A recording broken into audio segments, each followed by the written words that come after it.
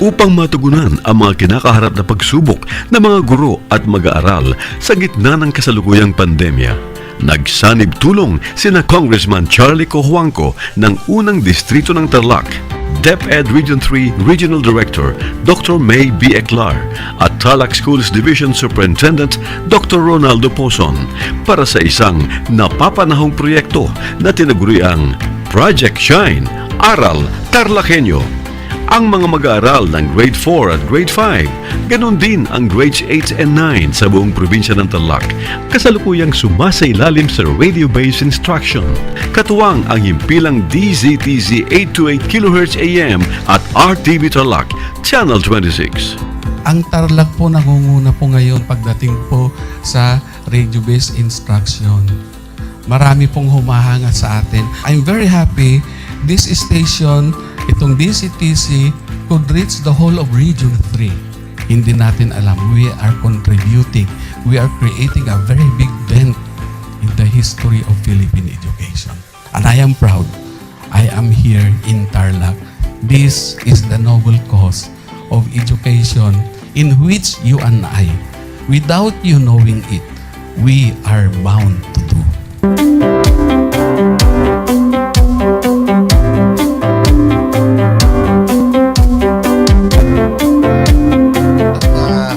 Project natin na Project Shine is a natural consequence dahil sa nangyari sa buong mundo. Let's continue to work together.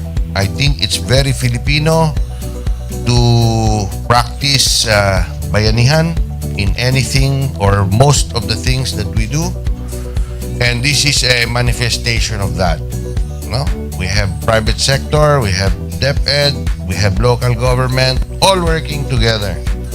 And I hope the parents of some of these children, especially the parents that did not graduate from school or hindi nakapag-aral nung sila ay bata, sana naman gamitin na nila itong opportunity na mag-schooling na rin sila kasama ng mga anak nila para mag-bonding pati ang mga magulang sa mga bata.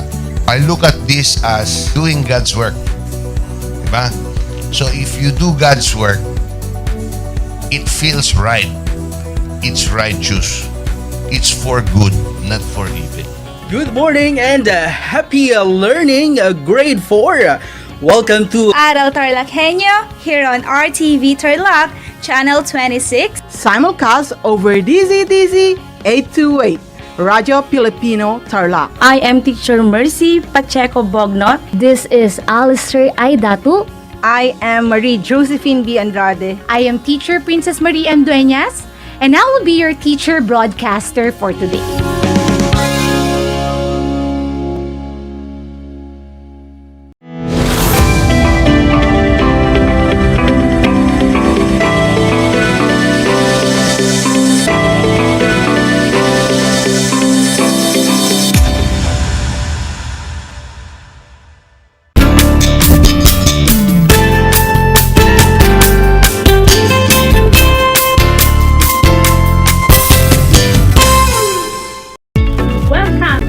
Project Shine, Aral TarlakHenyo ng SDO Tarlac Province na kasalukuyang napapanood dito sa RTV Tarlac Channel 26 at Converge Air Cable 100 at sa bayang napapakinggan sa 828 AM DZTC Radyo Pilipino Tarlac. Magandang buhay! Mabuting tao! Kamusta kayo mga giliw naming tagapakinig? Ang aking pagbati at paghanga sa inyong pagpapahalaga sa edukasyon na matapos ito na nagtatagumpay sa kabila ng hamon ng pandemya. Ako ang inyong guro sa edukasyon sa pagpapakatao, Baitang 8, Ginang Fatima F. Nugid, sumasahing papawid dito sa bayan ng La Paz, Tarlac. Sasamahan at gagabayan ka sa Most Essential Learning Competency na nasusuri ang mga banta sa pamilyang Pilipino sa pagbibigay ng edukasyon, paggabay sa pagpapasya at paghubog ng pananampalataya. Natitiyak kong kayo'y handang-handa na sa ating pagpapatuloy sa ating aralin sa araw na ito. Siguraduhin maging alerto at listo sa anumang impormasyong magbibigay sa atin ng inspirasyon, pag-asa at aral sa buhay na makatutulong sa pagiging mabuting tao. Makikita sa inyong screen mga anak ang larawan ng self-learning module na ating gagamitin sa ating talakayan sa edukasyon sa pagpapakatao, baitang 8. Para sa araw na ito, ang ating tatalakayin ay ang banta sa pamilyang Pilipino. Pero bago tayo dumako sa ating pinakapaksa, atin munang alalahanin ang ating mga nakaraang aralin. Ano-ano nga ba ang 3 pinakamahalagang misyon ng pamilya sa kanyang mga kasapi, lalo na sa mga anak nito? Kung ang inyong sagot ay pagbibigay ng edukasyon, paggabay sa pagpapasya, at paghubog ng pananampalataya, mahusay mga anak! Mahalagang makilala ang mga gawi o mga karasan sa sariling pamilya na kung saan ay nagpapakita ng pagbibigay ng sapat na edukasyon, paggabay ng magulang sa tamang pagpapasya, at paghubog ng pananampalataya upang maging matatag ang samahan ng bawat kasapi nito. Hindi lang sa miyembro ng pamilya, maging sa pakikitungo sa kapwa. Ang karanasang ito ay magsisilbing matibay na pundasyon na makatutulong sa maayos na pakikitungo sa lipunang ginagalawan, kalakip ng pagsasabuhay sa mga aral na natutunan sa pamilya. Sinasabing ang pagbibigay ng edukasyon, paghubog ng pagpapasya at pananampalataya ang pinakamisyon ng mga magulang. Ito rin ang pinakamagandang gantimpala o regalo na maaaring ibigay ng anak sa kanyang mga magulang, dahil ito ay isa sa mga batayan upang masabi sa sarili na naging wasto at makabuluhan ang pag-aaruga, pagpapalaki at paggabay sa mga anak mula pagkabata hanggang sa ito ay humantong sa wastong gulang na maaari nang tumayo sa sariling mga paa. Ngayon, dumako na tayo sa ating pinakapaksa, ang banta sa pamilyang Pilipino. Napakahalaga ang gampanin ng isang magulang sa paghubog ng paniniwala, pag-uugali at gawin ng mga anak. Sila ang nagiging gabay sa mabuting pakikipagkapwa upang makapamuhay ng maayos at mapayapa. Nililinang ng mga magulang ang mga katangian ng bawat miyembro upang malampasan ang bawat dagok na dumating. Kasabay nito ang pagbibigay ng maayos na edukasyon, tamang pagpapasya at pananampalataya. Nang sa ganon, makamit ang ganap na pagkatao ng iisang nilalang. Likas sa pamilyang Pilipino ang pagiging masayahin at matatag sa pagharap sa kabilangan ng pagsubok sa buhay. Ang pamilya sa modernong panahon ay patuloy na humaharap sa mga banta sa pag-abot ng kani-kanilang mga hangarin para sa kaunlaran ng sarili, kapwa at lipunan. Sumasabay sa panahon ang pagdami ng mga bantang dapat mapagtagumpayan ng isang pamilya. Ang banta sa pamilya ay nararapat na masolusyonan at malagpasan upang maging handa sa pagkamit ng tunay na tunguhin at kapanatagan ng tao bilang isa. Isa-isahin natin ang mga banta sa pagbibigay ng edukasyon, paggabay sa pagpapasya at paghubog sa pananampalataya. Unahin natin ang pagbibigay sa edukasyon. Edukasyon ang natatanging kayamanang maipamamana ng magulang sa kanyang mga anak at magsisilbing kayamanan na babaunin habang buhay. Ang pagbibigay ng edukasyon ay isang pinakamahalagang tungkulin na kailangang mapanagutan ng magulang. Karapatan ng isang bata na magkaroon ng tamang edukasyon. Sa kabilang dako, kailangan din ng magulang ang sapat na kaalaman upang makapagbahagi ng natutunan. Ito ang dahilan kung bakit ang mga magulang ang pangunahing guro ng mga anak sa tahanan. Ngunit may mga banta sa pagbibigay ng edukasyon sa mga anak. Ang kahirapan, impluwensya ng kaibigan, diskriminasyon ng lahi, pag-usbong ng teknolohiya ay ilan lamang sa masasabing pinakamabibigat na banta sa pagbibigay ng edukasyon. Ang una ay ang kahirapan. Ito ang pinakamabigat na problemang nararanasan ng isang pamilya. Dahil dito, napipilitan ang mga magulang na pahintuin sa pag-aaral ang kanilang mga anak. Ngunit paano nga ba masusolusyonan ang problemang ito? Kalimitan, ang ginagawa ng magulang ay ang pagtatrabaho ng lampas sa oras. Minsan ay tumutulong din ang mga anak sa pagtatrabaho upang makamit ang pang-araw-araw na pangangailangan. Malalampasan ito kung may pagkakaisa at pagtutulungan nang sa gayon ay magbunga ang pagsasakripisyo ng pamilya. Kapag nakapagtapos ang isang miyembro ng pamilya, ay nadaragdagan ang pag-asang maiangat ang estado ng pamumuhay. Ikalawang banta sa pagbibigay ng edukasyon ay ang impluwensya ng kaibigan. Isa ito sa mga salik na nakakaapekto sa pag-aaral ng isang bata na maaaring positibo o negatibo. Ang kaibigan ay may matinding impluwensya sa ating gawi o kilos at magiging sa buong pagkatao. Hanggat maaari, umiwas sa mga kamag-aral at kaibigang mahilig mag-cutting classes, bisyoso, lulong sa online games, at iba pa. Ang bisyo ay bagay na nagpapakita ng katuwaan lamang sa una, ngunit pag naumpisahan na ay ayaw ng tigilan, na tila ba kapag hindi ito nagawa ay hindi na buo ang araw at magdudulot ng hindi maganda, tulad ng pagkalimot ng responsibilidad. Umili ng mga kaibigang katuwang sa pag-abot ng pangarap, hindi yaong kaibigang magdadala sa kasamaan. Siguraduhin ang kaibigan ay may pangarap sa buhay, may mabubuting hangarin para sa sarili at sa kapwa, may pagmamalasakit at higit sa lahat, may pananalig sa may kapal. Nakakasunod ba kayo mga anak? Sana ay nakikinig kayong mabuti. Dumako na tayo sa ikatlong banta, diskriminasyon sa lahi. Karamihan sa mga magulang ay nahihirapan sa pagbibigay ng sapat na edukasyon sa kanilang mga anak dahil sa diskriminasyong nararanasan sa lipunan.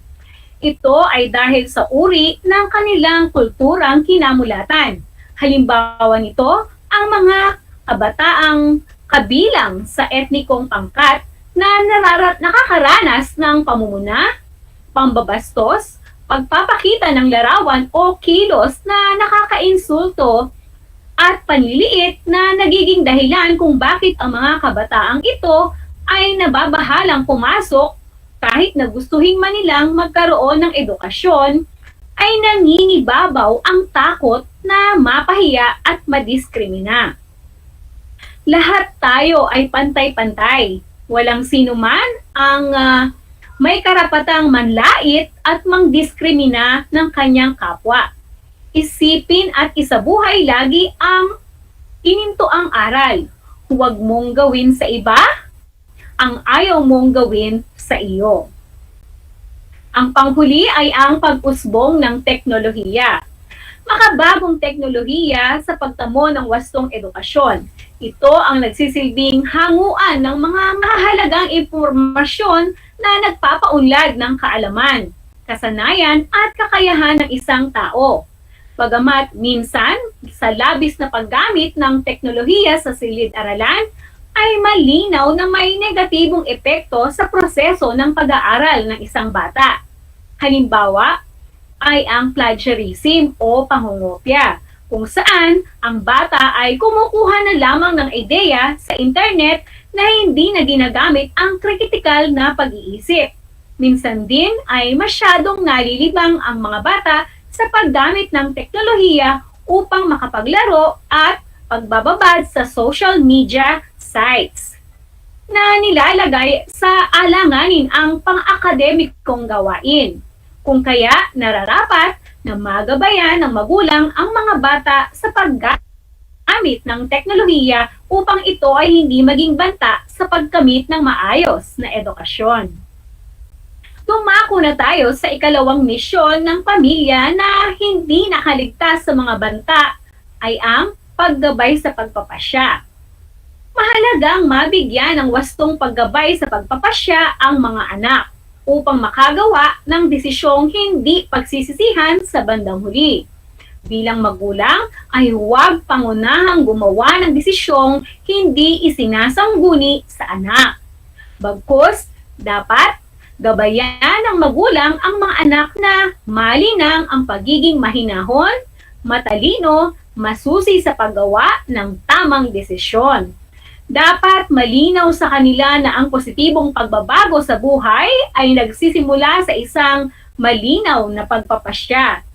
Ano man ang bunga ng pagpapasya ay ikaw at ikaw lang din naman ang may pananagutan at hindi mo pwedeng ipasa sa ibang tao.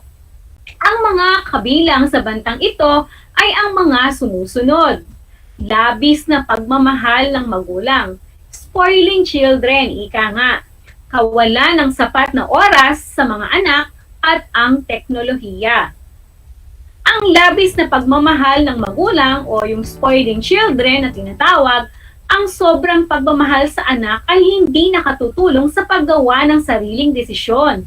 Kung kaya, pagdating ng araw ay nahihirapan ang mga itong lutasin ang sariling problema, dala ng kanilang maling pagpapasya o kaya ito ay nagiging dahilan kung bakit ang isang bata ay halos nakadepende sa desisyon ng magulang at hindi napapanagutan ang kanyang responsibilidad bilang tao.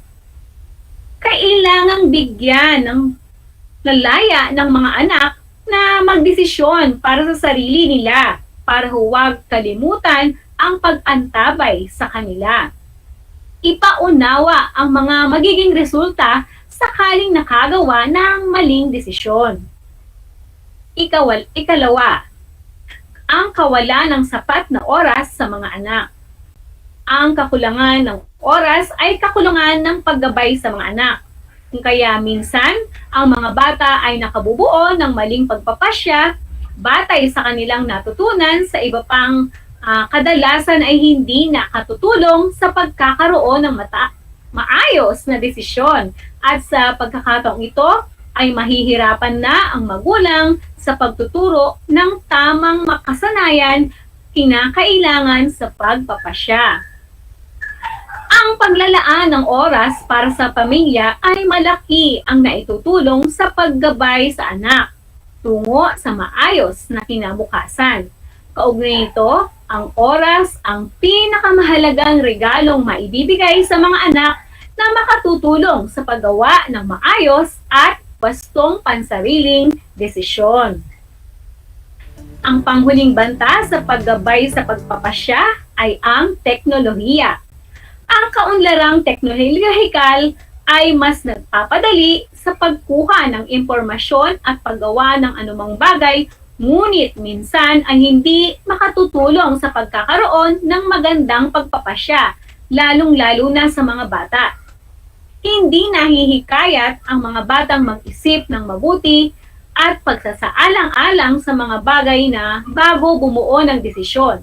Halimbawa, kung nagagalit ang isang bata, agad itong nagpapahayag ng saloobin sa social media nang hindi man lang nag-iisip kung may matatapakan o masasaktan sa kanilang ginawang pagpapasya. Ang teknolohiya ay hindi magiging banta sa paggabay sa pagpapasya ng anak kung maituturo ng magulang ang wasto at tamang paggamit nito. Maglaan ng limitasyon sa oras ng paggamit ng teknolohiya. Dumako na tayo sa huling misyon ng pamilya sa nakararanas ng banta. ang paghubog ng pananampalataya. Ang pananalig sa katuruan ng isang relihiyon ay isang paraan sa paglilinang ng pananampalataya. Kakambal nito ang paniniwala na sa tulong, gabay at pag-ibig ng Panginoon, makakaya at malalagpasan ang bawat pagsubok na darating. Ang magulang ang pangunahing tagahubog ng pananampalataya ng anak upang malinang ang mga birtud na kailangan upang maging isang mabuting mamamayan na may takot sa Panginoon. Ngunit ang pagtuturo ay hindi madali dahil sa mga banta sa paghubog ng pananampalataya sa pamilya. Ito ay ang sumusunod: kultura, oras, at teknolohiya. Isa-isahin natin ang mga ito upang maintindihan ninyo kung bakit nagiging banta ang mga ito sa paghubog ng teknolohiya. Ang una ay ang kultura. Ipinapakita sa kultura ang pagkakakilanlan ng isang tao. May mga panahong nagiging banta ito sa paghubog ng pananampalataya dahil sa paglaganap ng maraming relihiyon sa mundo na kung saan ang mga tao ay nagkakaroon ng iba't ibang pananaw sa paniniwala tungkol sa pananampalataya. Halimbawa, may magkasintahan na magkaiba ang relihiyon at naiimpluwensyahan ang paniniwala ng isa na taliwas naman sa kulturang kinagisnan at itinuro sa kanya ng kanyang mga magulang. Bagamat magkaiba man ang kanilang kulturang kinagisnan, kailangang huwag maging hadlang ito upang hindi magkaunawaan. Bagkus, kailangang igalang ang paniniwala at ang mahalaga ay ang pananampalataya at paniniwala natin sa iisang Diyos. Sumunod na banta ay ang oras. Ang kakulangan sa oras ay isa sa mga banta sa paghubog ng pananampalataya. Kung nawawalan ng oras ang magulang upang sama-samang manalangin at magmuni-muni, ay hindi makikita at maisa sa buhay ng mga anak ang kahalagahan ng pananampalataya. Ganun pa man, kapag naisabuhay ito, magiging mas malapit sa isa't isa at titibay ang ugnayan ng buong pamilya. Ang huling banta sa paghubog ng pananampalataya ay ang teknolohiya. Napakalaking impluwensya ang naidudulot ng teknolohiya sa paghubog ng pananampalataya ng isang tao. Kinakailangang maging pamilyar ang mga magulang sa mga banta ng teknolohiya upang mailayo ang mga anak sa negatibong epekto nito tungo sa paghubog ng pananampalataya. Halimbawa, karamihan sa mga kabataan ngayon, paggising pa lang sa umaga ay cellphone na agad ang inuuna. Dapat sana ay manalangin o magpasalamat muna sa Panginoon. Sa halip na ang atensyon ay nakatuon sa paglinang ng pananampalataya, ay napupunta ito sa pagbababad sa social networking sites. Nararapat na maituro ang kahalagahan ng pananampalataya nang sa gayon, mahubog at mapaunlad ang samahan ng pamilya. Ayain ang miyembro ng pamilya na magsimba at magdasal. Ang mga bantang ito ay maaaring magdulot ng masamang epekto sa bawat miyembro, ngunit kung ang bawat isang pamilya ay may sapat na edukasyon, nagagawa nitong igalang ang pasya ng isa't isa upang mapaunlad ang pananampalataya. Kailangang mapagtagumpayan ang mga bantang ito sa pamilya upang maisabuhay ang mga gawi at mapagtagumpayan ang mga pagsubok na kakaharapin sa buhay. Mahalagang tandaan mga anak ang mga sumusunod na konsepto mula sa ating aralin ngayong araw. Una, mahalagang masuri at matukoy ang mga banta sa misyon ng pamilya upang makapaglapat ng mga solusyon. Ang mga solusyong nalapat ay kailangang agarang maisagawa upang mapagtagumpayan ang bantang ito.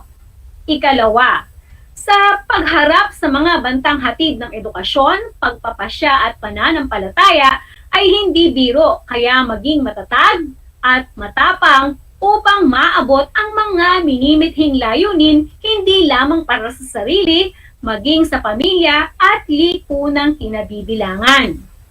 Ikatlo, pakatandaan na mahalagang isabuhay ang mga mabubuting gawi, kaakibat sa edukasyon, pagpapasya at pananampalataya upang maiwasan ang mga bantang kakaharapin sa pagtubad ng mga misyong ito. Isang talakayan na naman ang malapit na matapos. Ako ay masayang-masaya sa ipinakita ninyong aktibong pakikibahagi sa ating aralin ngayong araw. Higit sa lahat, ang inyong pagmamahal sa edukasyon, ipagpatuloy ang kagandahang isal na ito, mga anak, hakbang tungo sa katuparan ng inyong mga pangarap. Sa puntong ito, panahon na upang ating alamin kung kayo ay may natutunan mula sa ating aralin sa pamamagitan ng munting pagsusulit. Sa lahat ng nanonood sa FB Live, gamitin ang FB chat box para sa inyong mga kasagutan. Ihanda naman ang panulat at sagutang papel sa lahat ng nanonood sa telebisyon at nakikinig sa radyo. Magkakaroon tayo ng 5 katanungan. Makinig mabuti. Piliin lamang ang titik ng tamang sagot sa bawat tanong na aking babasahin. Para sa unang bilang, ito ang natatanging kayamanang maipamamana ng magulang sa kanyang mga anak at magsisilbing kayamanan na babaunin habang buhay. A. Pagpapasya. B. Edukasyon. C. Pera.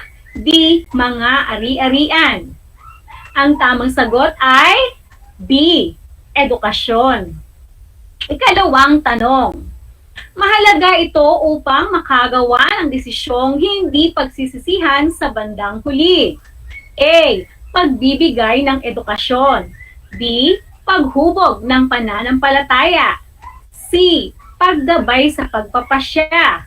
D. Pagpapakita ng labis na pagmamahal ng magulang sa anak. Ang tamang sagot ay titik C. Paggabay sa pagpapasya. Ikatlong tanong. Sila ang pangunahing tagahubog sa pananampalataya ng anak? Magulang? B. Kapitbahay? C. Guro? D. Nakatatandang kapatid? Ang tamang sagot? A. Magulang. Ang ikaapat. Ito ang nagsisilbing hanguan ng mahalagang impormasyon na nagpapaunlad ng kaalaman, kasanayan at kakayahan ng isang tao. A. Dyaryo. B. Magazine. C. Cellphone. D. Teknolohiya. Ang tamang sagot? D. Teknolohiya. Ang panghuling tanong. Alin sa mga sumusunod ang banta sa pananampalataya ng pamilya? A. Mga suliranin sa buhay. B. Pagkakaiba ng kultura. C. Pagkakaroon ng oras sa pamilya. O D. Pagsasaalang-alang sa kapakanan ng iba. Ang tamang sagot, letter B. Binabati ko kayong lahat, mga anak, sapagkat natitiyak kong nakuha ninyong lahat ang mga tamang sagot sa ating pagsusulit. Mula sa akin, tanggapin ninyo ang mga salitang magaling, mahusay, mabuting tao. Mga bata, ako ay naghanda ng mga gawaing refleksyon sa inyong learning activity sheets. Inaasahan ko na ito ay inyong sasagutan ng buong hisay. Panalangin ko na anumang sa konsepto, higit lalo sa mga aral sa buhay, inyong natutunan ang isa sa buhay ang mga araw. Muli, ako ang inyong guro sa edukasyon sa pagpapakatao, Ginang Fatima F. Lugid, kasama ang manunulat ng script, Ginang Evelyn A. Ramos, nagpapaalala na piliing maging mabuting tao sa lahat ng panahon at pagkakataon. Hanggang sa muli!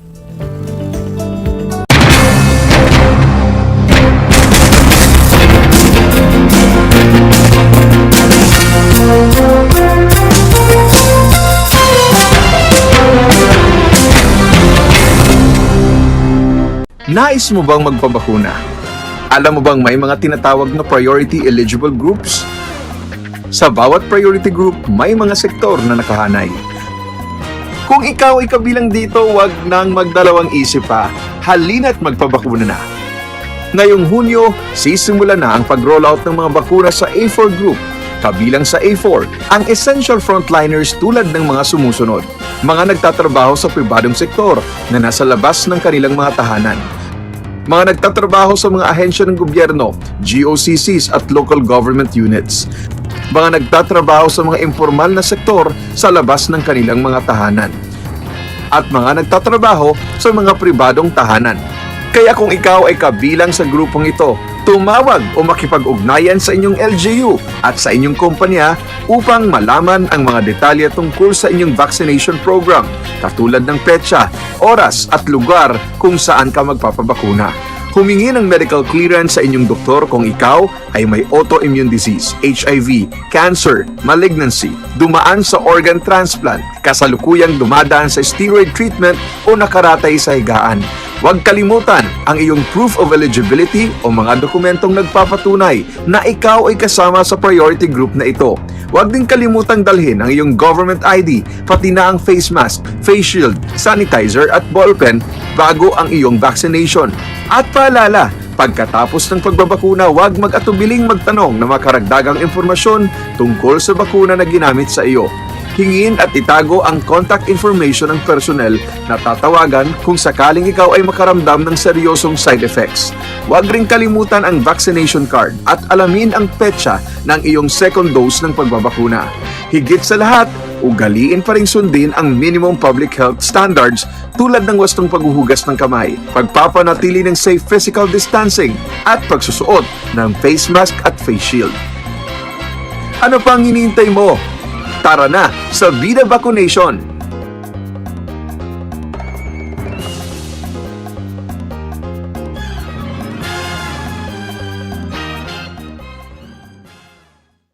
Alam niyo ba na ang gitnang Luzon ay tinaguri ang banga ng bigas ng bayan at kamalig ng palay ng Pilipinas dahil dito nagmumula ang malaking produksyon ng bigas sa ating bansa. Ito ay binubuo ng mga lalawigan ng Aurora, Bataan, Pampanga, Nueva Ecija, Zambales at Tarlac. Pagaliin nating manood ng Aral TarlakHenyo, Lunes hanggang Biyernes, alas 8:30 ng umaga hanggang alas 5:30 ng hapon. Ako si Binibining Pia Izrin Capiral, ang inyong teacher broadcaster sa Araling Panlipunan dito sa Project Shine Aral TarlakHenyo. Lagi nating tandaan ang pag-aaral ng Araling Panlipunan ay tungo sa daan ng pagiging makadiyos, makakalikasan, makatao at makabansa.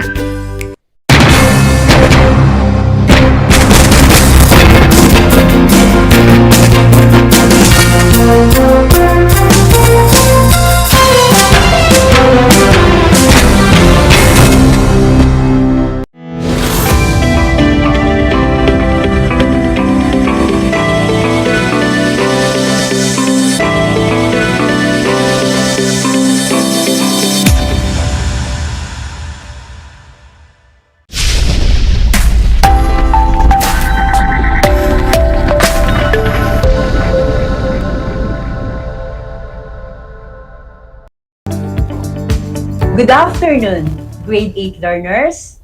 Welcome to Aral TarlakHenyo, here on RTV Tarlac, Channel 26, simulcast over DCTC Radio Filipino Tarlac, and we are also live on Channel 100 of Converge Cable TV. I'm Maria Teresa M. Lansangan, your teacher broadcaster for Science Grade 8. Streaming live from Concepcion, Tarlac. We are almost halfway through this week. Today will become a great day when we learn and appreciate the beauty of science by learning concepts that are both useful and profound in our daily lives. Learning knowledge and wisdom will continue as I bring you the continuation of our topic last Monday. Today, we will talk about the factors that affects kinetic energy. But before we formally start, let us again prepare ourselves and bring out your Quarter 1 Module 3 in Science 8. Your pen and paper. And let the learning begins. At the end of this lesson, you are expected to, number 1, identify and explain the factors that affects kinetic energy. Number 2, compare potential energy and kinetic energy.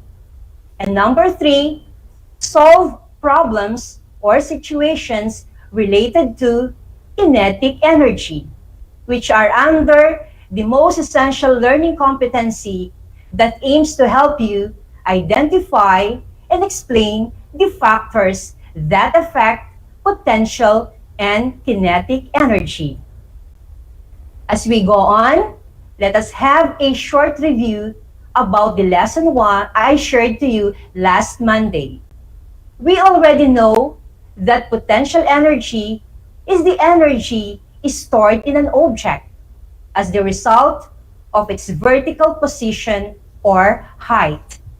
The energy is stored as the result of the gravitational attraction of the Earth for the object. In simple terms, potential energy is the energy that the body gains or loses with respect to its position. It is very important to note that objects at rest have potential energy. Also, work is needed to give a system potential energy. It takes effort to lift a ball off the ground, stretch a rubber band, or force two magnets together. In fact, the amount of potential energy a system possesses is equal to the work done on the system. Let us revisit the formula in getting the potential energy stored in an object. Potential energy is equal to the product of the mass of the object involved, the gravitational acceleration constant, which is equal to 9.8 meter per second squared, and the height. Again, PE is the potential energy in joules. M is the object's mass in kilograms. G is the gravitational acceleration constant, which is 9.8 meter per second squared. H is the height of the object from the reference point in meters. Let us have a quick computation. Look at the picture of the table and the potted plant in your screen. The potted plant weighs 0.5 kilograms and raised in the height of 1 meter or height of the table. Using the formula of potential energy, which is equal to mass multiplied by G multiplied by H. Let us input the given data. Potential energy is equal to the product of 0.5 kilogram mass, constant G, and 1 meter height. Solving it, you will get 4.9 joules as the answer. This means that the potted plant resting at the top of the table contains 4.9 joules of potential energy. We already refreshed your knowledge about potential energy and what affects this energy. I'm delighted that you still remember what we talked about on the last episode. For today's lesson, we will talk about the concepts, ideas, and factors affecting kinetic energy. But before we formally proceed to our topic, let us begin by discussing the concepts of acceleration until we arrive to kinetic energy. Acceleration, as we know it, is the rate of change of the velocity of an object with respect to time. Acceleration is the name we give to any process where the velocity changes. Since velocity is a speed and a direction, there are only two ways for you to accelerate. Change your speed or change your direction or change both. In formula, acceleration can be simply computed as the change in velocity over time, or A is equal to V over T. From acceleration, we will connect the dots and derive the formula for kinetic energy. Moving to the next connection, let us relate acceleration with the statements in the second law of motion that deals with acceleration itself. In the second law of motion, we were given the formula that translates to force is the product of mass and acceleration. Relating it to the beginning formula of acceleration, which is A is equal to V over T. Expanding and combining the two formula, we will have F is equal to the product of M, and expanding the acceleration, which is V over T. Simplifying the formula, we can now obtain this formula, which is force is equal to the product of mass and velocity over time. In writing, F is equal to M multiplied by V over T. We are now one step closer to the kinetic energy. We will now relate force in motion to work. How are work and force related? What do you think? Let us look at both formula. Work is the product of force and displacement. Work will be done if there was a force applied to the object and causing it to be displaced. By knowing these two principles, the work and force, we can now combine and relate these two. Work is equal to product of mass and velocity over time and will be again multiplied to the displacement of the object involved. In writing, W is equal to the quantity mv over T quantity D.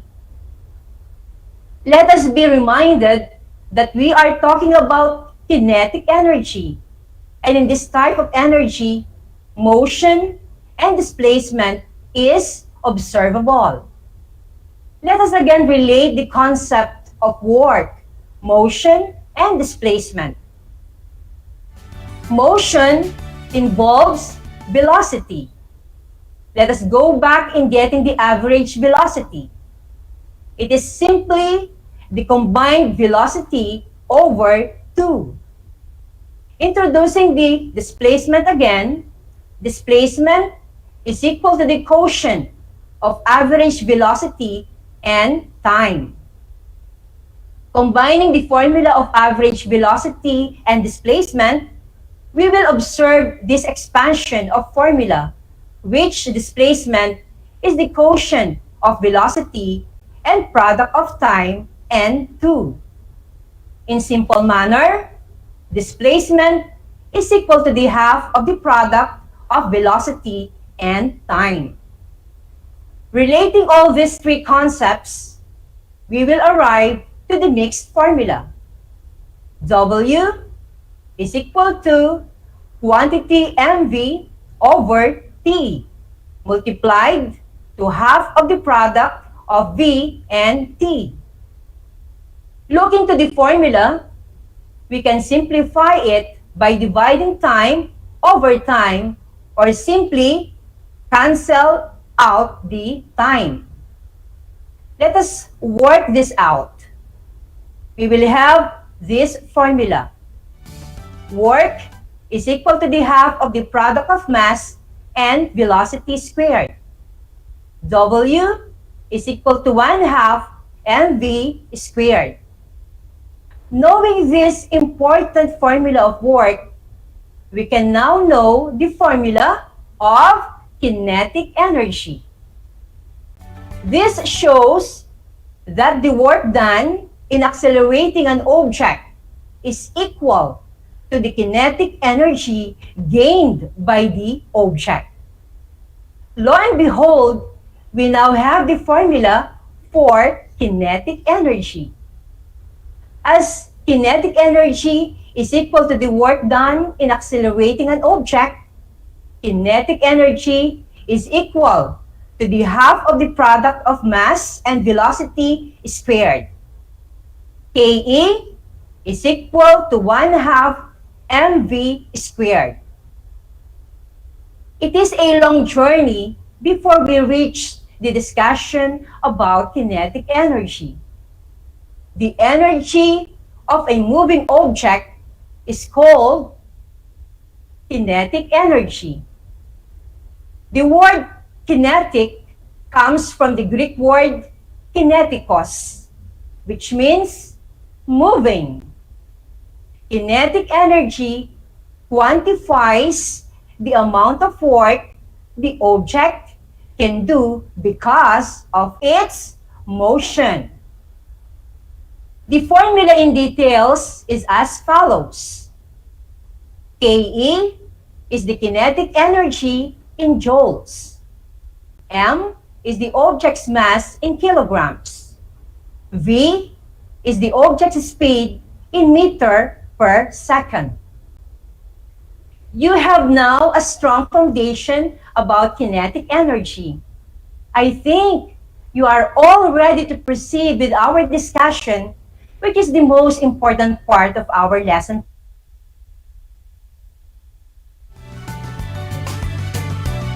Knowing all the details and concepts about kinetic energy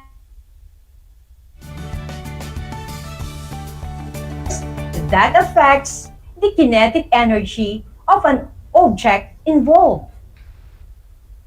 To know these factors, let us have some sample problems. The first problem involves two vehicles of different mass moving at the same speed. Again, two vehicles with different mass that moves with the same speed. The formula in getting the kinetic energy is displayed on your screen. For the first vehicle, it weighs 5,000 kilograms and a velocity of 10 meters per second squared. Supplying it to the formula, kinetic energy is equal to the half of the product of 5,000 kilogram mass and quantity 10 meter per second squared velocity. For 5 seconds, calculate your answers and comment down below.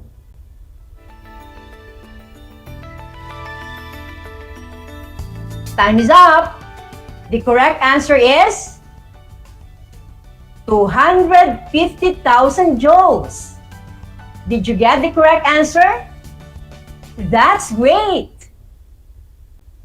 For the second vehicle, the mass doubled to 10,000 kilograms, and the velocity is the same with the first vehicle. Supply the given to the formula. I will give you another 5 seconds to comment your answer.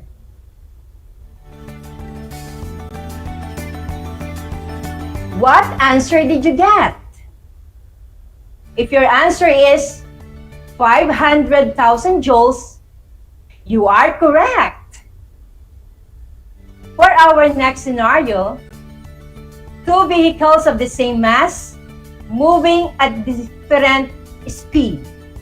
Again, two vehicles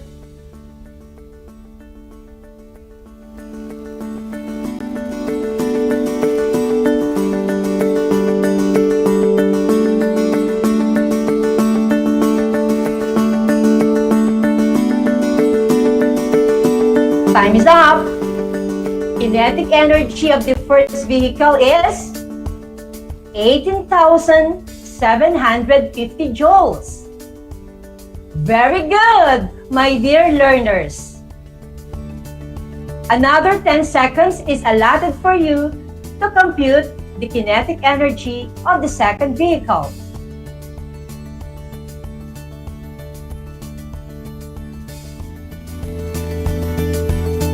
Time is up. If your answer is 75,000 joules, you got it right. Well done, grade 8 learners. With those computations of kinetic energy, what did you observe if we are to compare the first vehicle to the second vehicle? You can say that a change in mass or speed can affect the kinetic energy of a moving object.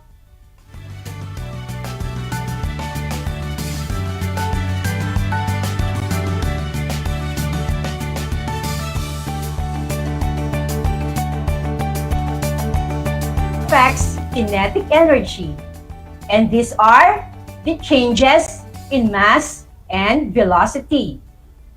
We will now conclude our topic for the last 2 episodes by comparing and identifying kinetic energy and potential energy. For our evaluation, I prepared a quiz. You are going to comment KE if it is kinetic energy, and PE if it is potential energy from the given picture. Are you ready, grade 8 learners? That's great! Starting with item number 1. A bird flying is an example of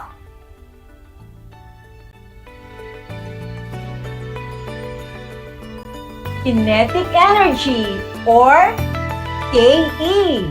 Very good. We proceed to the next item, number 2. Log in a fireplace. Item number 2, log in a fireplace.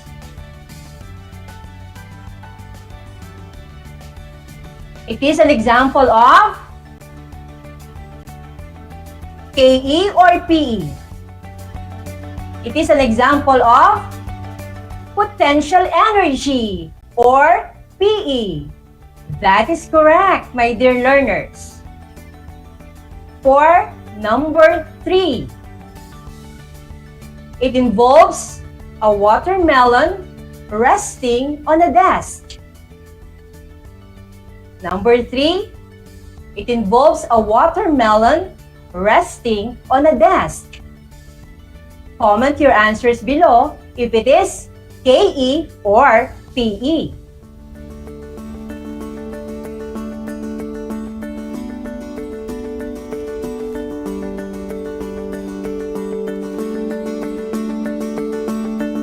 Potential. That's perfect, my dear learners. Let us proceed to number 4.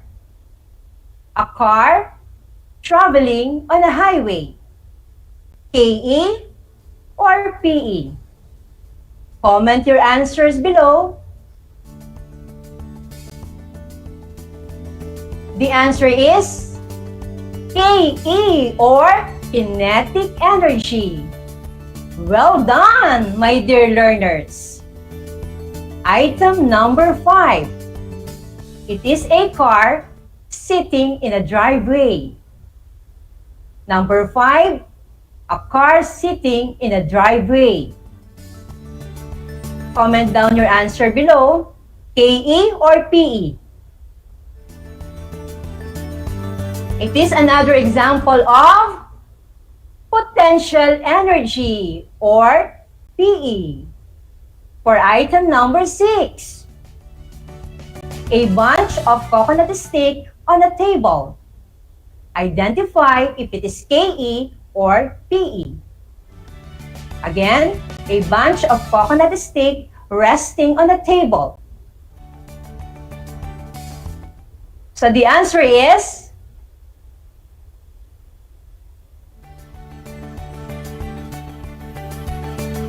number 7. It shows a ball bouncing on the floor. Again, a ball bouncing on the floor. The bouncing ball moves, which means it is an example of kinetic energy, or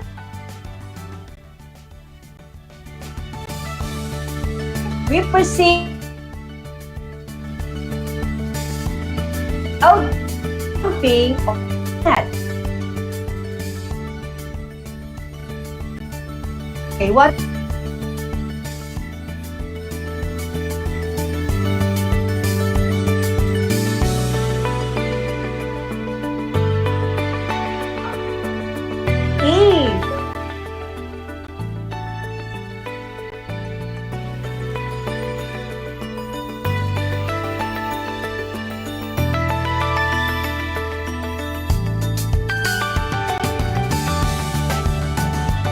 A child sleeping and resting on the crib is an example of potential energy, or PE. That's correct. For the last number, item number 10, a marble rolling down the ramp. Again, a marble rolling down the ramp. This is another example of KE, or kinetic energy. Did you get the perfect score? Congratulations, my dear learners! We now know what is potential and kinetic energy and what are the factors that can affect it. We now reach the end of our lesson for today. That's all for now. I hope you learned and enjoyed our lesson for today. It is a great opportunity to be with you all for this week's lesson for Science Grade 8. Tune in again on Monday as Sir Christian Aris Lansangan will continue to guide you in learning and exploring the magnificence of Science 8. Here on RTV Tarlac Channel 26 and on Channel 100 of Converge Cable TV. Once again, this is Maria Teresa M. Lansangan, your teacher broadcaster for today, saying, education breeds confidence. Confidence breeds hope. Hope breeds peace. Until next time, stay safe and God bless everyone.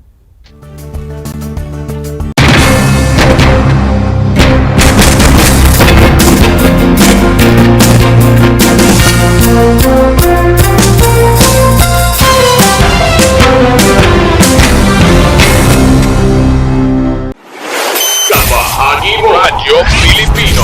Impormasyong may kalidad, serbisyong may halaga, saan mang bahagi ng Pilipinas. On air. Saan mang bahagi ng mundo. Online. Anumang uri ng pamumuhay. Kasama, katuwang, kapinoy. Kabahagi mo. Radyo Pilipino. Radyo Pilipino. Gutom ka ba sa impormasyon? May namiss ka bang subject at leksyon? Gusto mo bang alalahanin ang nakaraan o dagdagan ang iyong kaalaman? Lahat yan alamin natin because the professor is in. Professor on air and online. Kasama si Professor Willie Perez. Isang oras na kaalaman, isang oras na makabuluhan. Professor on air. Mamangha at tumawa sa mga tips at trivia. Sa gabay at tanong, sagot ka rin niya. Professor on air and online. Kasama si Professor Willie Perez. Tuwing Sabado, alas 10 hanggang alas 11 ng umaga. Mapapakinggan sa Radyo Pilipino at mapapanood sa RTV Tarlac Channel 26. Professor on air. This is my story. Ano ang kwento ng buhay mo? Malungkot? Masaya, may kababalaghan o puno ng aksyon. Ang bawat kwento ng kapwa nating Pilipino ay mahalaga. This is my story. Sama-sama nating ibahagi ito upang magbigay aral at inspirasyon sa ating lahat. This is my story. This is my story. Hosted by Mitch Desunia tuwing Sabado alas 3 hanggang alas 4 ng hapon. Mapapakinggan dito sa Radyo Pilipino at mapapanood sa RTV Tarlac Channel 26. This is my story.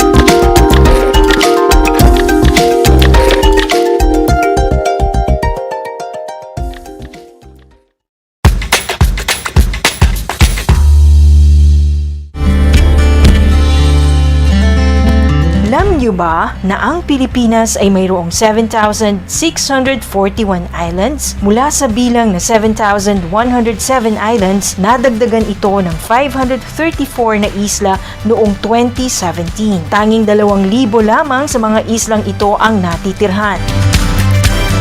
Alam niyo na! Yan ang mga isla sa Pilipinas. Multiply 1,089 by 9. You will get an answer, the exact reverse, which is 9,801. My name is JRP Duldulao, your teacher broadcaster on Aral TarlakHenyo. For more math trivia and answers to your math questions, catch Aral TarlakHenyo every Monday to Friday from 8:30 a.m. to 5:30 p.m. Learning math is so much fun!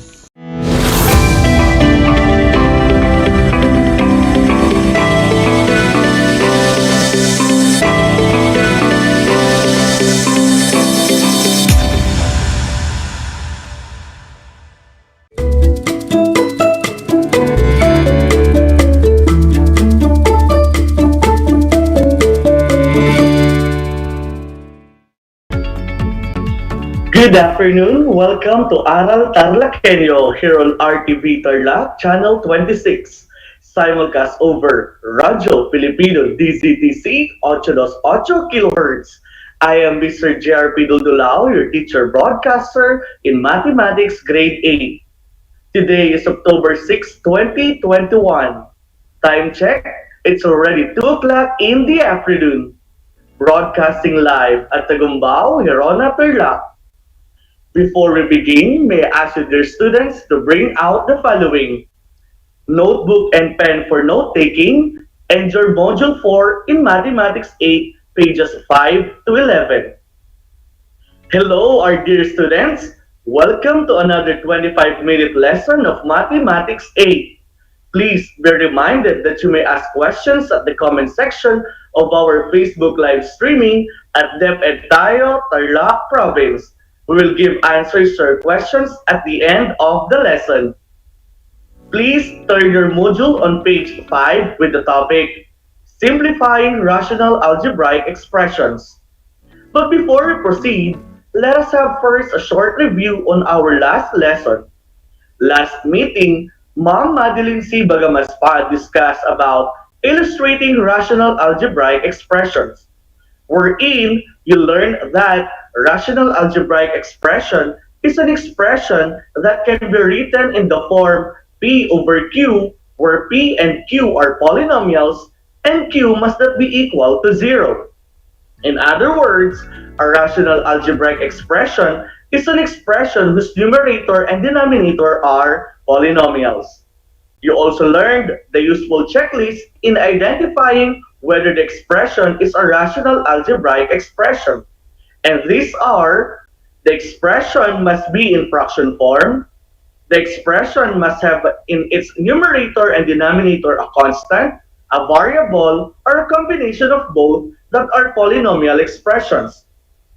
The expression must not have a negative exponent, a radical sign, or a fraction exponent in the variables in both numerator and denominator. Now, let us walk through our lesson for today. Are you ready now to be with me? Let us start discussing simplifying rational algebraic expressions. So, how do we simplify rational algebraic expressions? In your previous grade level, you learned that the concept of similar fractions, equivalent fractions, and simplifying fractions. For example, you know that a fraction 15 over 20 is equivalent to 3 over 4 and can be simplified in the following manner. 15 over 20 is equal to 3 times 5 over 4 times 5 is equal to 3 over 4 times 1 and is equal to 3 over 4. Now, let us review your knowledge in reducing fractions to its simplest form by performing the activity on page 5. The title of the activity is Plain and Simplest. In this activity, we need to match the given fractions in column A to its simplest form in column B. Let us have item number 1. Item number 1 is 7 over 28. For us to make in its simplest form, we need to determine the common factor of our numerator and denominator. In this problem, the common factor of 7 and 28 is 7. If we divide 7 to the numerator and denominator, our answer is 1 over 4. Therefore, the simplest form of 7 over 28 is 1 over 4. And this is located at letter E. Another one. Item number 2. Item number 2 is 2 over 4. What do you think is the common factor of our numerator and denominator? Very good, that is correct. The common factor of our numerator and denominator is 2. Therefore, the simplest form of 2 over 4 is 1 over 2, which is located at letter A.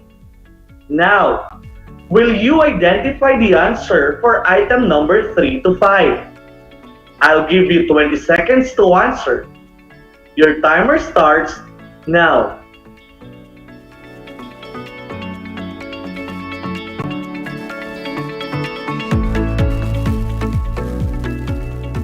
Time is up. So what is your answer for number 3? Very good, that is correct. The simplest form of 10 over 25 is 2 over 5, and that is under letter F. And the common factor of the numerator and denominator is 5. What about number 4? Excellent! The simplest form of 14 over 18 is 7 over 9. And that is under letter C. And the common factor of the numerator and denominator is 2. Lastly, what is your answer for number 5? Amazing! That is correct. The simplest form of 28 over 12 is 7 over 3. And that is under letter D. And the common factor of the numerator and denominator is 4. Excellent job, my grade 8 learners! Just like rational numbers, rational algebraic expressions can also be expressed in its simplest form. The next activity will utilize your knowledge in factoring polynomials. Activity number 2 is entitled Let Go and Be Unique. Our task is to complete this table. In each item, a pair of polynomial is given. The third column is the factored form of each polynomial. The fourth column, or the let go column, is the factor common to each pair of polynomials. And the last column, or the be unique column, is the factor that is not common to each pair of polynomials. Is it clear? Alright, let us now proceed to item number 1. The given are x squared plus x minus 6 and x squared minus 9. To identify the factored form of x squared plus x minus 6, which is an example of product of two binomials where a is equal to 1, I have here a technique entitled Magic of X. So in this technique, we need to identify the value of our a, b, and c in the given polynomial. In this case, the value of a is 1, b is 1, and c is negative 6. Next step is substitution. Here we have a big X. On the top part of our big X, we have a multiplied by c. On the bottom part of the big X, we have the value for b. And on the left and right side of the big X, we have fraction having a denominator of the value of a. Therefore, after substituting, the values in the given x will become, on the top part, 1 times negative 6. On the bottom part, we have 1. On the left and right side, we have unknown numerators having a denominator of 1. Then after that, we simplify the top part, which will become now negative 6. The next step is to identify the factors of negative 6 that if we add or subtract, they will give an answer equal to the value of our bottom part, which is 1. So what are the factors of negative 6? Very good! The factors of negative 6 are 1 times negative 6, 2 times negative 3, 3 times negative 2, and negative 1 times negative 6. Next, let us identify which on the identified factors give a sum of or difference of 1. 1 plus negative 6 is equal to negative 5. 2 plus negative 3 is equal to negative 1. 3 plus negative 2 is equal to 1. And negative 1 plus 6 is equal to 5. In the identified sum, positive 3 and negative 2 gave an answer of 1. Now, let us go back to our big X. As you can see, the numerator on the left and right side is unknown. To fill those unknown, we will be using the factors of negative 6, which gave a sum of 1. And these are 3 and negative 2. Look carefully on the location of 3 and negative 2. Isn't it 3 is located on the left and negative 2 is located on the right? Therefore, the unknown numerator on the left side is 3 and the unknown numerator on the right side is negative 2. Finally, to identify the factors of polynomial x squared plus x minus 6, let us focus now on the fractions on the left and right side of the big X. The fraction on the left side is 3 over 1, while on the right side is negative 2 over 1. To write it in the factored form, we change the denominators as x and the numerators as the constant. Therefore, the factor of x squared plus x minus 6 is x plus 3 and x minus 2. Did you get it? Alright, now let us identify the factors of x squared minus 9. This polynomial is an example of product of the sum and difference of two terms. To identify its factors, we need to get the square root of the first and the second term. The square root of x squared is x, and the square root of 9 is positive and negative 3. So the factors of x squared minus 9 is x plus 3, and x minus 3.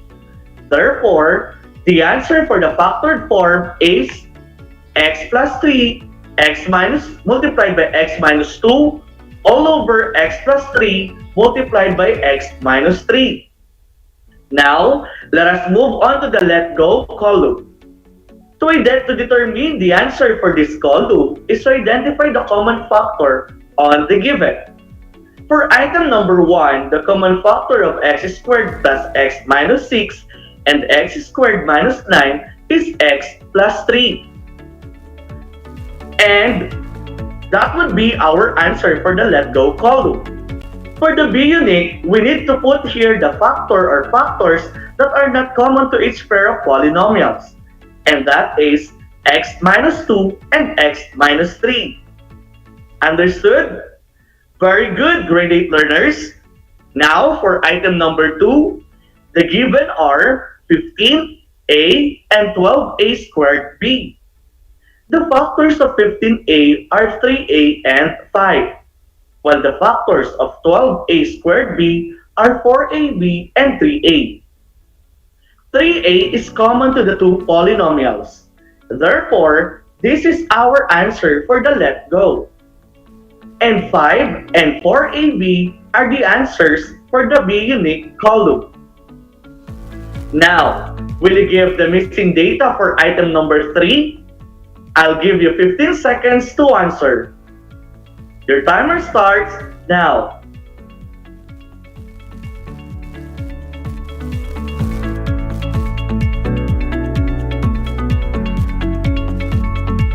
Time is up. So what is your answer? Very good. The factors of 3x squared minus 12x are 3x and x minus 4. And 6 squared plus 3x are 3x and 2x plus 1. 3x is the answer for let go column, and x minus 4 and 2x plus 1 are the answers for the be unique column. Now for item number 4, your timer starts now.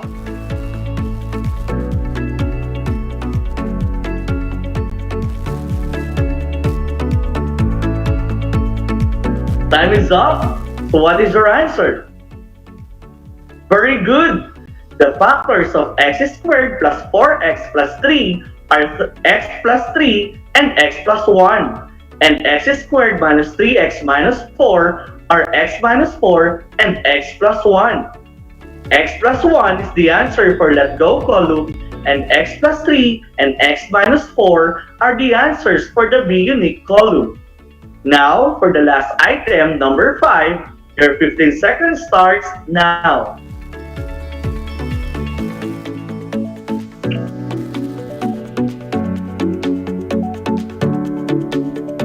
Time is up. So what is your answer?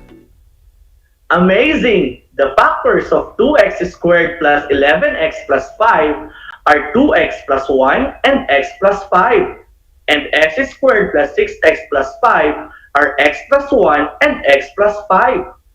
X plus 5 is the answer for let go column, and 2x plus 1 and x plus 1 are the answers for the be unique column. Good job, grade 8 learners! Always remember, a fraction is said to be in simplified form when all pairs or factors common to the numerator and denominator have been removed. Similarly, a rational expression is said to be in simplified form when its numerator and denominator have no common factor other than 1. The process of simplifying rational algebraic expression is similar to simplifying fractions. That is, we write the rational algebraic expression so that the numerator and denominators have no common factors other than 1. There are steps in simplifying rational algebraic expressions. For number 1, factor completely the numerator and denominator. Number 2, separate and divide out common factors if there are any. For number 3, multiply the remaining factors. Let us apply these steps by having this example number 1. Example number 1, write the rational expression 28x cubed over 7x to the fourth. Our first step is factor completely the numerator and denominator. What do you think is the common factor of our numerator and denominator? Correct! The common factor is 7x cubed. Now, let us simplify 28x cubed over 7x to the fourth. And is equal now to 4 multiplied by 7x cubed all over x multiplied by 7x cubed. We factored out already the numerator and denominator. Our next step is separate and divide out common factors if there are any. Our common factor in the numerator and denominator is 7x cubed. We all know that if we divide 7x cubed and 7x cubed, it is equal to 1. So our expression now will become 4 over x times 1. In the rule of multiplication, any number multiplied by 1 is always equal to the number. Therefore, the simplest form of 28x cubed over 7x to the fourth is 4 over x. Understood? Okay, so let us have this second example. Example number 2. Write the rational expression 3x minus 12 over 5x minus 20 in simplest form. What is the common factor of our numerator and denominator? Very good! It is x minus 4. Therefore, our expression now will become 3 times x minus 4 over 5 times x minus 4. Simplifying, it will become 3 over 5 times 1. And that's it. The simplest form of the expression 3x minus 12 over 5x minus 20 is 3 over 5. Good job, everyone! In some instances, you may encounter certain situations where a factor in the numerator is in opposite sign of a factor in the denominator. To proceed with this kind of problem, factor out -1 or a negative number so that the factors will become equivalent. To further explain that, let us have this example number 1. Express x minus y over y minus x in simplest form. As you notice, numerator and denominator are alike. So we need to arrange our denominator by interchanging the position of y and x, negative x. So it will become negative x plus y. To determine the common factor now of our numerator and denominator, we need to factor completely the numerator and denominator by factoring -1 in the denominator. Then our expression will become x minus y all over -1 multiplied by quantity x minus y, or 1 times x minus y all over -1 times x minus y. Then separate and divide out common factors, it will become 1 over -1 times 1. Then our final answer is -1. Therefore, the simplest form of x minus y over y minus x is -1. Understood? Another example. We have example number 2. Simplify 3x minus 9 over 12 minus 4x. This example is just the same in the given example a while ago, wherein we need to rearrange our denominator so it will become -4x plus 12. Now, let us factor out completely the numerator and denominator by factoring -4 in the denominator. So it will become 3 times x minus 3 all over -4 times x minus 3. Then, divide out the common factors. Our answer will be 3 over -4 times 1. So our final answer now is -3 over 4. Thus, the simplest form of 3x minus 9 over 12 minus 4x is -3 over 4. Understood? Alright, good job grade 8 learners. Always remember, my grade 8 learners, that a fraction is said to be in simplified form when all pair of factors common to the numerator and denominator have been removed. Similarly, a rational expression is said to be in simplified form when its numerator and denominator have no common factor other than 1. And always remember the steps in simplifying rational algebraic expressions. Number 1, factor completely the numerator and denominator. Number 2, separate and divide out common factors if there are any. For number 3, multiply the remaining factors. Now, for you to really master our topic for today, do activity 1 from your module page 10 entitled Simplest or Not Simplest, and that is the question. Your task is to identify if the given rational expression is in simplest form or not.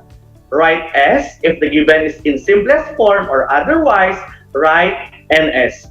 So for those students who are listening through radio, kindly bring out any sheet of paper and the pen to write your answers. While for those students who are with us in our Facebook Live, you can type your answers in the comment sections and we will check that if your answers are correct. Just write or type your answers only. I'll give you 3 minutes to answer. Is it clear? Okay, your timer starts now.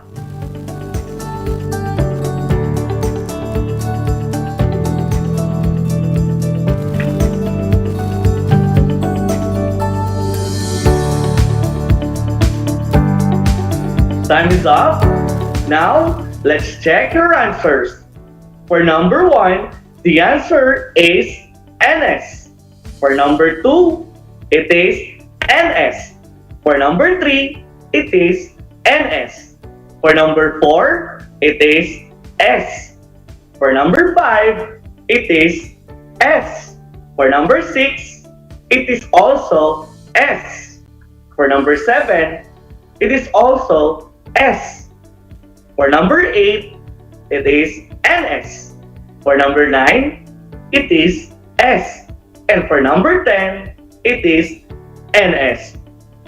Alright, may I see the names of the students in the comment section of our Facebook Live who got a perfect 10?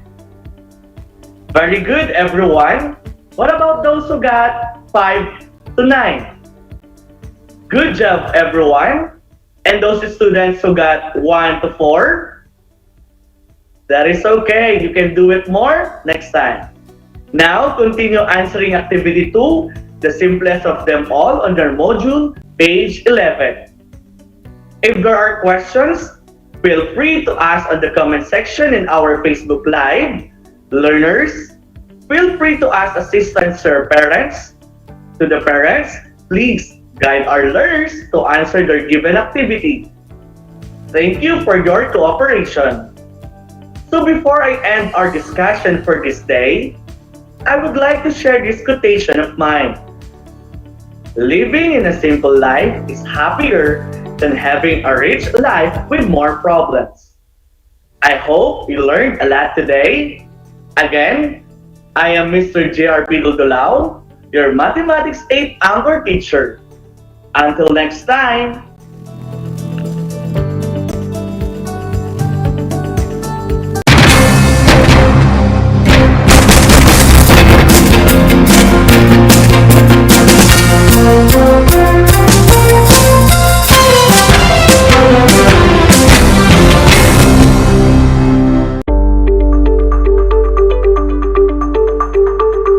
Sa pagnanais na mapigilan ng ating pamahalaan ang pagdami ng bilang ng mga kaso ng COVID-19, binuo ang One Hospital Command Center o OHCC upang mas mabilis na matugunan ang medikal na pangangailangan ng ating mga kababayan.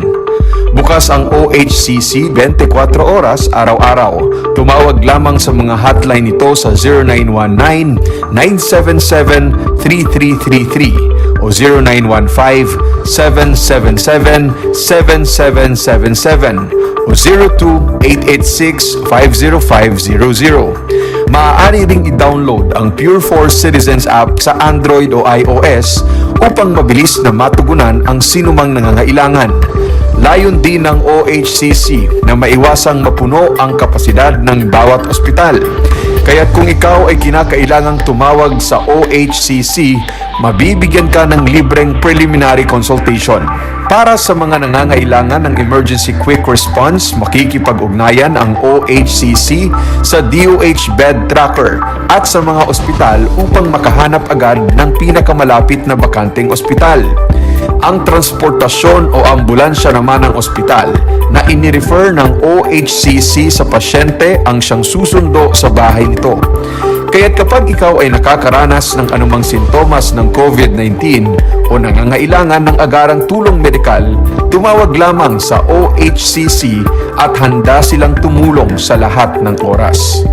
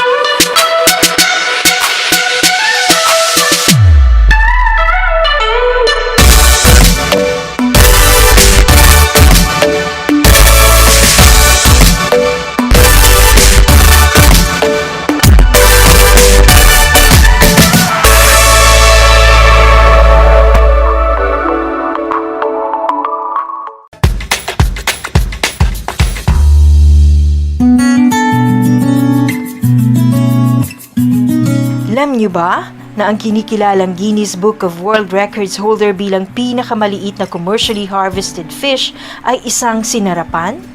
Ito ay matatagpuan lamang sa Pilipinas, sa Lake Buhi sa Bicol River. Isa itong uri ng goby na may transparent na katawan na may sukat na 12.5 mm. Alam mo na, yan ang sinarapan. Kumusta mga giliw kong tagapakinig? Nagbabalik ang inyong paaralang panghimpapawid, Aral TarlakHenyo, sa RTV Tarlac, Channel 26, at sa bayang naririnig sa DZTC 828, Radyo Pilipino Tarlac. Tayo rin ay napapanood sa FB Live ng RTV Tarlac Channel 26. Sumasahim papawid mula sa bayan ng Pura Tarlac, mula sa bayan ng San Clemente, mula rito sa Puro Elementary School, Pura Tarlac, sa bayan ng Kapas Tarlac. Ako, ang inyong guro, na maghahatid sa inyo ng makabuluhang pagtalakay sa ating aralin.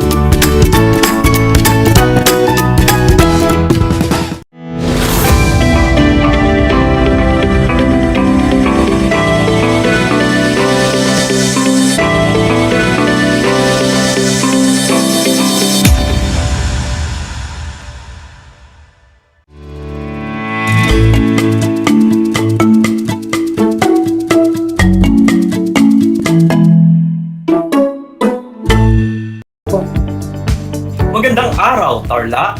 Magandang araw, mga kabantas! Muling sumasahimpapawid ang Aral TarlakHenyo mula sa RTV Tarlac, Channel 26, Channel 100 sa Cable Converge at kasabay na naririnig sa DCTC 828 Radyo Pilipino Tarlac. Ako si Sir Raido Siguliyugu, ang inyong teacher broadcaster sa Filipino, ika-8 baitang. Ako ay naririnig mula sa San Rafael, Tarlac City via remote broadcasting. Kamusta ang araw ninyo? Naway nasa mabuti kayong kalagayan. May mga ilang tagubilin ako bago magsimula ang ating talakayan. Siguraduhin ninyo na may laman ang inyong mga sikmura para maunawaan ang ating aralin sa araw na ito. Siguraduhin nasa komportableng lugar kayo. Itabi ang inyong mga module at kwaderno para maitala ang mga mahalagang impormasyon sa ating aralin. At makibahagi sa mga aktibidades sa talakayan sa pamamagitan ng inyong pagkomento sa ating Facebook live stream o isulat sa kwaderno o sa messenger o sa text. Siguradong handa na kayong makinig. Binabati kita dahil sa oras na ito ay magkakasama na naman tayong muli. Patunay lamang nito na ikaw ay patuloy pa ring sumusubaybay sa ating aralin. Tayo'y huminga ng malalim at damhin ang ipinagkaloob na sa ating matuto sa bagong aralin sa araw na ito. Okay? Sa araw na ito, layunin nating maisakatuparan ang Most Essential Learning Competencies na mapaunlad ang inyong kakayahan sa pagbasa sa pamamagitan ng paghihinuha batay sa mga ideya, pangyayari o akda o sa dating kaalaman na may kaugnayan sa binasa. Handa na ba kayo sa panibagong araw na ito? Ngunit bago tayo magsimula, kung mayroon kayo mga katanungan sa ating magiging paksa ngayong hapon, maaari ninyong isend ito sa numerong 09977-005622. Ulitin ko, pwede ninyong isend ang inyong mga katanungan sa numerong 09977-005622 at sisikaping sagutan bago matapos ang ating talakayan. Sakaling hindi masagot, ay sasagutin ko na lang ito offline. Bago tayo magpatuloy sa ating bagong aralin, nais ko munang matiyak na inyo pang natatandaan ang mga araling tinalakay noong nakaraan tungkol sa mga bahagi at elemento ng alamat. Dito itutukuyin ninyo kung anong bahagi o elemento ng alamat ang mga pangungusap na aking babasahin, kung ito'y tauhan, tagpuan, suliranin, saglit na kasiglahan, tunggalian, kasukdulan, kakalasan o katapusan. Isulat ang inyong sagot sa isang malinis na papel. Maaari rin ninyong ikomento sa ating Facebook livestream ang inyong kasagutan. Game na ba kayo? Kung gayon, simulan na natin. Para sa unang bilang, ang elementong ito ay tumutukoy sa nagsisiganap sa kwento at kung ano ang papel na kanilang ginagampanan, maaring bida, kontrabida o suporta. Kung ang kasagutan ninyo ay tauhan, tama ang inyong sagot. Ikalawang pangungusap, ang elemento naman ng alamat na ito ay nagsasaad kung saan lugar ang pinangyarihan ng kwento. Kung ang kasagutan ninyo ay tagpuan, tama ang inyong kasagutan. Ikatlo, ito naman ay ang elemento ng alamat na tumutukoy sa problemang kakaharapin ng pangunahing tauhan. Kung ang sagot ninyo ay suliranin, tama ang inyong kasagutan. Para sa ikaapat, ang elementong ito ay naglalahad ng panandaliang pagtatagpo ng mga tauhang sangkot sa suliranin. Kung ang sagot ninyo ay saglit na kasiglahan, tama ang inyong kasagutan. Ikalima, ang bahaging ito ng alamat ay tumutukoy kung saan kababasaan ng pakikipagtunggali o pakikipagsapalaran ng pangunahing tauhan laban sa mga suliraning kanyang kakaharapin. Kung ang sagot ninyo ay tunggalian, tama ang inyong sagot. Ika-anim, ang bahagi naman ng alamat na nagpapakita ng pinakamadulang bahagi ng kwento kung saan makakamtan ng pangunahing tauhan ang katuparan o kasawian ng kanyang ipinaglalaban. Kung ang kasagutan ninyo ay kasukdulan, tama ang inyong sagot. Ito naman ang bahagi ng alamat para sa ikapito. Ito naman ang bahagi ng alamat na nagpapakita ng unti-unting pagbaba ng takbo ng akda mula sa maigting na pangyayari sa kasukdulan. Kung ang kasagutan ninyo ay kakalasan, tama ang inyong sagot.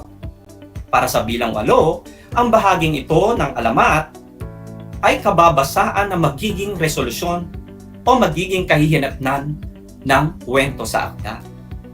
Kung ang kasagutan ninyo ay katapusan, tama ang inyong sagot. Nakuha ba ang lahat ng mga tamang sagot? Mahusay! Bigyan ng palakpak ang inyong mga sarili. Tiyak na kayo'y handa na sa bagong aralin para sa araw na ito. Ano pa ba ang hinihintay natin? Makinig at makibahagi sa talakayan sa pamamagitan ng pagsagot o pagkomento sa ating Facebook livestream. Nagagalak akong natatandaan pa ninyo ang mga bahagi na at elemento ng alamat na inyong tinalakay noong nakaraang araw kasama si Sir James Domingo. Lahat tayo ay nakapagbasa na at nakikinig ng mga alamat na kung saan nagpapaliwanag ito ng pinagmulan ng mga bagay-bagay. Gaya ng alamat ng pinya, alamat ng sampagita, alamat ng paru-paro at marami pang iba. Ngayon ay may panibagong alamat tayong pagtitinggan at tiyak na inyong magugustuhan bago natin simulan ang pakikinig sa alamat.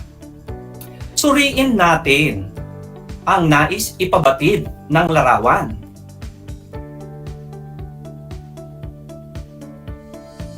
Okay, tignan natin ang kasagutan ni Mary Ann ng Lapas. Ayon kay Mary Ann, nagpapakita po ito ng 2 taong nakahandusay sa gitna na maaaring patay na po at nakapagilid sa kanila ay maaari ang kanilang mga kamag-anak. Napakahusay ng pagsusuring ginawa mo, Mary Ann, sapagkat tama, may isang babae at may isang lalaki na nakahandusay na maaaring patay na. Nasa magkabila ang kanilang mga pamilya. Ano kaya ang ugnayan nito sa alamat na ating tatalakayin ngayong araw na ito?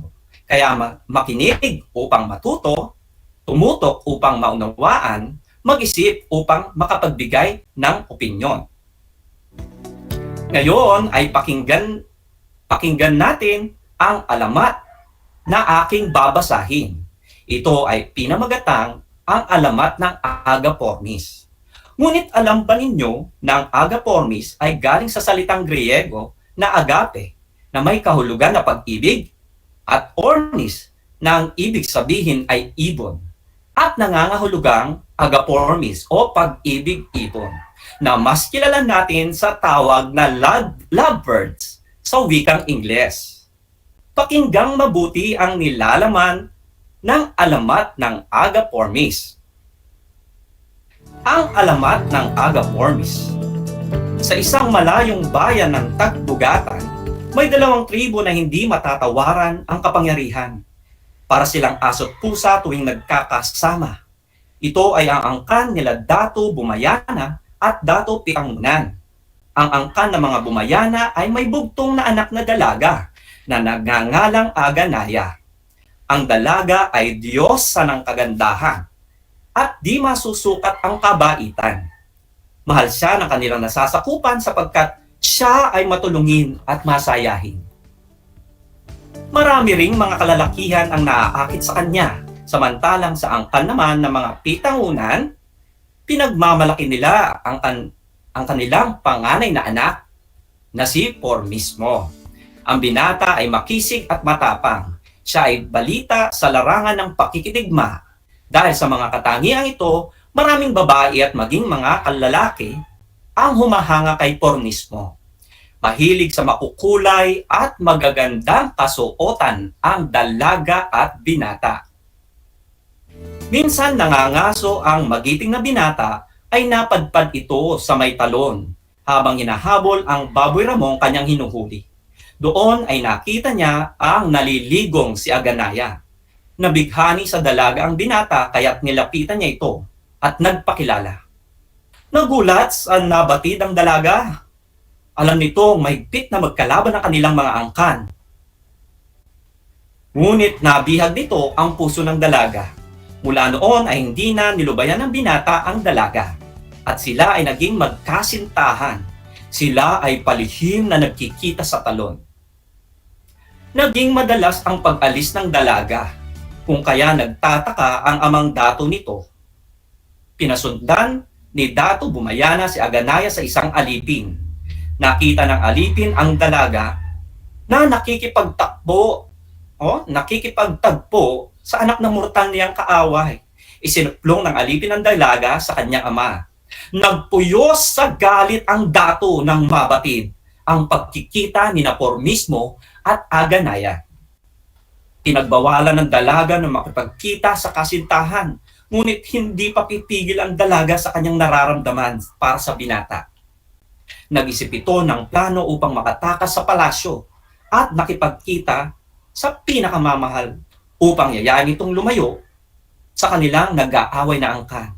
Isang tapat na alipin ni Aganaya ang lihim na nagbigay ng mensahe kay Pornismo upang magkita sila ng dalaga sa talampas na kanilang tagpuan. Nang gabing magkita ang magkasintahan, sila ay nagsumpaan na walang sino man ang makapaghihiwalay sa kanila. Subalit lingid sa kanilang kaalaman ay sinundan silang pareho ng kanilang mga angkan. Pilit silang pinaglalayo sa isa't isa, ngunit nagpumiglas ang dalawa. Pinagtali ng dalawa ang kanilang mga kamay at itinali ito sa bato upang madali silang pumaimbulog pababa. Inulit nila ang sumpaan na walang makapaghihiwalay sa kanila. Magmamahalan sila kahit sa kabilang buhay. Walang takot na tumalon ng dalawa sa bangin. Narinig ni Venus, diyosa ng pag-ibig, ang sumpaan ng dalawang wagas na nagmamahalan. Humanga siya sa kanilang busilak na pagmamahalan at naghinayang na hindi nabigyan ng pagkakataon ang dalawa na magsama. Dahil dito, ginawa niyang munting mga loro ang magsing-iro. Ang magkaaway na angkan ay nagkaunawaan at nagmahalan bilang simbolo ng pagtitika sa pagkawala ng anak. Sa pagpanaw ng dalawa, may naiibang ibon silang nakita. Makukulay ito at laging magkasama. Kumirot ang puso ng dalawang angkan. Naalala nila ang pinakamamahal nilang anak, Aganaya, Pornismo, ang kanilang nawika. Ang mga munting loro na naging kilala bilang Agapornis, bilang paggunita sa dalawang taong nag-iibigan ng wagas na hindi pwedeng paghiwalay. Hindi mabubuhay kung malalayo sa isa't isa. At yan ang kwento ng alamat ng Agapornis. Tiyak kayo'y nakinig ng mabuti, mga kapantas. Ihanda ang ating mga sarili sa pagsagot sa mga katanungan. Para sa unang katanungan, tungkol saan ang alamat na napakinggan? Tignan natin ang sagot mula kay Lorena ng Herona. Ang kanyang sagot ay tungkol po sa pagmamahalan ng dalawang magkasintahan na magkasama hanggang kamatayan ay nagkaroon ng ibon na Agapornis mula sa pangalan ng dalawang tauhan na hindi mapaghiwalay. Tumpak ang iyong kasagutan. Ito ay tungkol sa pinagmulan ng ibon na tinatawag na Agapornis o lovebird sa wikang Ingles at pinaniniwalaang ito'y wagas na pag-iibigan ng magkasintahang si Aganaya at Pornismo na mula sa magkaaway na tribo. Para sa ikalawang katanungan, bakit ayaw ni Dato bumayana kay Pornismo? Okay, basahin naman natin ang kasagutan ni Jocelyn ng Concepcion. Ang magkaaway na tribo ni Dato bumayana po at ang tribo ni Pornismo na pinangungunahan ng ama nito ay tama ang iyong sagot, no? Ayaw ni Dato bumayana sapagkat kaaway ng kanilang angkan ang pamilya nila Pornismo. No? Tama. Samantalang si Pornismo ay mula sa magkaiba kasi sila ng tribo. Minsan nadadamay ang mga anak dahil sa away ng kanilang pamilyang pinagmula. Napakahusay! Para sa ikatlong katanungan, paano mo mailalarawan ang pag-iibigan ng dalawang magsing-irog? Sige, tignan naman natin ang sagot ni Sharon mula sa Fiesta Communities. Yan, nakasalukuyan, nagtitinda daw siya ng bukon at nakikinig siya. Ang kasagutan niya ay wagas na pag-iibigan ng magkasintahan na piniling magsama hanggang sa kamatayan. Napakahusay mo, Sharon. Mahusay. No? Mahusay ang sasagot ni Sharon. Sila ay nagsumpaang walang sino man ang makapaghihiwalay sa kanilang dalawa, no? Sa kabila ng pag-aaway ng kanilang mga tribo. Wagas na pagbabahalan ang ipinakita ni Aganaya at Pornismo na magkasama at magkahawak kamay hanggang sa kabilang buhay. At iyon ay tinatawag nating till death do us part sa wikang Ingles. Sa ika-4 na katanungan, ano ang mensaheng nais ipabatid sa atin ng alamat na napakinggan? Iugnay ito sa napanood sa realidad. Okay, basahin natin ang kasagutan mula kay Aldrich ng San Isidro. No? Ang mensahe po na nais ipabatid ng alamat ay ang tunay at wagas na pagmamahalan sa kabila ng mga pagsubok na kanilang kinakaharap. Ay napakagaling! Mahusay, Aldrich! Ang mensaheng nais ipabatid ng akdang napakinggan ay walang unos o away na makasisira sa dalawang taong tunay na nagmamahalan hanggang sa kabilang buhay. Kung mapapansin natin ang mga pangyayari sa akda, ay maiugnay natin ito sa dulang Romeo at Juliet ni Shakespeare o ni William Shakespeare, na kung saan ay magkaaway ang kanilang pamilya. Ngunit hindi yon naging hadlang sa wagas na pagmamahalan nilang dalawa. Sabi naman ni Florante at Laura, sabi, o pag-ibig na makapangyarihan, pag pumasok sa puso ni numan, hahamakin ang lahat, masunod ka lamang. Yan ay ang Florante at Laura. Yan ay isang taludtura mula sa Florante at Laura. At sa ikalimang bilang kabataan, ano ang pananaw mo sa pag-ibig sa kasalukuyan? Okay? Tignan naman natin ang sagot ni Caitlin ng Baras-Baras. Ang pag-ibig po ay puno ng pagsasakripisyo. Okay? Okay. Samantala, ayon naman kay Victor ng Tibag, ang pag-ibig daw ay mahiwaga. Ang huhusay naman ng mga kasagutan ninyo, mga kapantas. Ang pag-ibig ay puno ng pagsasakripisyo, gaya na lamang ninyo. Kahit gutom na, basta nagchat-chat si crush. Kahit hindi makakain, magre-reply pa din. Mahiwaga talaga ang tunay na pag-ibig dahil hindi natin maipaliwanag ang kasiyahang na idudulot nito kahit may oras na nasasaktan tayo pero pinipilit pa rin na magmahalan. Alam kong nasa murang edad pa, no? Alam kong nasa murang edad pa lamang kayo, mga kapantas. Ngunit, hindi pa muna natin dapat isipin ang mga ganyang bagay. Pero tatandaan ninyo na may tamang panahon at tamang tao ang inilaan sa atin ng Diyos.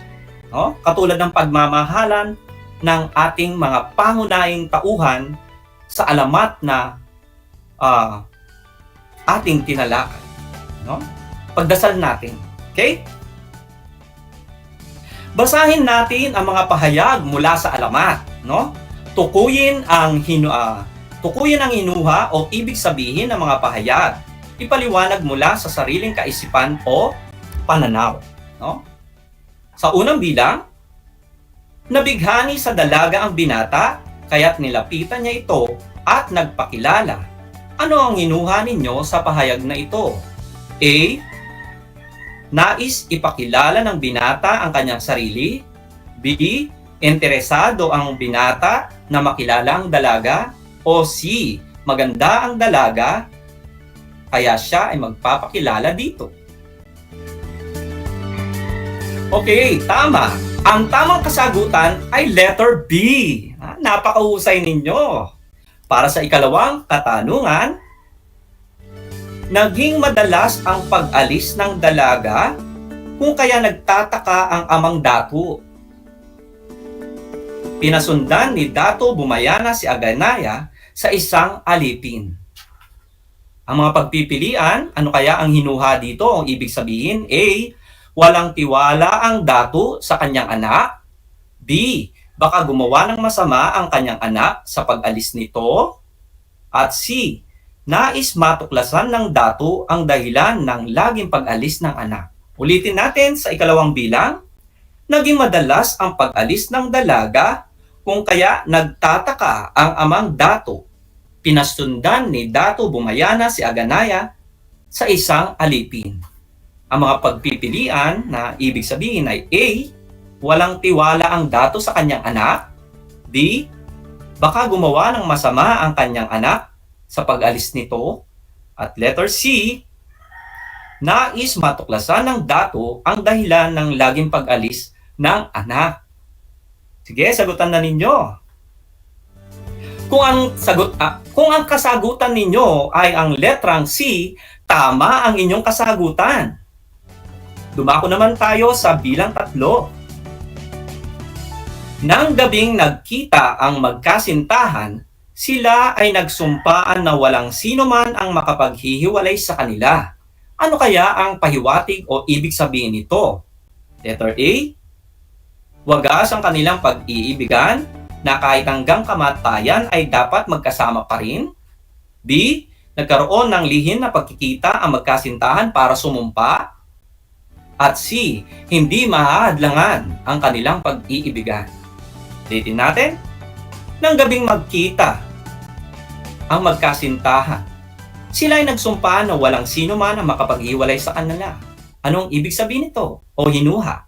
A, wagas ang kanilang pag-iibigan na kahit hanggang kamatayan ay walang makapag-iwalay sa kanila. B, nagkaroon ng lihim na pagkikita ang magkasintahan para sumumpa. At C, hindi mahadlangan ang kanilang ang pag-iibigan. Kung ang inyong kasagutan ay letter A, tama ang inyong kasagutan. Lubos akong nagagalak sapagkat alam na ninyo kung paano ang maghinuha ng mga detalye, pangyayari sa akdang tinalakay. Para sa ating takdang aralin, basahin at unawain ang pagtatalata at pagpapalawak ng paksa mula sa inyong compendium na makikita sa pahina 27 hanggang 29. Ulitin ko, para sa ating takdang aralin, basahin at unawain ang pagtatalata at pagpapalawak ng paksa mula sa inyong compendium na makikita sa pahina 27 hanggang 29. Isa na namang makabuluhang araw ito sapagkat hindi lamang nabuksan ang ating mata tungkol sa alamat, no? Hindi lang sa alamat, no? Kundi inihahanda ang ating mga sarili tungkol sa pagkakaroon ng wagas na pag-ibig sa darating na panahon. At naway ang bawat isa ay laging magkaroon ng kapayapaan sa kanilang mga buhay katulad ni Aganaya at Pornismo. Okay, maraming salamat sa inyong pakikipag-kooperasyon sa ating talakayan. Kung mayroon kayong mungkahi o mensahe o nais linawin sa ating mga aralin, mangyari lamang na magmensahe sa ating Facebook Live at malugod ko itong sasagutan. Kaya't siguraduhin lamang na nakasubaybay kayo. Ito ang Aral TarlakHenyo mula sa RTV Tarlac Channel 26, Channel 100 sa Cable Converge at kasabay na naririnig sa DCTC 828 Radyo Pilipino Tarlac. Ako si Sir Raydo Guliyugo, ang inyong teacher broadcaster para sa Pilipino, ika-8 baitang, na nag-iiwan ng mga katagang walang ligaya sa lupa, ang hindi dinilig ng luha. Ang pag-aaral ng mabuti ang susi sa ating magandang kinabukasan. Hanggang sa muli, ingat at sumunod sa IFTF protocol. Maraming salamat. Hanggang sa muli.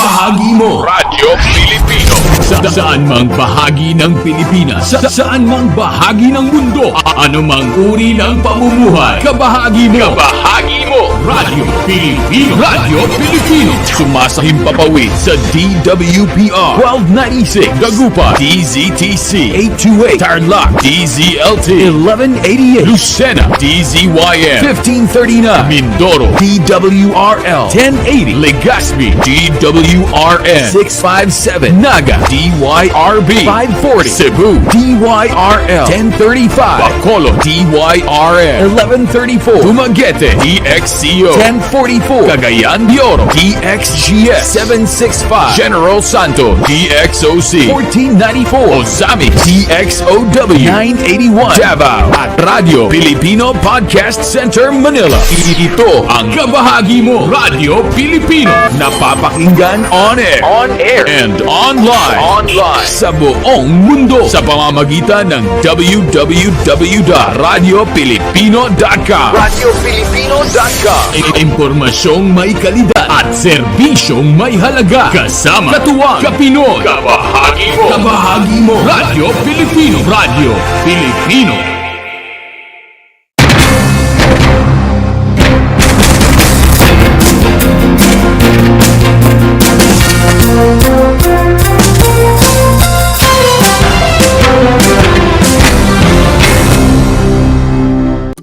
Kumusta mga giliw kong tagapakinig? Nagbabalik ang inyong paaralang panghimpapawid, Aral TarlakHenyo sa RTV Tarlac, Channel 26 at sabayang naririnig sa DZTC 828 Radyo Pilipino Tarlac. Tayo rin ay napapanood sa FB Live ng RTV Tarlac Channel 26. Sumasahimpapawid mula sa bayan ng Pura Tarlac, mula sa bayan ng San Clemente, Mula rito sa Puro Elementary School, Pura Tarlac, sa bayan ng Kapas Tarlac. Ako, ang inyong guro, na maghahatid sa inyo ng makabuluhang pagtalakay sa ating aralin.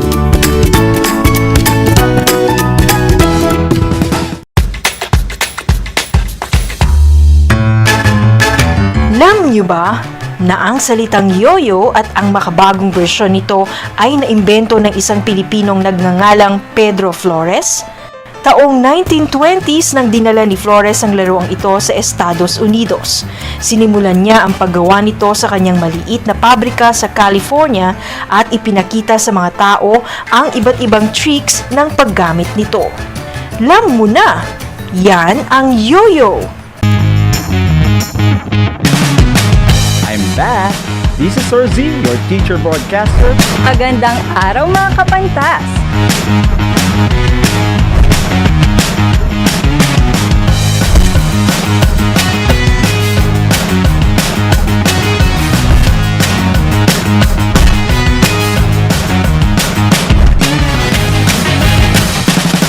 Welcome to Aral TarlakHenyo.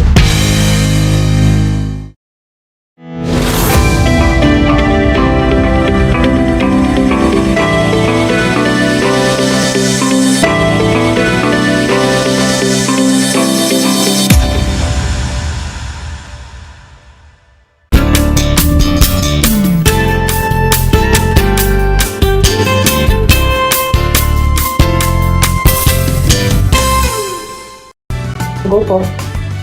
Welcome sa ating Project Shine, Aral TarlakHenyo ng SDO Tarlac Province na kasalukuyang napapanood dito sa RTV Tarlac Channel 26 at Converge Cable Channel 100 at sa bayang napapakinggan sa 828 AM DZTC Radio Filipino Tarlac. Magandang buhay, mabuting tao. Kamusta kayo mga giliw kong tagapakinig? Ang aking pagbati at paghanga sa inyong pagpapahalaga sa edukasyon at pagpupursiging matapos ito nang nagtatagumpay sa kabila ng hamon ng pandemya. Ako ang inyong guro sa edukasyon sa pagpapakatao, Baitang Siyam, Binibining Maria Luisa S. Dupa, sumasahimpapawid mula sa bayan ng Victoria.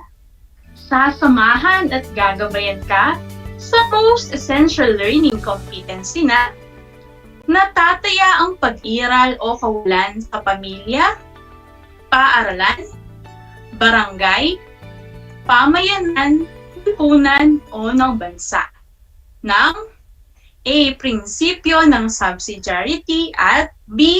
Prinsipyo ng pagkakaisa. Natitiyak kong kayo ay handang-handa na mga anak sa ating panibagong aralin sa araw na ito. Maging alerto at listo sa anumang impormasyong magbibigay sa atin ng inspirasyon, pag-asa at aral sa buhay na makatutulong sa pagiging mabuting tao. Bago natin simulan ang pagtatalakay sa bagong aralin, na pag-aralan natin ang tungkol sa mga dahilan kung bakit lipunang politika, prinsipyo ng subsidiarity, at prinsipyo ng pagkakaisa. Upang subukin kung inyo pang natatandaan ang ating pag-aralan, magbibigay ako ng ilang katanungan. Maaari niyong i-type ang inyong makakasagutan sa ating chat box sa Facebook Live upang ito ay aking mabasa. Para sa unang katanungan, ito ay pawig sa barkadahan. Pinagsama-sama sa una na ng ilang kinatatayo ang lugar. Pagnanais na mapag-isa ay panlipunan. Paki-type sa ating comment section ng inyong mga kasagutan. Basahin natin ang sagot mula kay Celine ng Victoria National High School. Ang sagot ko po ay pamayanan. Tama, ang galing naman anak. Para naman sa ikalawang katanungan. Ang pakikipag-ugnayan ng isang pinuno sa kanyang nasasakupan tungkol sa proyektong kanyang nais gawin ay tinitimbang at binibigyang halaga ang boses ng nakararami ay pagpapakita ng mahusay na blank. Ano kaya ito? Basahin naman natin ang sagot mula kay Lover ng Capas National High School. Ang sagot niya ay lipunang politikal. Tama, mahusay anak. Para naman sa ating huling katanungan. Ang bayanihan ang pagtulong ng mamamayan sa isang pamayanan na isang halimbawa ng blank. Ano ito? Paki-type sa ating comment section ng inyong mga kasagutan. Ang sagot mula kay Jay ng La Paz National High School ay prinsipyo ng pagkakaisa. Tama! Maraming salamat sa lahat ng nakilahok sa ating pagbabalik-aral. Naniniwala ako na natatandaan pa ang mahalagang punto sa ating nakaraang talakayan. Ngayon, ay handa na ba kayo sa ating paksa na may pamagat na lipunang politikal, prinsipyo ng subsidiarity, at prinsipyo ng pagkakaisa? Simulan na natin ang ating talakayan. Marami ang pagkakaiba-iba ng mga tao sa mundo. Magkakaiba rin ang kanilang mga paniniwala, pananaw, mga paraan ng pagkilos, mga pangarap, o ng gustong mangyari sa kanilang buhay. Ngunit lahat ay iisa ang nais patunguhan o kaganapan ng kanilang pagkatao. Magkakaiba man ang pamamaraan tungo rito. Pwedeng magkaisa sila sa mithiing kaganapan. Sa kabila ng pagkakaiba-iba, maaaring bawat isa ay nakaaambag sa pagpapabuti ng pamumuhay ng lahat. Maaaring lahat ay magkaisa at magtulong-tulong sa pagsulong ng isang kilos para sa kabutihang panlahat. Ang prinsipyo ng subsidiarity mula sa salitang Latin na subsidium. Ang kahulugan ay tulong. Ito ay isang pangunahing prinsipyo ng panlipunang pilosopiya. Nagsimula ito sa pangangailangan ng lipunan na panatilihin at paunlarin ang kalikasang panlipunang pamumuhay. Sa panlipunang pamumuhay, ang prinsipyo ng subsidiarity ay ang may pinakamahalagang isinaalang-alang. Ang prinsipyong ito ay ipinakikita na likas sa isang panlipunang gawain ang pagbibigay tulong o suporta sa lahat ng kasapi upang maisabuhay ang kanilang sosyal na kalikasan at kailanman hindi putulin o ipagkait sa kanila ang kakayahang ito. Mga kinakailangan ng subsidiarity upang maisakatuparan ang subsidiarity, kailangan ang mga sumusunod. Paggalang at mabisang pagpapaunlad ng tao at pamilya. Higit na pagkilala ng mga samahan at maliliit na organisasyon sa kanilang pangunahing mga pagpapasya at sa mga hindi nila maaaring ipagawa o ipangatsiwa sa iba. Susunod, pagganyak sa mga pribadong inisyatiba upang sa ganoon ay manatili ang serbisyo para sa kabutihang panlahat na nakikilala ang kanilang pagkatangi sa iba. Ang susunod, pagkakaroon ng pagkakaiba-iba sa lipunan at tamang pagkakakinatawan ng mahalagang bahagi nito. At pagtanggol sa karapatang pantao at karapatan ng minorya. Ang susunod naman, pagkakaroon ng desentralisasyon at pagkilala sa karapatang pakikilahok ng mga tao sa pagpapasya ng anumang kaugnay sa buhay nila. Pagbalanse ng pampubliko at pampribadong sektor sa pagkilala ng panlipunang tungkulin ng pribadong sektor. Pagganyak sa mamamayan sa tamang pamamaraan na maging mapanagutan sa pagiging aktibong kasapi sa politikal at panlipunang pangyayari sa bansa at pagtatatag ng mga voluntaryong samahan o mga institusyon sa lokal at international na pakikipag-ugnay sa mga layunin ng ekonomiko at panlipunan. Sa kultural at recreational na gawain, sa sport, at sa iba't ibang hanap buhay at sa pampolitikal na gawain. Ang aspetong ito ay maglilinang ng kalikasan ng taong makiugnay sa isa't isa para sa pagtamo ng layunin na hindi nagagawang mag-isa. Nililinang din nito ang mga katangiang kailangang katulad ng inisyatiba at pananagutan at tumutulong na ipinagsasanggalang ang kanilang mga karapatan. Ano nga ba ang pagkakaisa? Sa ating mga Pilipino, ang pagkakaisa ang pinakatugatog ng ating pakikipag-kapwa. Batay sa masusing pag-aaral ng ating katutubong wika, ang salitang kapwa ay nangangahulugan ng nagkakaisang pagkakakilanlan. Ito ay nangangahulugang sama-sama tayo sa pagpapaunlad ng isa't isa sa pamamagitan ng pagmamahalan, pagmamalasakitan, pagtutulungan, pagdadamayan, at bayanihan.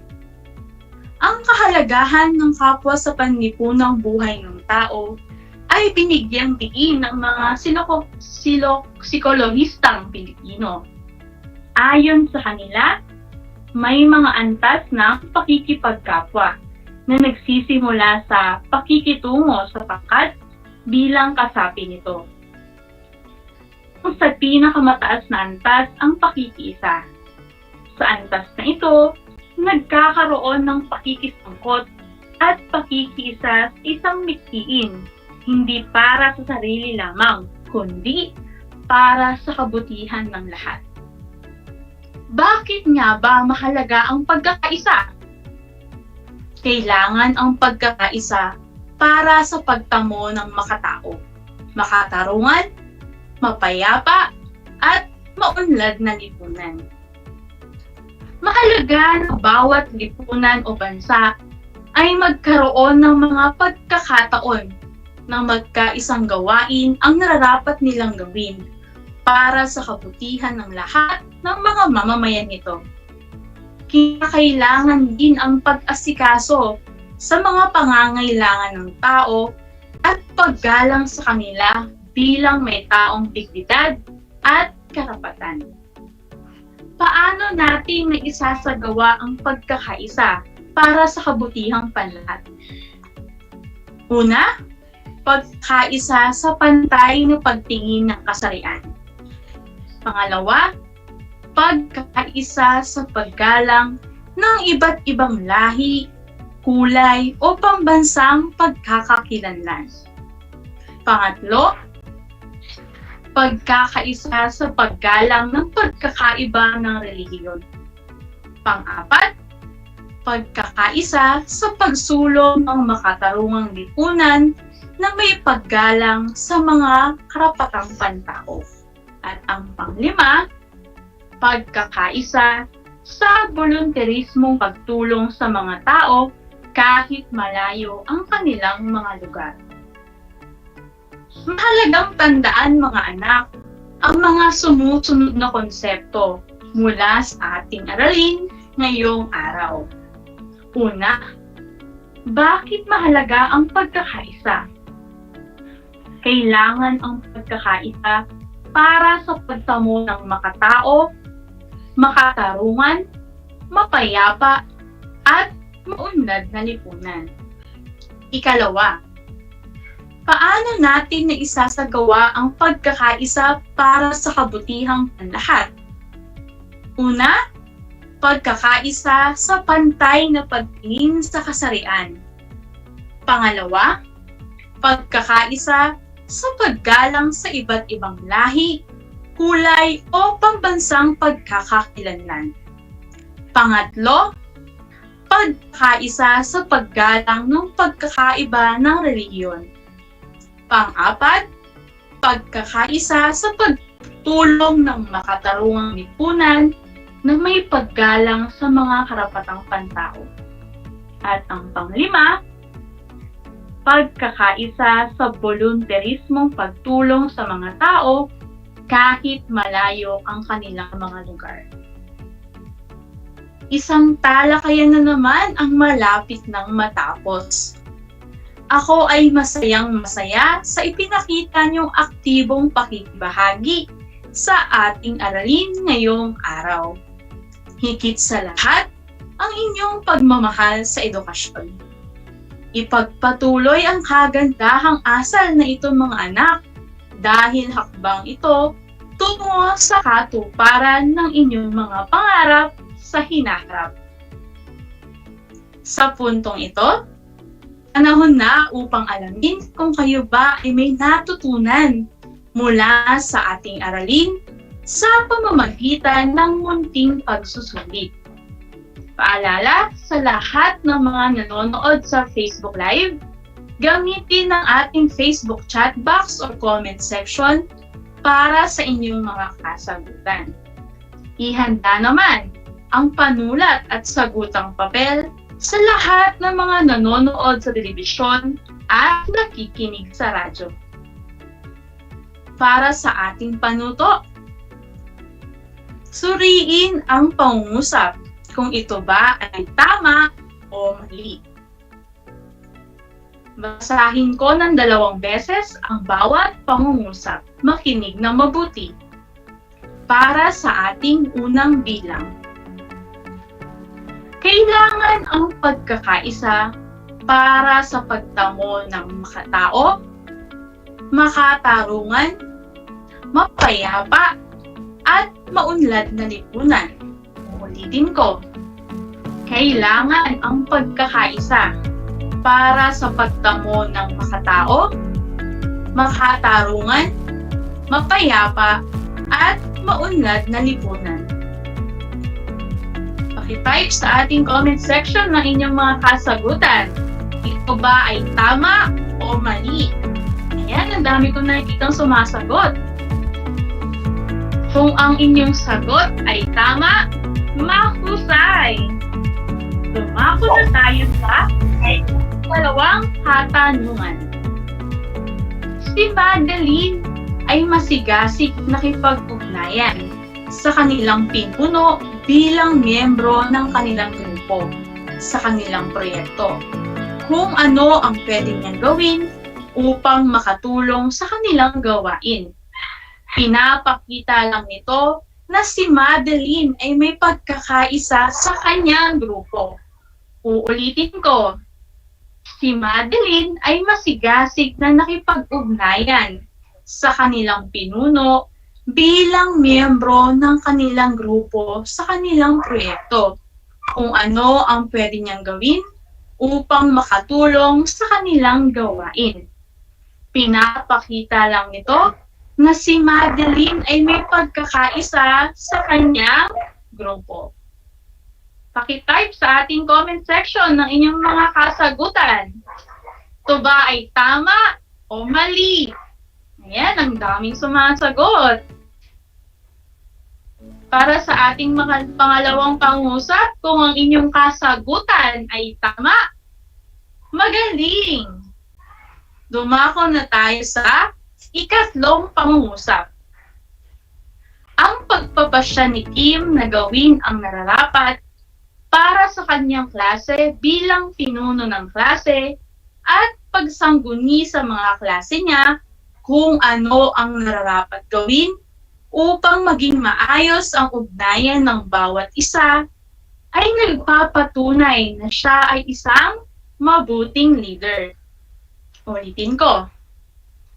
Ang pagpapasya ni Kim na gawin ang nararapat para sa kanyang klase bilang pinuno ng klase at pagsangguni ng mga klase niya kung ano ang nararapat gawin upang maging maayos ang ugnayan ng bawat isa ay nagpapatunay na siya ay isang mabuting leader. Ano kaya ang sagot sa ikatlong pangungusap? Ito ba ay tama o mali? I-type na sa ating comment section. Kung ang inyong kasagutan ay tama, mahusay. Dumako na tayo sa ika-apat na pangungusap. Nakapagtapos si Annalyn ng kanyang pag-aaral dahil sa pagkakaroon ng libreng edukasyon bilang scholar ng kanilang bayan.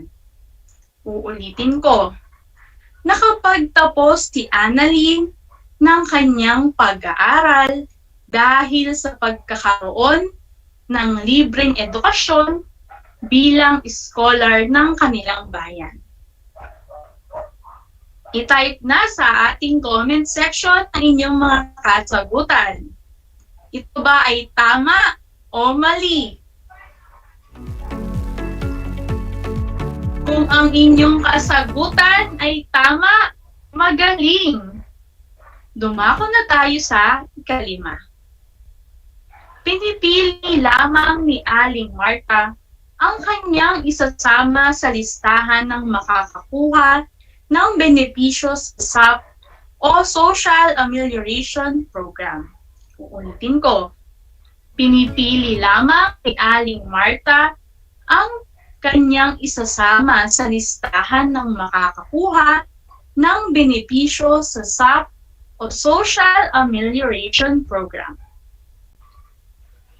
I-type na sa ating comment section ng inyong mga kasagutan. Ayan, may sumagot ng tama at marami namang sumagot ng mali. Kung ang inyong sagot ay mali, mahusay! Binabati ko kayong lahat mga anak sapagkat natitiyak kong nakuha ninyong lahat ang tamang sagot ng ating pagsusulit. Kung hindi naman, maaari pa kayong bumawi sa ating susunod na pagsusulit. Mula sa akin, gapin ninyo ang mga salitang magaling at mahusay, mabuting tao. Mga anak, ako ay naghanda ng mga gawain at refleksyon sa inyong learning activity sheets. Inaasahan ko na ito ay inyong sasagutan ng buong sigasig at sa abot ng inyong makakaya. Sakali man na kailanganin ninyo ang patnubay ng inyong guro at kapamilya, huwag kayong mag-atubiling sila ay tawagan upang kayo ay magabayan ng tama. Buksan ang inyong mga module sa pahina 33 at gawin ang pagninilay. Para sa ating panuto, sumulat ng pagninilay, gabay ang format sa ibaba. Gawin ito sa inyong mga journal. Uulitin ko, sumulat ng pagninilay, gabay ang format sa ibaba, gawin ito sa inyong mga journal. Nakuha ba? Okay, balikan natin kung ano yung mga mahalagang tandaan. Una, bakit mahalaga ang ating pagkakaisa? Ikalawa, paano natin naisasagawa ang pagkakaisa para sa kabutihang panlahat? Pagkakaisa sa pantay na pagtingin sa kasarian. Pangalawa, pagkakaisa sa paggalang sa iba't ibang lahi, kulay o pambansang pagkakakilanlan. Pangatlo, pagkakaisa sa paggalang ng pagkakaiba ng relihiyon. Pang-apat, pagkakaisa sa pagsulong ng makatarungang lipunan na may paggalang sa mga karapatang pantao. At pang-apat, pagkakaisa sa voluntarismong pagtulong sa mga tao kahit malayo ang kanilang mga lugar. Panalangin ko na anumang konsepto, higit lalo ang mga aral sa buhay na inyong natutuhan sa araw nito ay inyong maisabuhay sa araw-araw. Muli, ako ang inyong guro sa edukasyon sa pagpapakatao, Baitang Siyam, Binibining Maria Luisa S. Lupa, sumasahimpapawid mula sa bayan ng Victoria. Kasama ang manunulat ng script, Ginoong Robert B. Pring, na nagpapaalala na piliing maging mabuting tao sa lahat ng panahon at pagkakataon. Hanggang sa muli!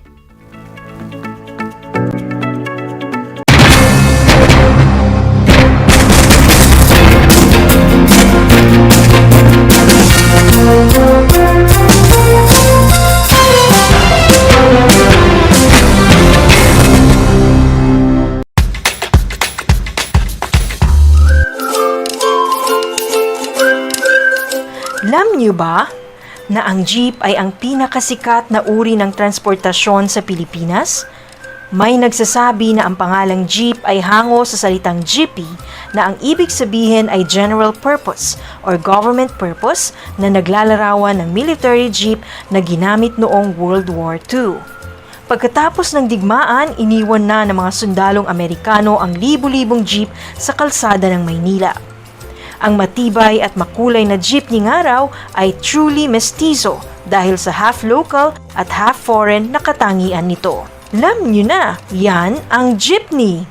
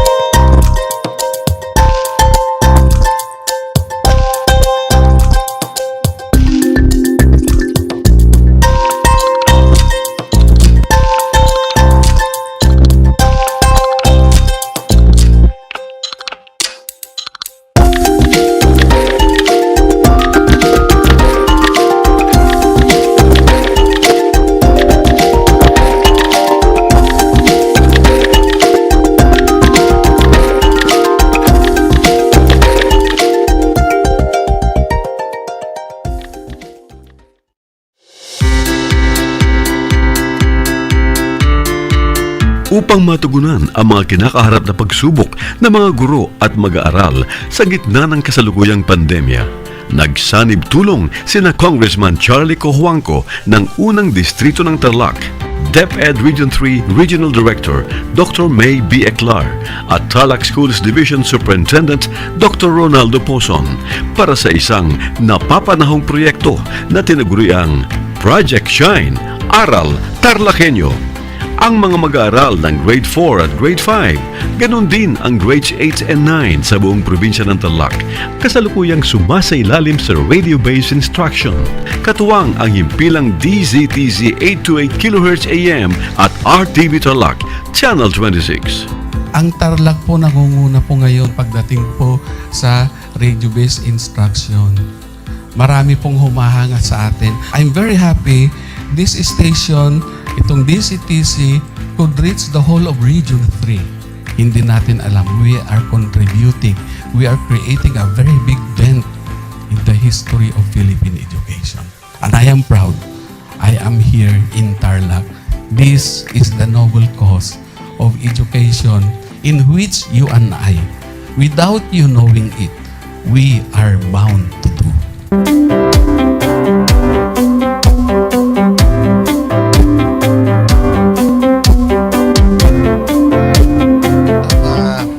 Project natin na Project Shine is a natural consequence dahil sa nangyari sa buong mundo. Let's continue to work together.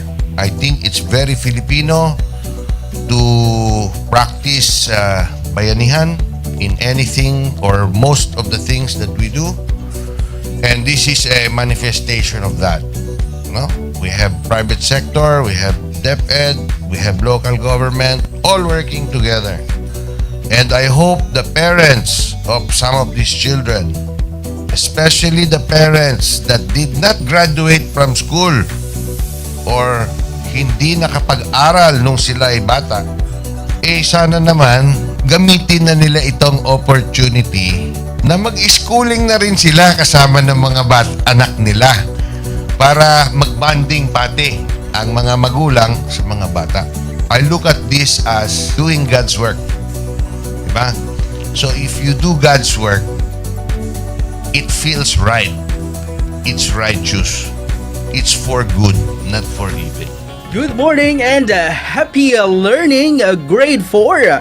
Welcome to Aral TarlakHenyo here on RTV Tarlac, Channel 26. Simulcast over DZTZ 828. Radio Filipino Tarlac. I am Teacher Mercy Pacheco Bognot. This is Alistair Aidatu. I am Marie Josephine B. Andrade. I am Teacher Princess Marie M. Dueñas, and I will be your teacher broadcaster for today.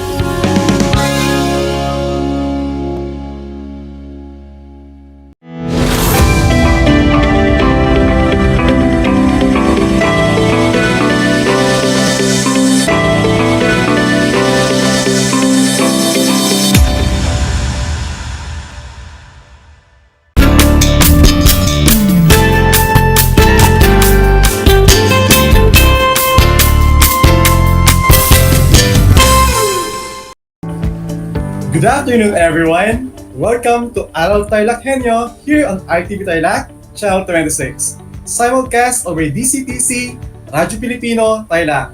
I am Teacher Julius Cesar N. Ortiz, your teacher anchor for Science Grade 9, broadcasting live all the way from Victoria. How are you, awesome Grade 9? I'm happy to see you again this afternoon, and I hope you're doing good.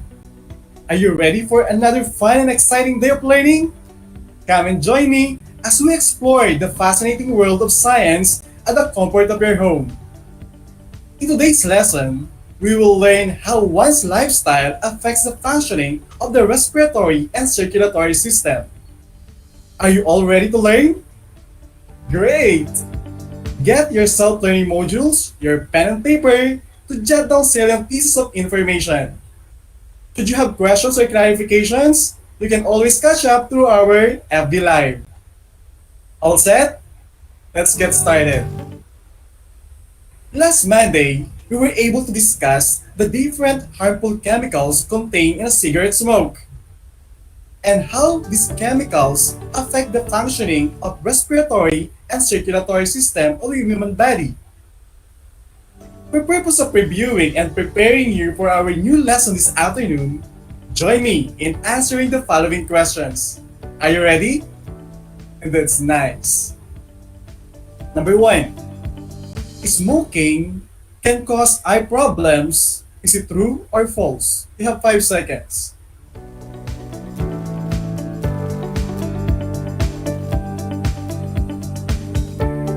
And the correct answer is true.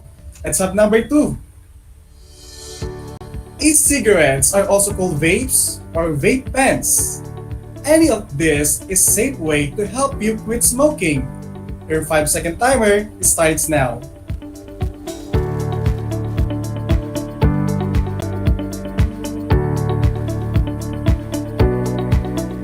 The correct answer is false. Number 3.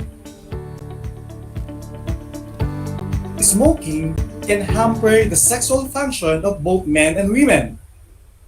5-second timer starts now.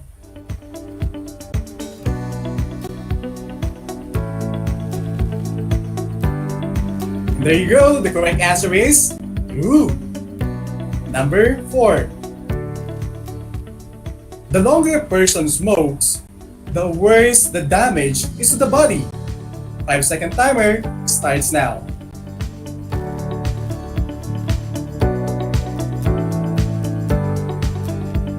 And the correct answer is true. Let's have number 5.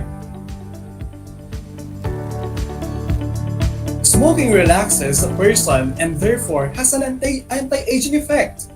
Your 5-second timer starts now.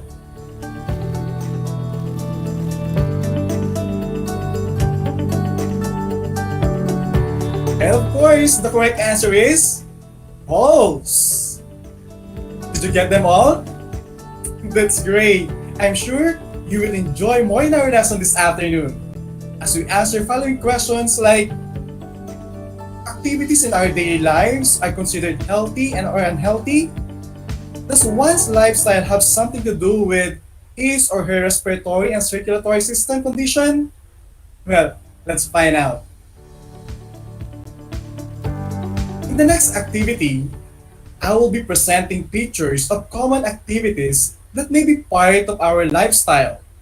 And your task is to analyze this picture and classify whether or not they are healthy. Put a check mark if you think the picture depicts a healthy lifestyle and X if otherwise.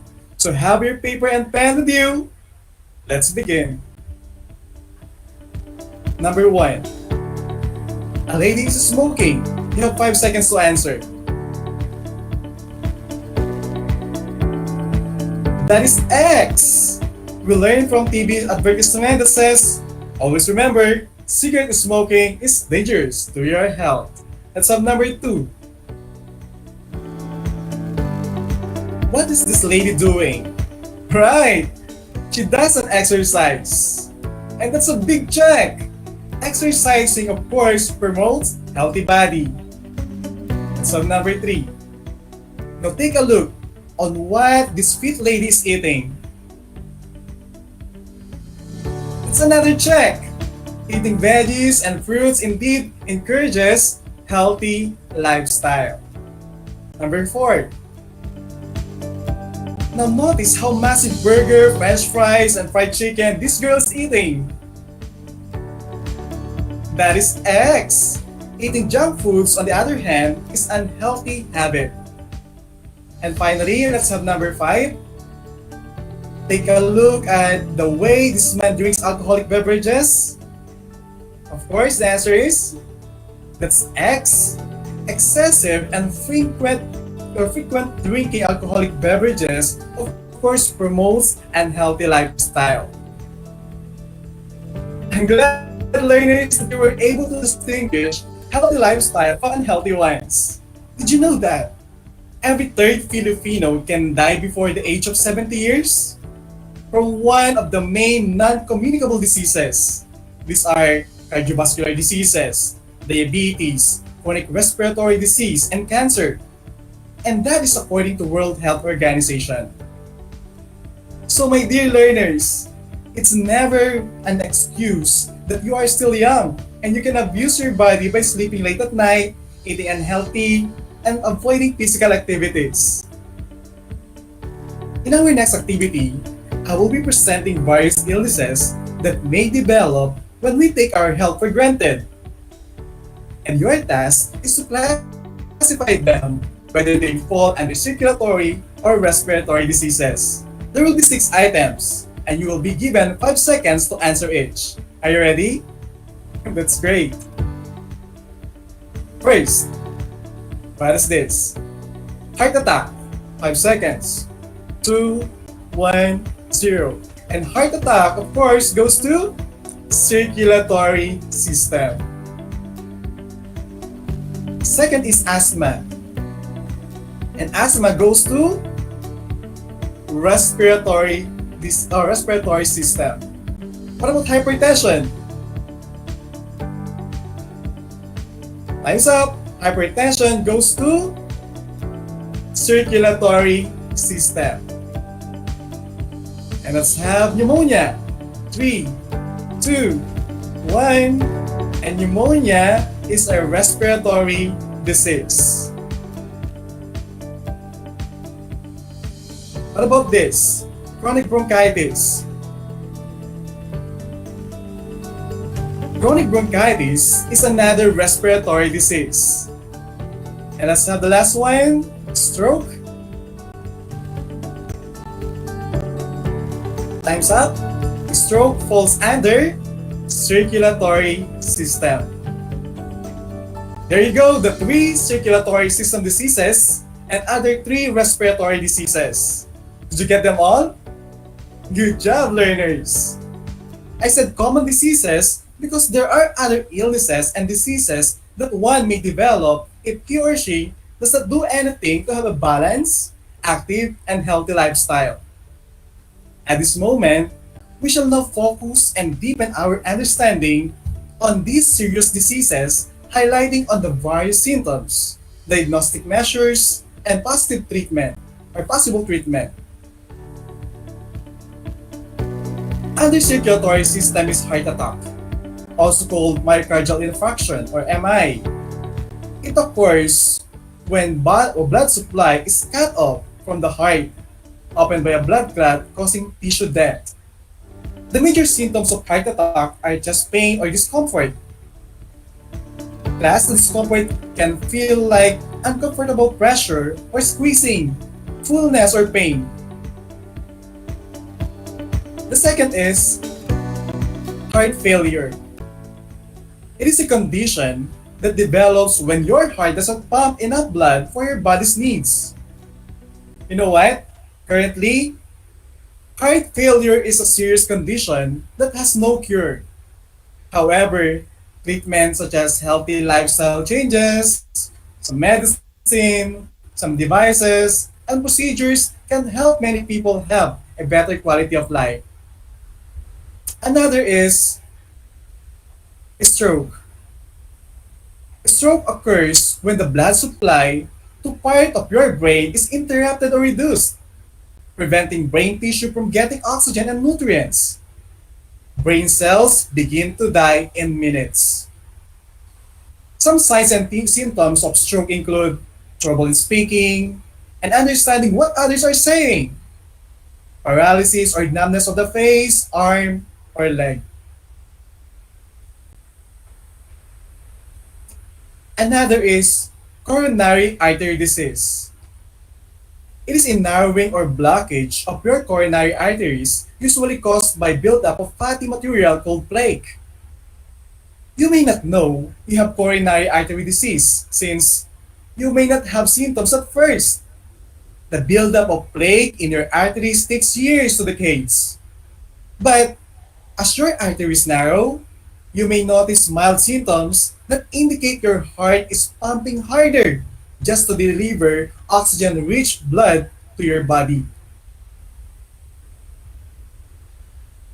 Atherosclerosis refers to the buildup of fat, cholesterol, and other substances. that narrow arteries and form a clot. Narrow or blocked arteries cannot deliver enough blood, oxygen, and nutrients to the rest of the body. Atherosclerosis may begin in childhood, and it gets worse over time. Lifestyle changes, medication, and surgical procedures can help prevent complications. Arteries circulate blood throughout the body, but when plagued, like fat, cholesterol, and other cellular waste build up on the artery walls, arteriosclerosis can be developed.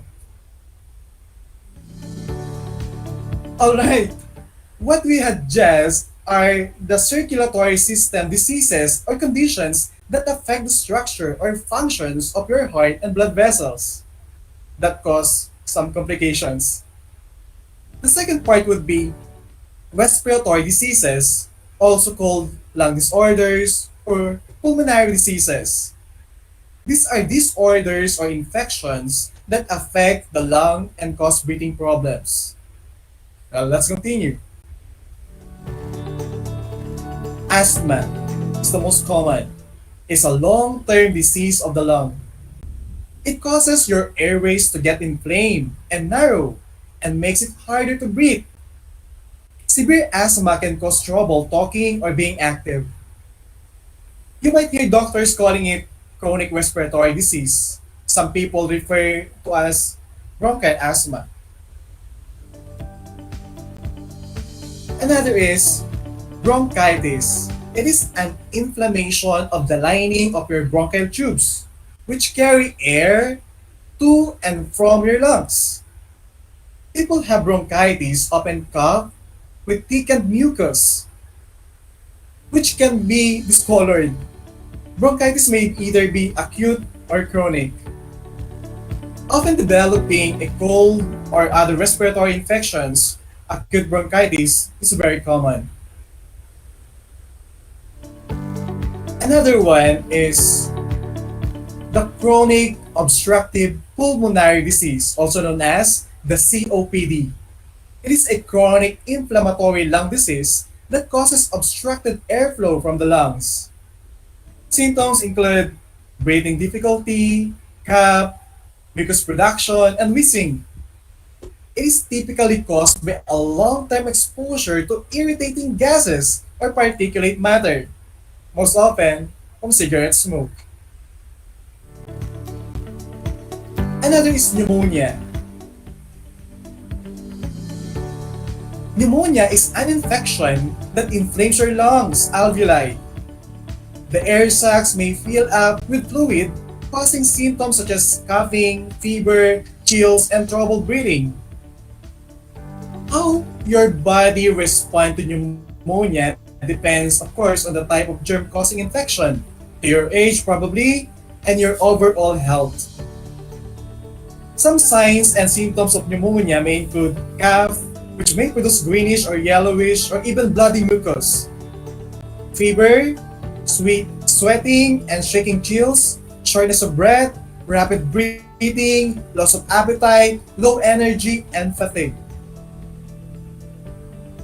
Another is tuberculosis or TB,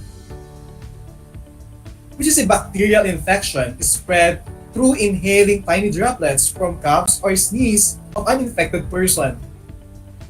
TB is a potentially serious condition, but it can be cured if it is treated with right antibiotics.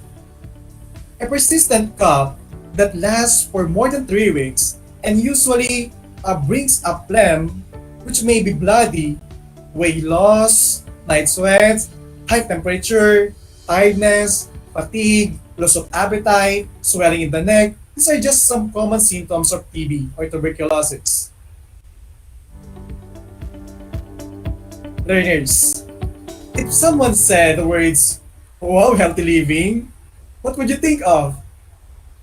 Most of us would probably immediately think about our diet, how they affect our weight, how heart health or risk of developing diabetes.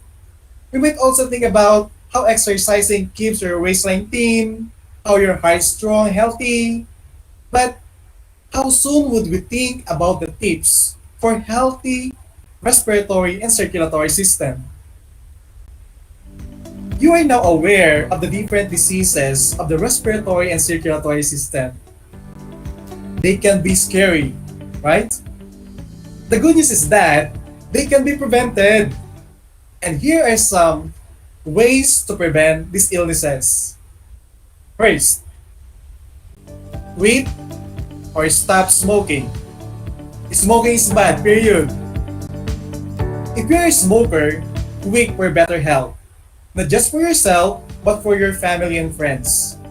If you don't smoke, then stay that way. Second, eat healthy food.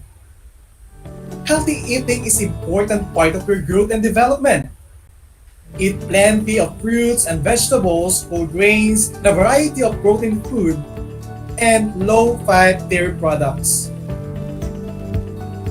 Number 3, exercise regularly. It enhances the excretion of bodily waste and maintains your bodily homeostasis.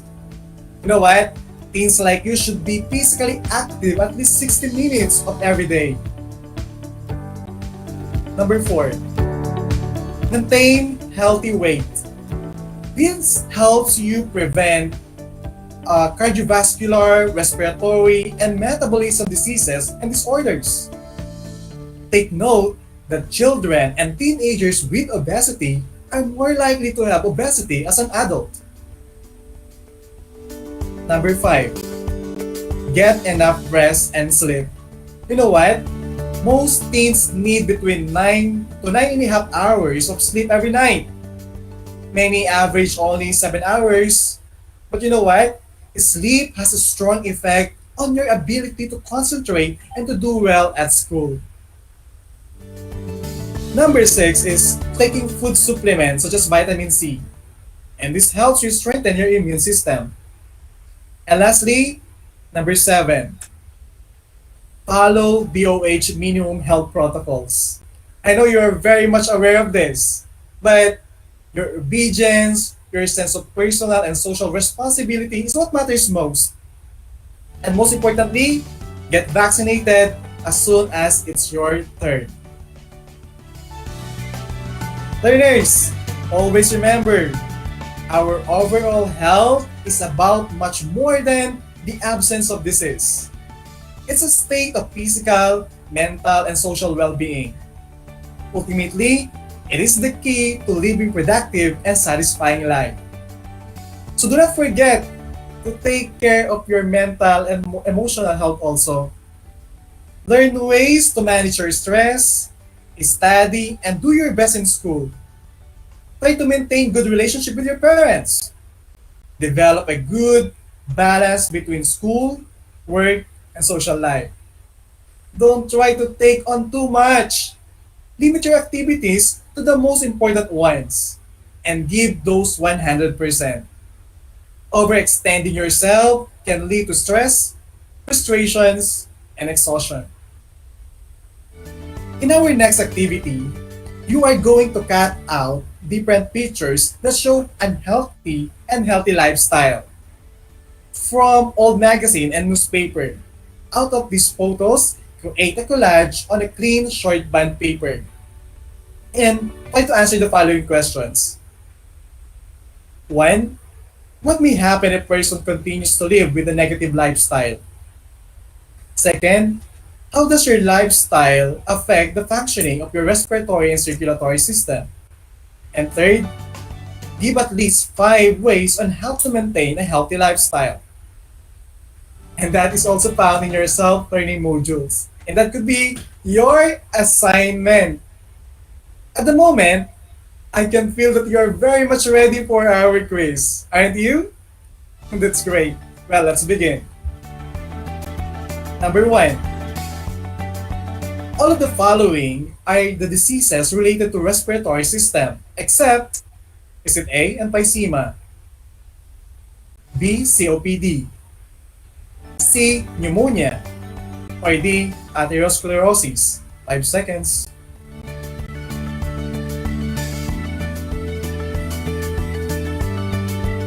Time's up! And the correct answer is letter D. Let's have number 2.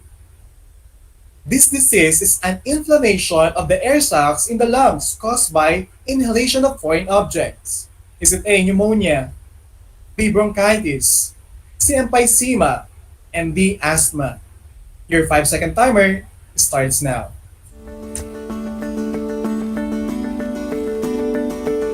2, 1. Time's up!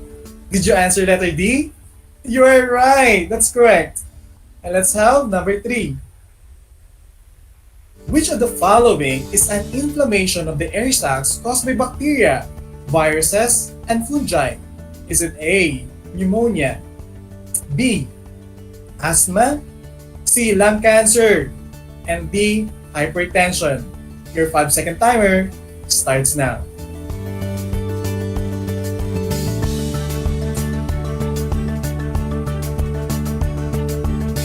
There you go, and the correct answer is letter A. Number 4. A disorder causing blood vessels to thicken, harden, and lose elasticity is what? A. Diabetes, B. Hypertension, C. Atherosclerosis, and D. Atherosclerosis. Your 5-second timer starts now.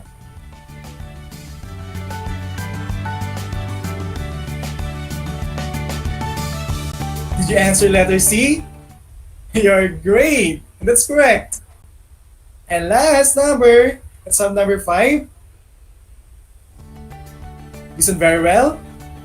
Alma Marla is positive in life and wants to take care of her respiratory and circulatory system. Which lifestyle must she avoid to achieve her goal? Is it A. Exercising, B. Smoking, C. Getting enough sleep, and D. Eating fruits? 5-second timer starts now.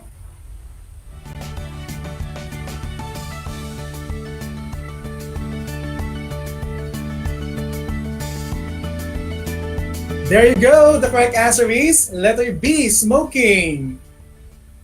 Great job, grade 9! Give yourselves a thumbs up with a smile if you were able to get the correct answers. Always remember, physical fitness is not a sole basis of being healthy. Being healthy means mentally and emotionally fit. Being healthy should be part of your overall lifestyle. Living a healthy lifestyle can help prevent chronic diseases and long-term illnesses. Feeling good about yourself and taking care of your health are important for your self-esteem and self-image. Maintain a healthy lifestyle by doing what is right for your body. This day was awesomely fun! Did you enjoy our learning adventure? Well, that's all for now. I hope you have learned a lot today. This has been another day of learning and doing here on RTV Tarlac, Channel 26, and on our radio station, DCTC, Radyo Pilipino, Tarlac. This is Teacher Julius Cesar and Ortiz saying, you don't need a lab coat or a laboratory to be a scientist. What you do need is an inquiring mind and your willingness to figure things out. See you next time.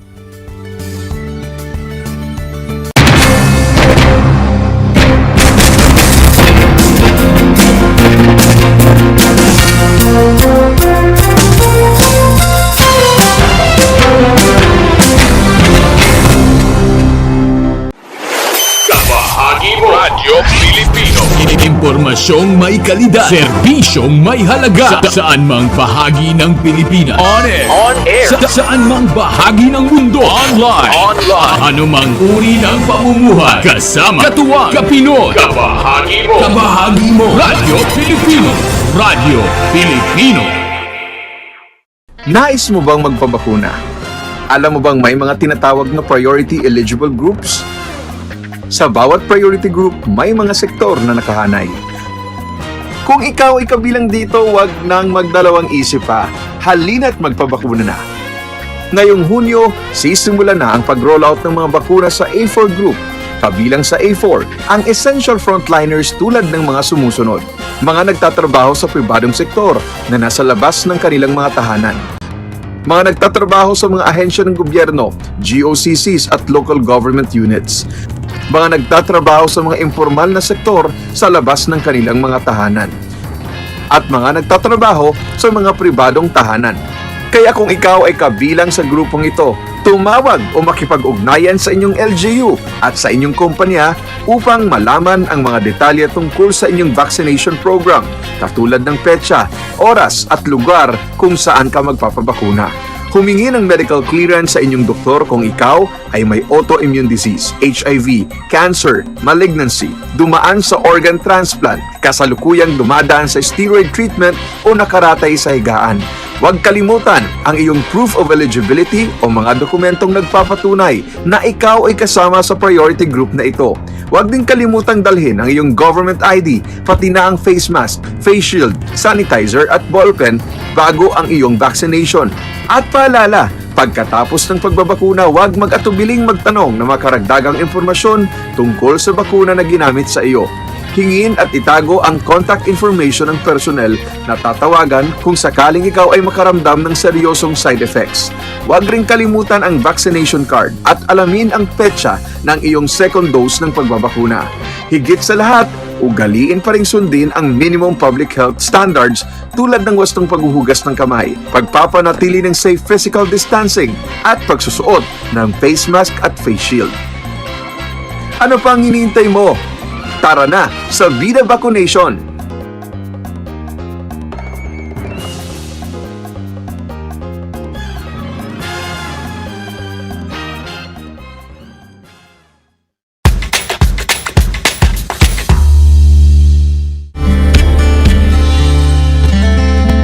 Alam niyo ba na ang Pilipinas ay mayroong 7,641 islands? Mula sa bilang na 7,107 islands, nadagdagan ito ng 534 na isla noong 2017. Tanging 2,000 lamang sa mga islang ito ang natitirhan.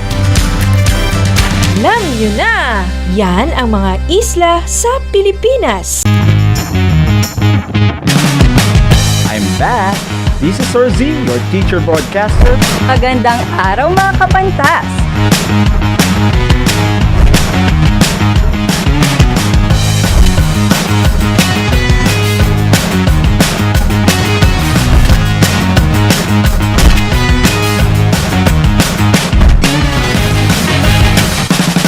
Welcome to Aral TarlakHenyo.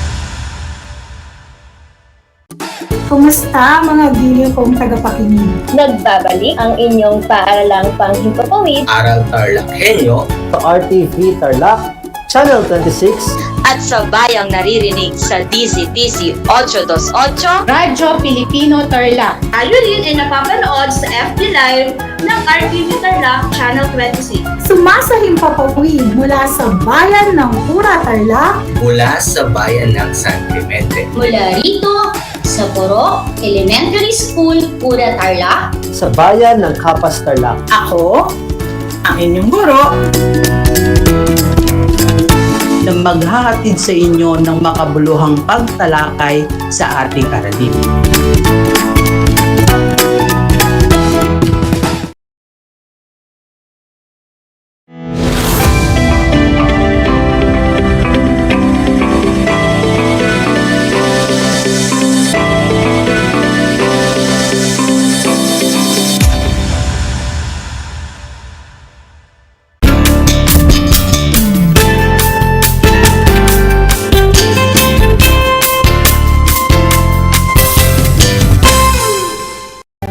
Good afternoon, grade 9 learners.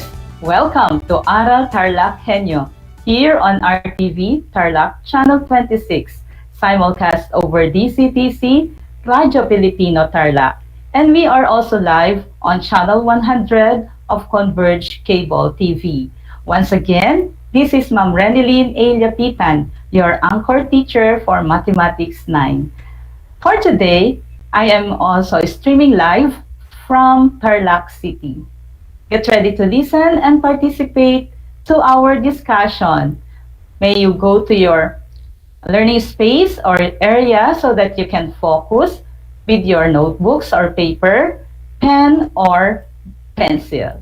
So, for today's lesson is a continuation of yesterday's lesson. And this is all about problem solving involving rational algebraic equations, transformable to quadratic equations.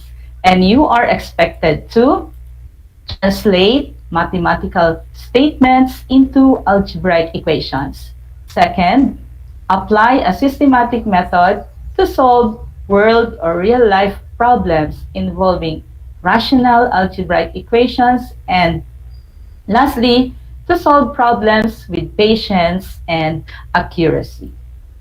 Speaking about rational algebraic expressions and equations, the first thing that comes to mind is all about fraction, isn't it? Well, you cannot ignore it.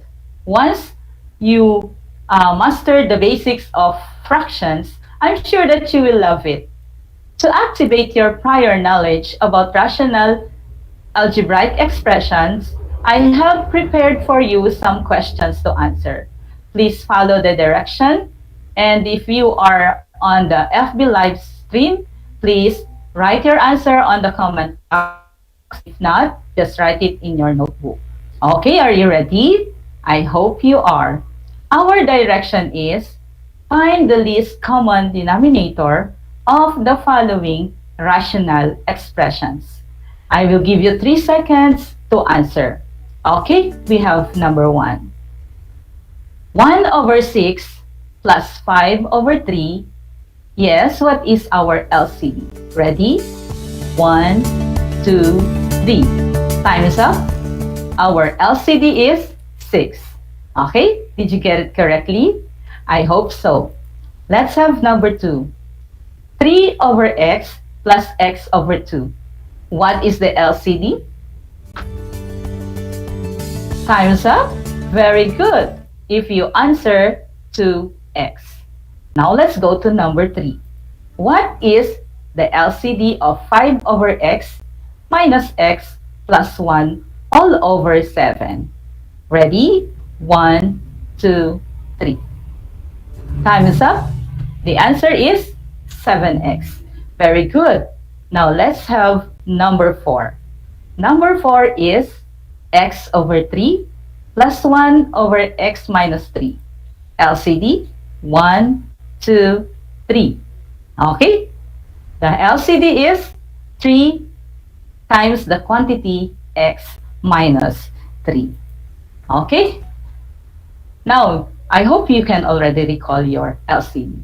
Now, let's have another questions, which is also determining or finding the least common denominator of the following rational equations. So, you will see equations here. All right? So, we have number 1. 1 over x plus 5 over 3 is equal to 1 over x. LCD, 1, 2, 3. Time is up. If your answer is 6x, then you are correct. Now, let's have number 2.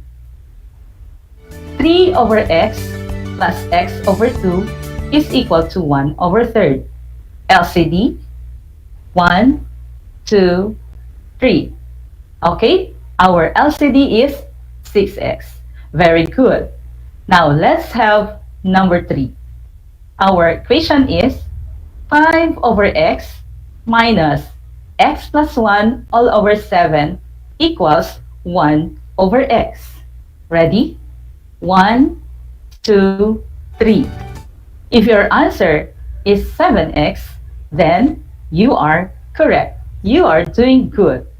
And number 4, we have x over 3 plus 1 over x minus 3 is equal to 1 over x.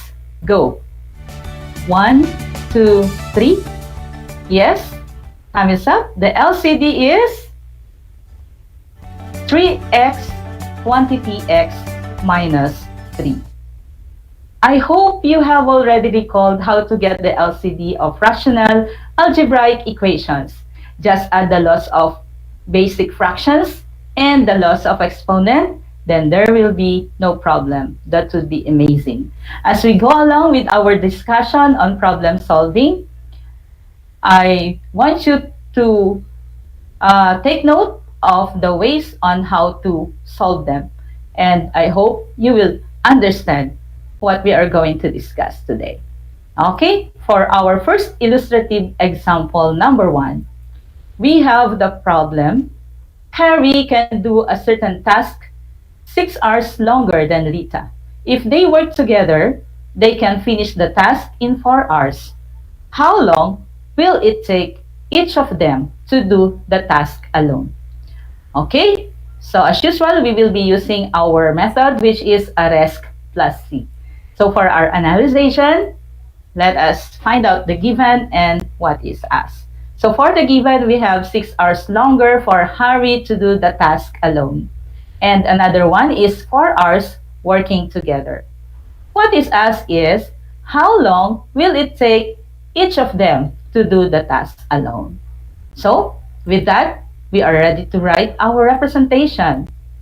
For our representation, we have let x equals b the number of hours it takes Lita to do the task alone. And for the other one, x plus 6 equals b the number of hours it takes Harry to do the task alone. Okay? So moreover, we need to rewrite each of the representation and express them as part of the work done in 1 hour. So we'll write them as a fraction. So for the first representation, we have 1 over x as the part of the work done by Lita in 1 hour. On the second one, we have 1 over x plus 6 equals part of the work done by Harry.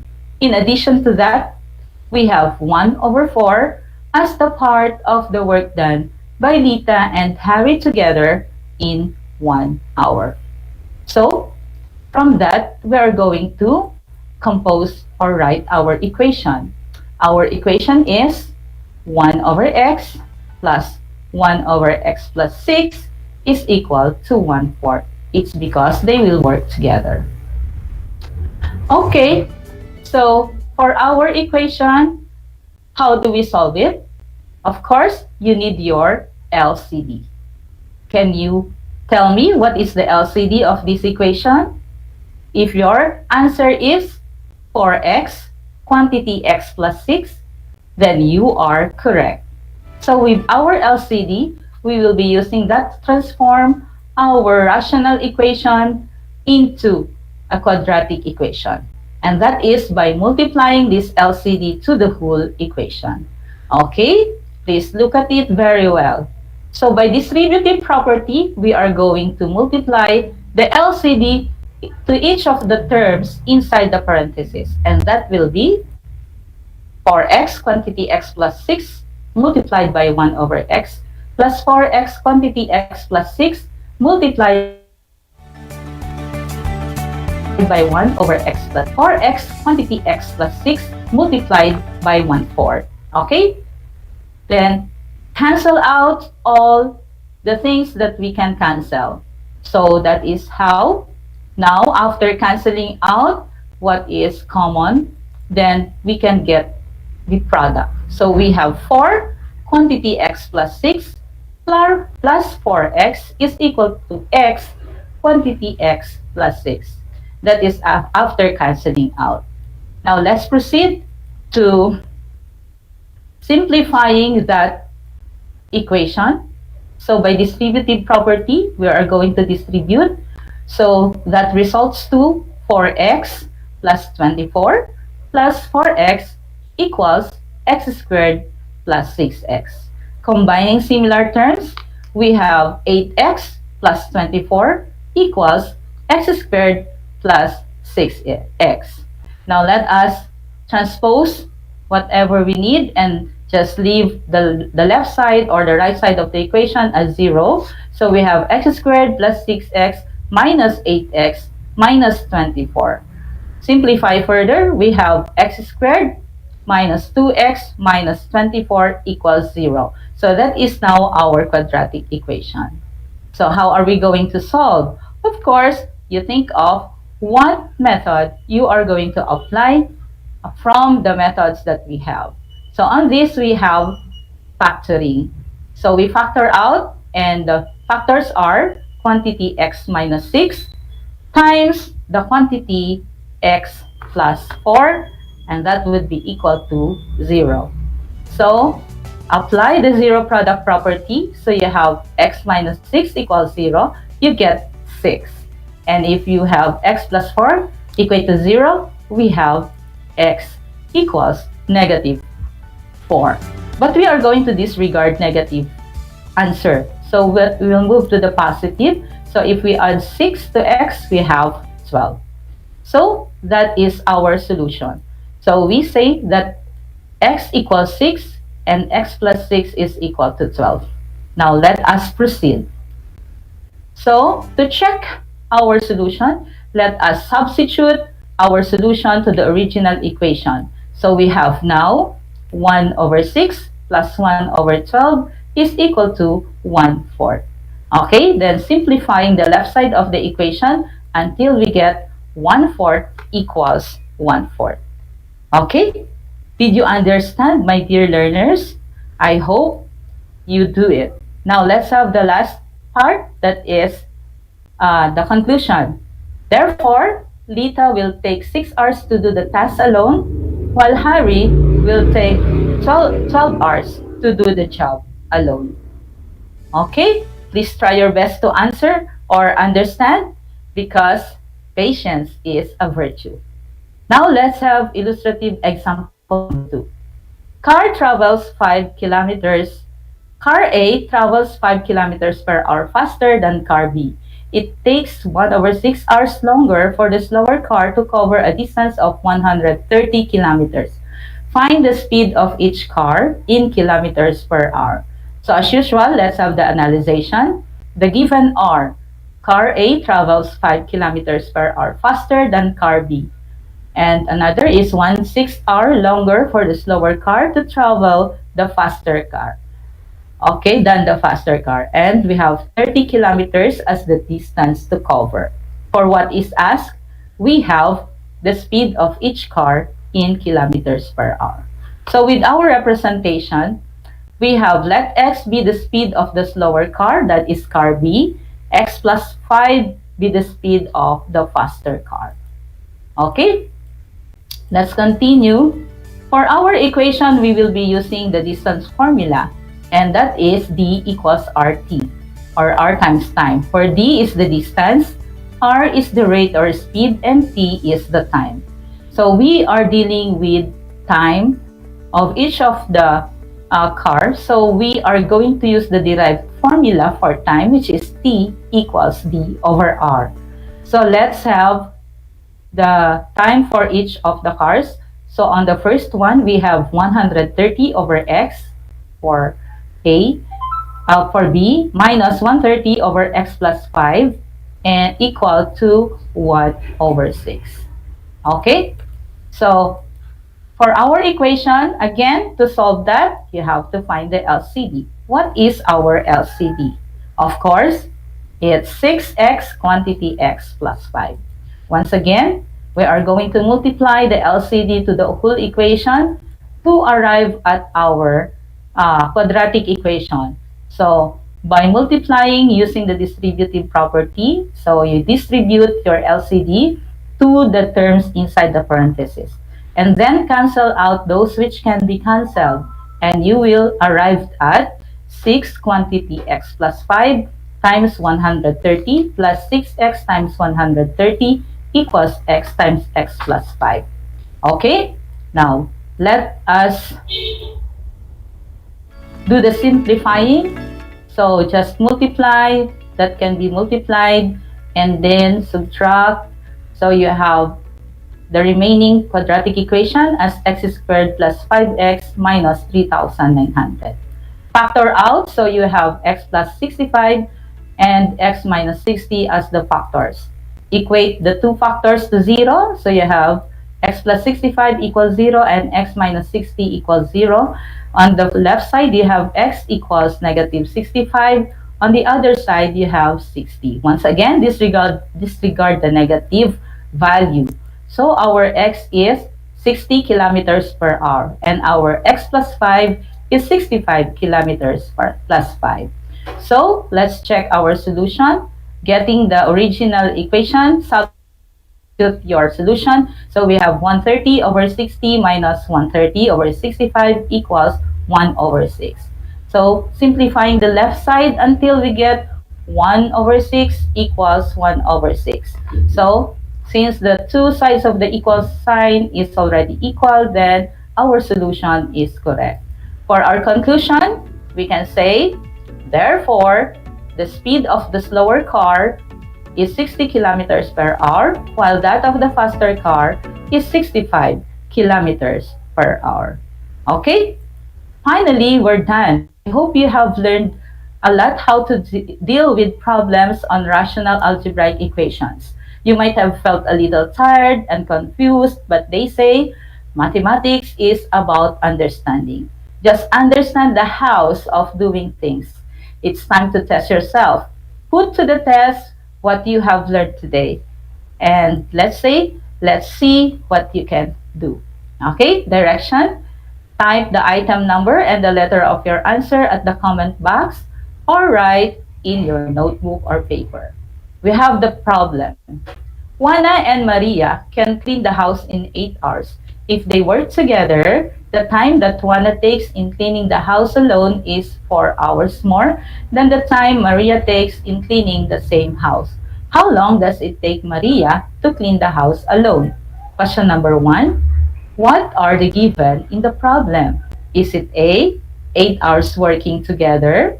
Is it B, Juana takes 4 hours more than Maria to clean the same house? Or letter C, A and B? Or D, A only? Ready? 1, 2, 3. Answer? Okay, if your answer is A, letter C, A and B, then you are correct. Question number 2. Very good. What is asked in the problem? Is it A, number of hours Juana can clean the house alone? B, number of hours cleaning together? C, number of hours Maria can clean the house alone? Or D, none of the above? Very good, my dear learners. You are correct. The answer is letter C. Now, let's proceed to number 3. How do you represent what is asked in the problem? Is it A, let X be the number of hours for Maria to clean the house alone? Letter B, let X plus 4 be the number of hours for Juana to clean the house alone? Letter C, is it A and B or D, none of them? Okay, I can see your answer. The correct answer is letter A. Now, let's have number 4 question. Which is the equation to solve the problem? Is it A, 1 over x plus 1 over x plus 8 equals 1/4? B, is it 1 over x plus 1 over x plus 4 is equal to 1/8? Or letter C, 1 over x plus 1 over 4 is equal to 1 over 8?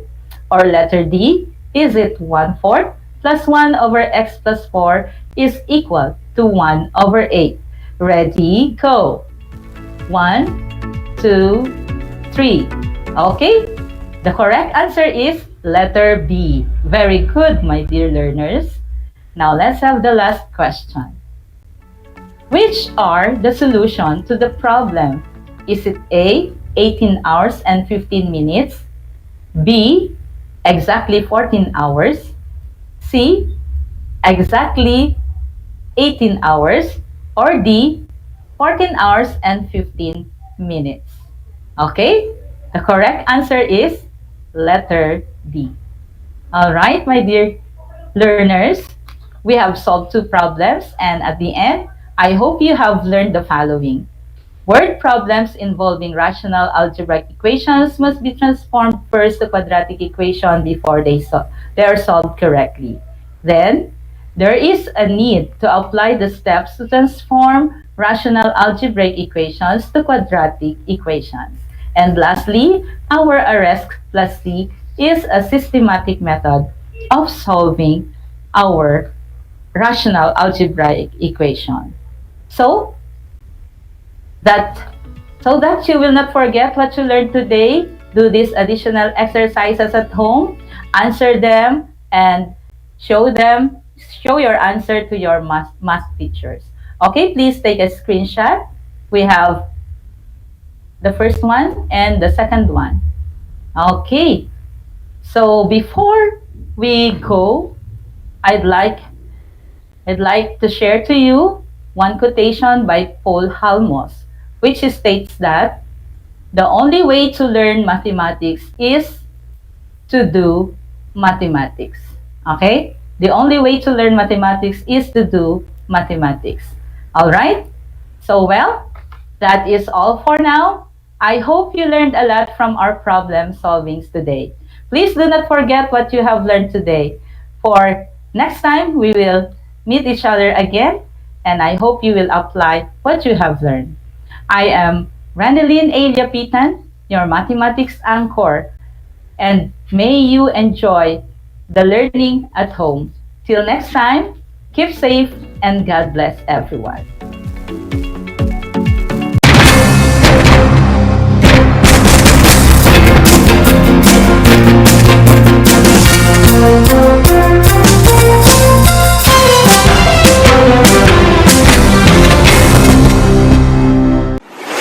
Kabahagi mo Radyo Pilipino. Impormasyong may kalidad, serbisyong may halaga. Saan mang bahagi ng Pilipinas. On air. Saan mang bahagi ng mundo. Online. Ano mang uri ng pamumuhay. Kasama, katuwang, kapinoy. Kabahagi mo Radyo Pilipino. Radyo Pilipino.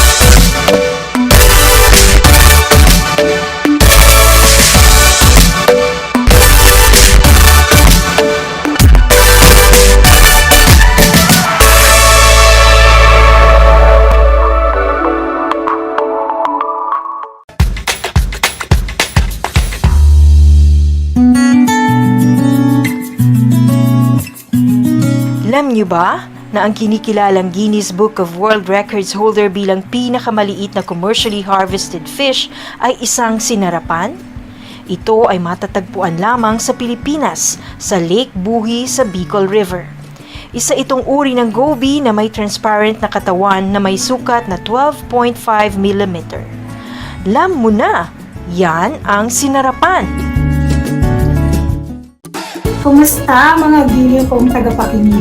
Nagbabalik ang inyong paaralang panghimpapawid Aral TarlakHenyo sa RTV Tarlac, Channel 26 at sa bayang naririnig sa DZTC 828 Radyo Pilipino Tarlac. Tayo rin ay napapanood sa FB Live ng RTV Tarlac Channel 26. Sumasahimpapawid mula sa bayan ng Pura Tarlac, mula sa bayan ng San Clemente, mula rito sa Puro Elementary School, Pura Tarlac, sa bayan ng Kapas Tarlac. Ako, ang inyong guro, na maghahatid sa inyo ng makabuluhang pagtalakay sa ating aralin.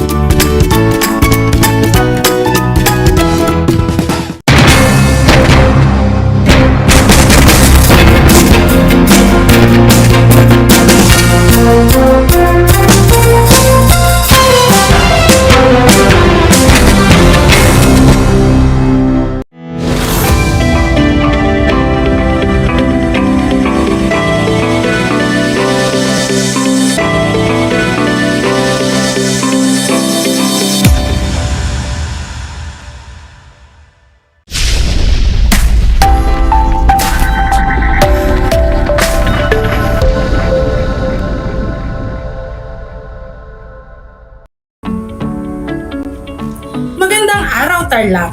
Magandang araw mga kapantas. Sumasa inyo ang Aral TarlakHenyo mula sa RTV Tarlac, Channel 26 at sa bayang naririnig sa DZTC 828 Radio Pilipino Tarlac at napanonood sa Convert Channel 100. Ako si Ma'am Rubilin, ang inyong teacher broadcaster sa Filipino, ikasyam na baitang. Ako ay inyong naririnig at napanonood mula sa Hirona Tarlac sa pamamagitan ng remote live broadcast. Kumusta? Sa panibagong araw na ito, tandaan ang 3 S. Saglit, subalit, sulit. Saglit lamang ang 25 minutong talakayan. Subalit sulit naman ang inyong matututuhan na may 3 T. Tumpak, tiyak, at tatatak. Handa ka na ba sa pagsasanay ngayong araw? Kung gayon, ay pumwesto na sa isang komportableng lugar upang makinig at matuto. Noong nakarang talakayan ay tinalakay ni Ma'am Kay ang paggamit ng angkop na pag-ugnay sa pagsusunod-sunod ng mga pangyayari.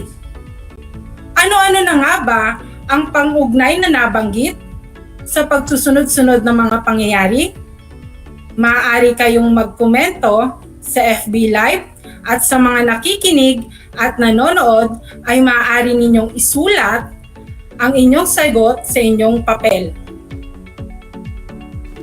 Tama mga kapantas, ito ay ang una, sunod, habang, saka, hanggang, pagkatapos, at huli. Paano naman para sa pagsusunod-sunod ng mga pang-uring pamilang na panuran o ordinal? Magaling! Ito ay ang gaya ng una, ikalawa, ikatlo, at huli. Tandaan, maaari rin silang iugnay sa iba pang salita upang magbigay turing dito. At maaari ring magpahiwatig ng oras.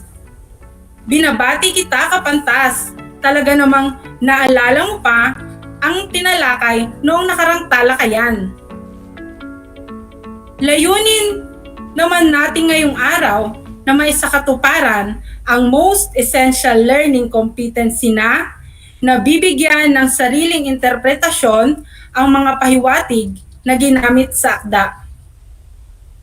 Ngunit bago tayo magsimula, ay atin munang talakayin ang mahalagang kaisipang maaaring iugnay sa pamagat ng araling ating tatalakayin.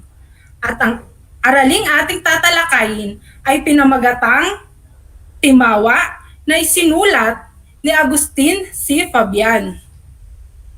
Batay sa salitang timawa ay ilahad ang mahalagang kaisipang maaari mong iugnay sa salitang ito. Maaari kayong magkomento sa FB Live at sa mga nakikinig at nanonood ay maaari ninyong isulat ang inyong sagot sa inyong mga papel. Bibigyan ko kayo ng 5 segundo. 1, 2, 3, 4, 5. Ngayon naman, ako ay magbabasa ng ilan sa inyong mga komento patungkol sa salitang timawa. At ito ang ilan sa inyong mga komento.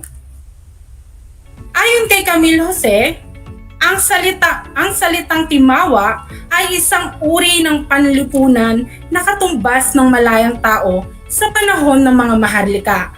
Ang mga timawa ay kadalasang kasama ng datu sa kanyang mga gawain. Ayon naman sa sagot ni Trixie Bautista, hindi sila kataas-taasan, ngunit hindi rin naman sila matatawag na alipin.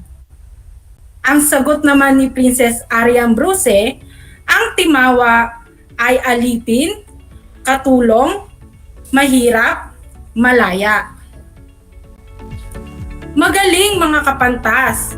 Natutuwa ako dahil nakapaglahad at nakapag-ugnay kayo ng mga salita o kaisipan mula sa salitang timawa.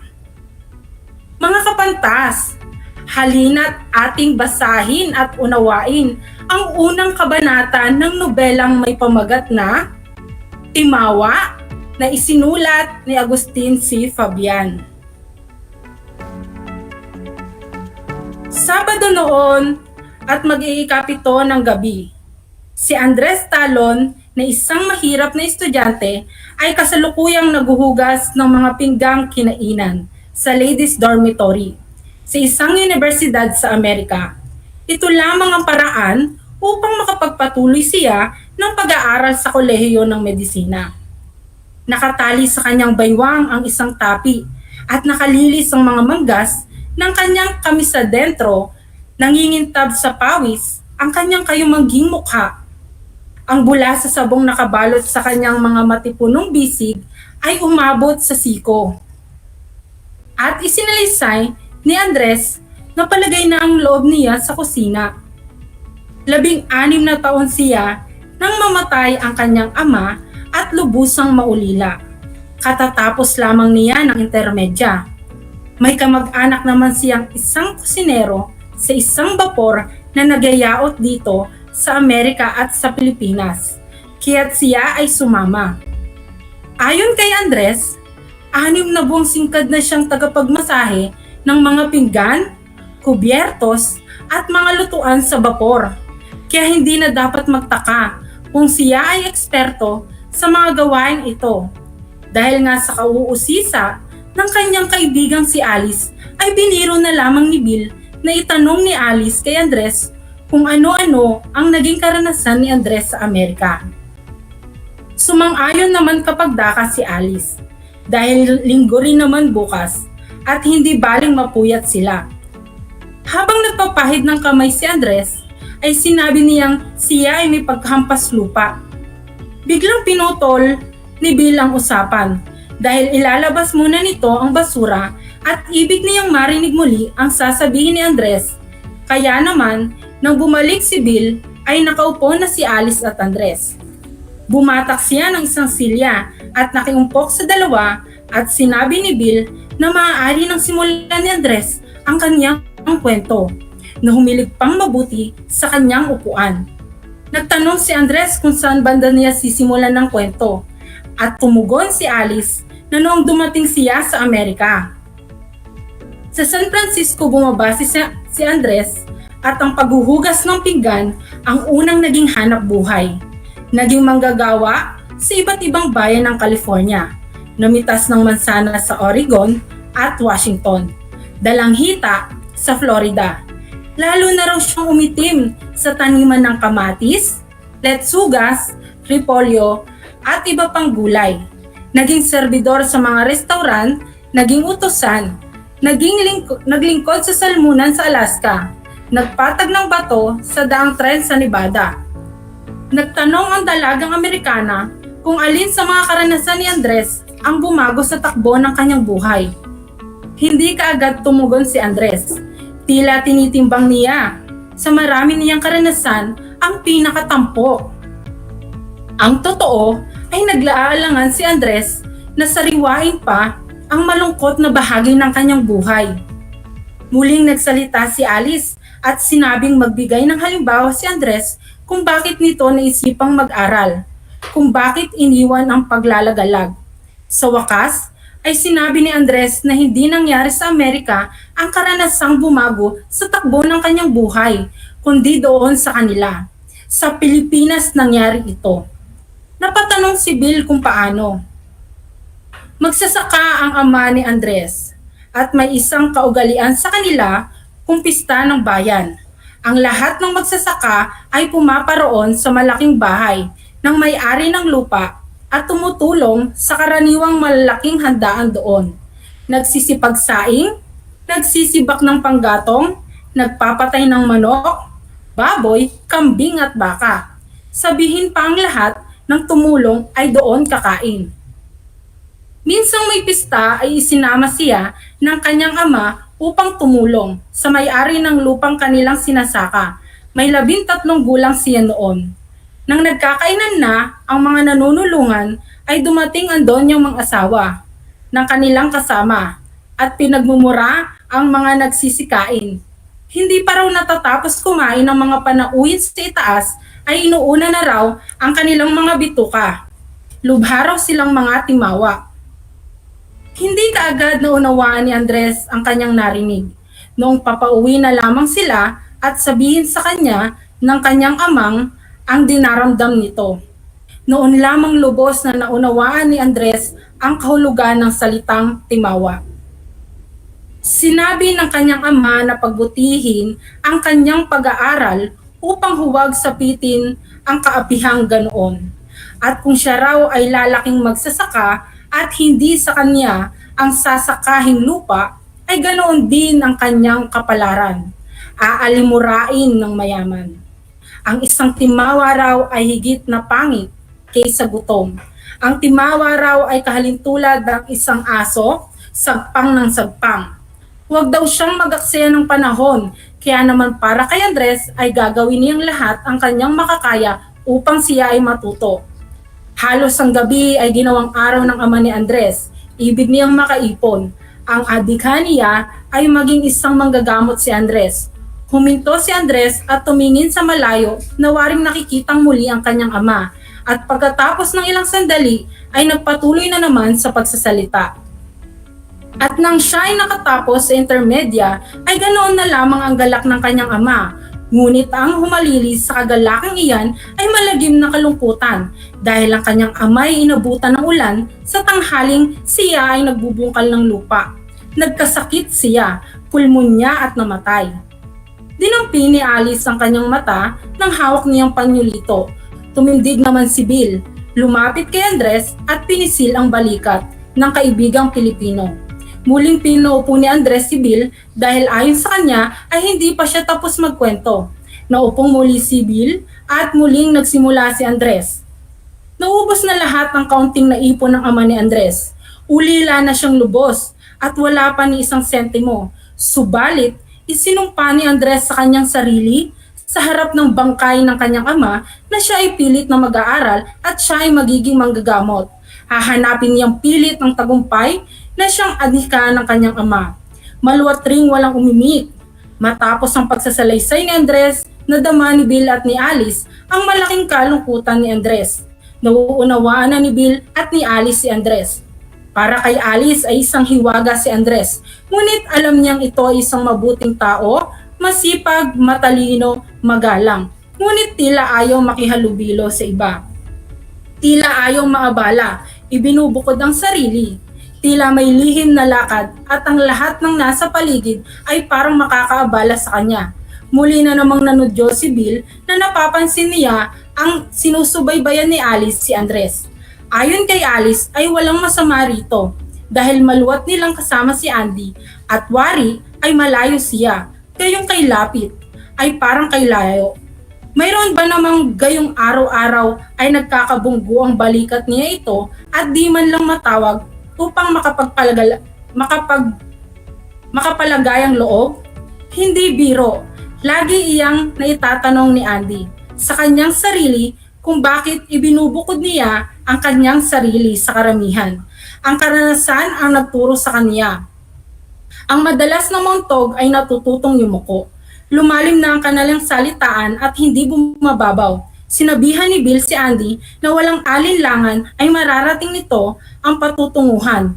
Ngunit mag-aliw-aliw naman, mag-iibayo rin ang sigla nito.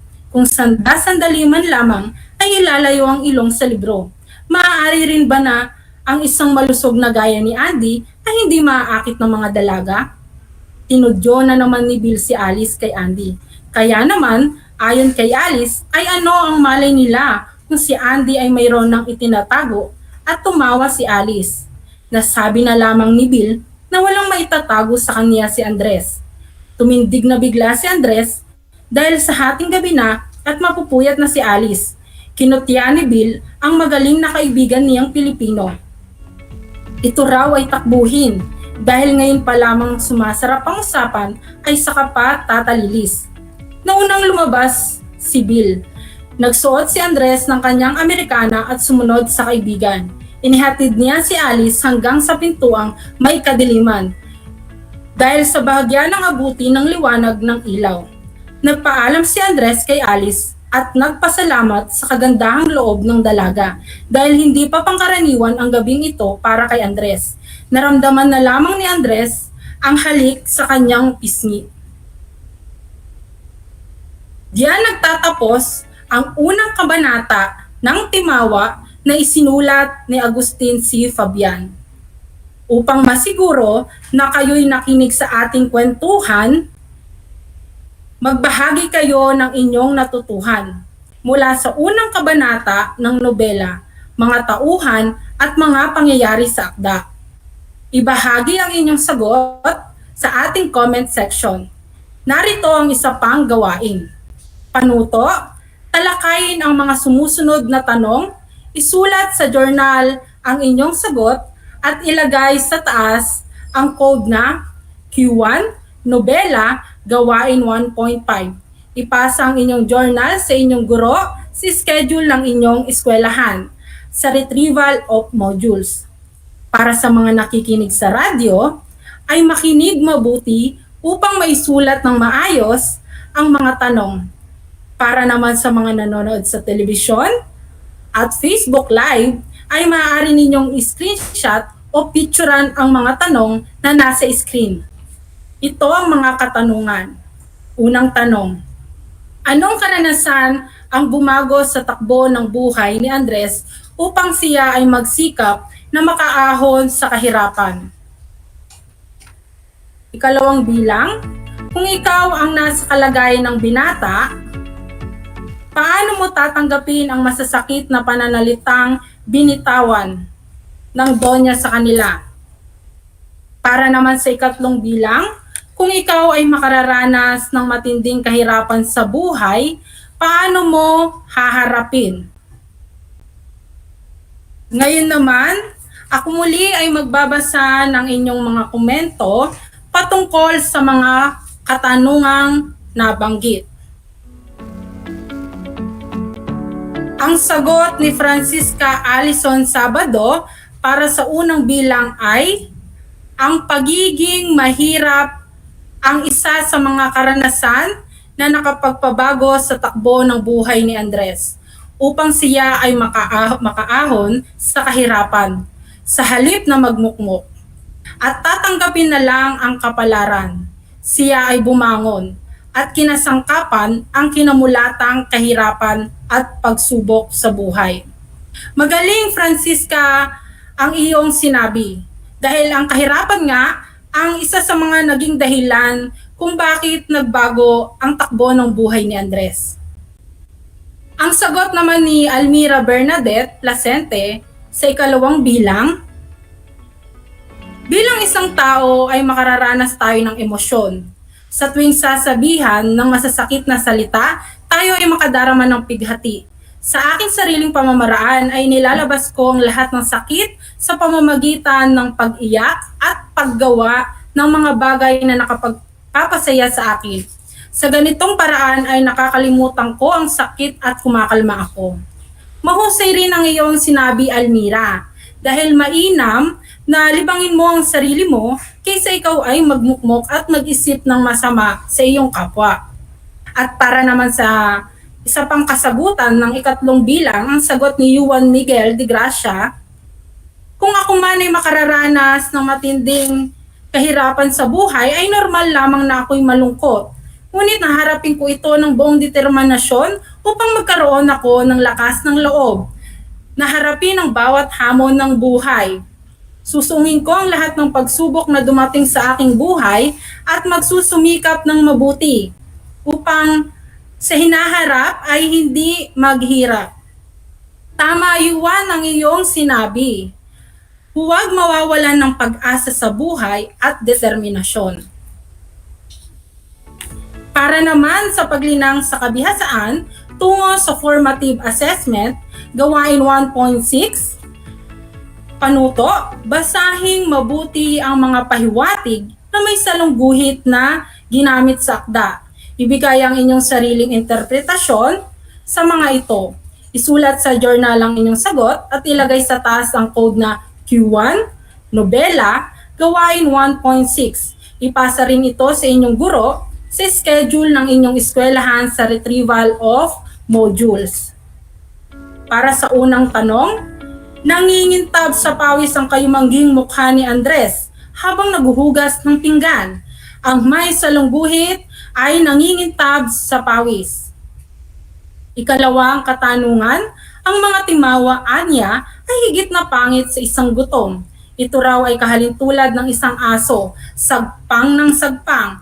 Ang may salungguhit ay salitang timawa. Sa ikatlong bilang naman, ang karanasan ang nagturo sa akin niyan. Ang madalas na mauntog ay natutong yumuko, wika ni Andy. Ang may salungguhit ay mauntog ay natutong yumuko. Para sa ikaapat naman, hindi pa karaniwang gabi ito sa akin, wika ni Andres kay Alice. Ang may salungguhit ay hindi pangkaraniwang gabi ito sa akin. Ikalima, maluwat na nating kasama si Andy. Wari ay malayo siya, gayong kay lapit ay kay layo. Ang may salungguhit ay gayong kay lapit ay kay layo. Ika-anim, walang may tatago sa akin iyan. Iyan ang tinatawag na nauuhaw at ayaw makiinom. Ang may salungguhit ay nauuhaw at ayaw makiinom.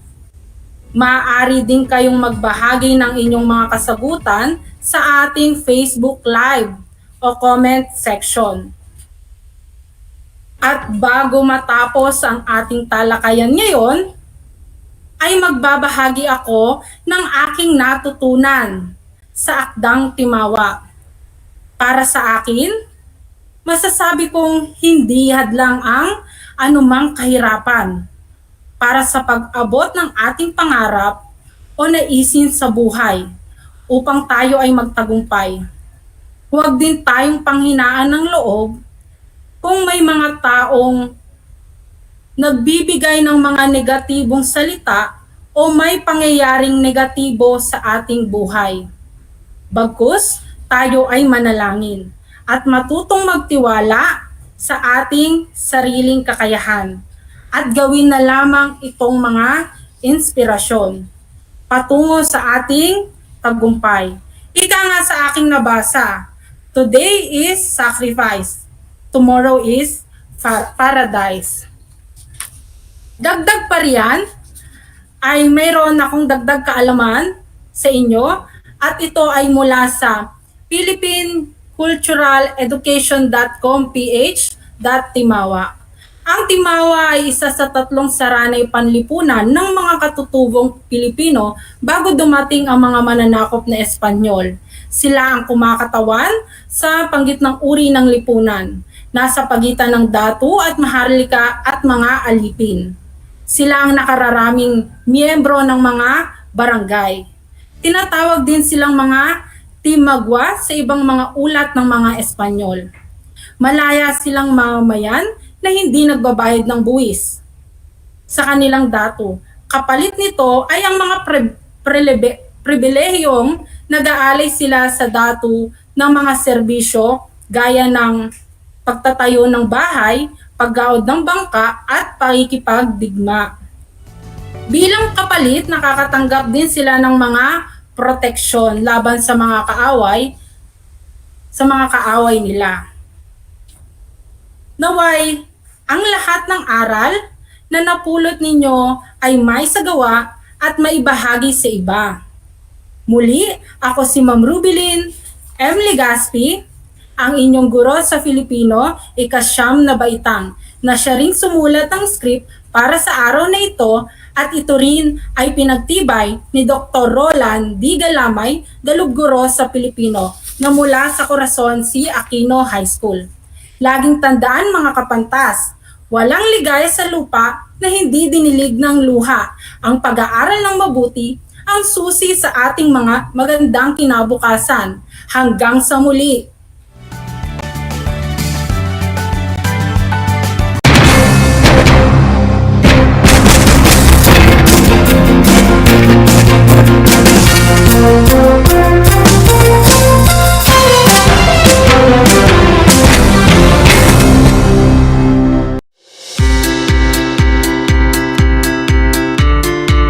Upang matugunan ang mga kinakaharap na pagsubok ng mga guro at mag-aaral sa gitna ng kasalukuyang pandemya, nagsanib tulong sina Congressman Charlie Cojuangco ng unang distrito ng Tarlac, DEPED Region 3 Regional Director Dr. May B. Eclar at Tarlac Schools Division Superintendent Dr. Ronaldo Pozon para sa isang napapanahong proyekto na tinaguriang Project Shine, Aral TarlakHenyo.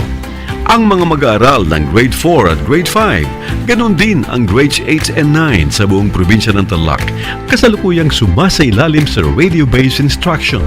Katuwang ang himpilang DZTZ 828 kHz AM at RTV Tarlac, Channel 26. Ang Tarlac po nangunguna po ngayon pagdating po sa radio-based instruction. Marami pong humahanga sa atin. I'm very happy this station, itong DCTC, could reach the whole of Region 3. Hindi natin alam, we are contributing. We are creating a very big dent in the history of Philippine education. And I am proud. I am here in Tarlac. This is the noble cause of education in which you and I, without you knowing it, we are bound to do.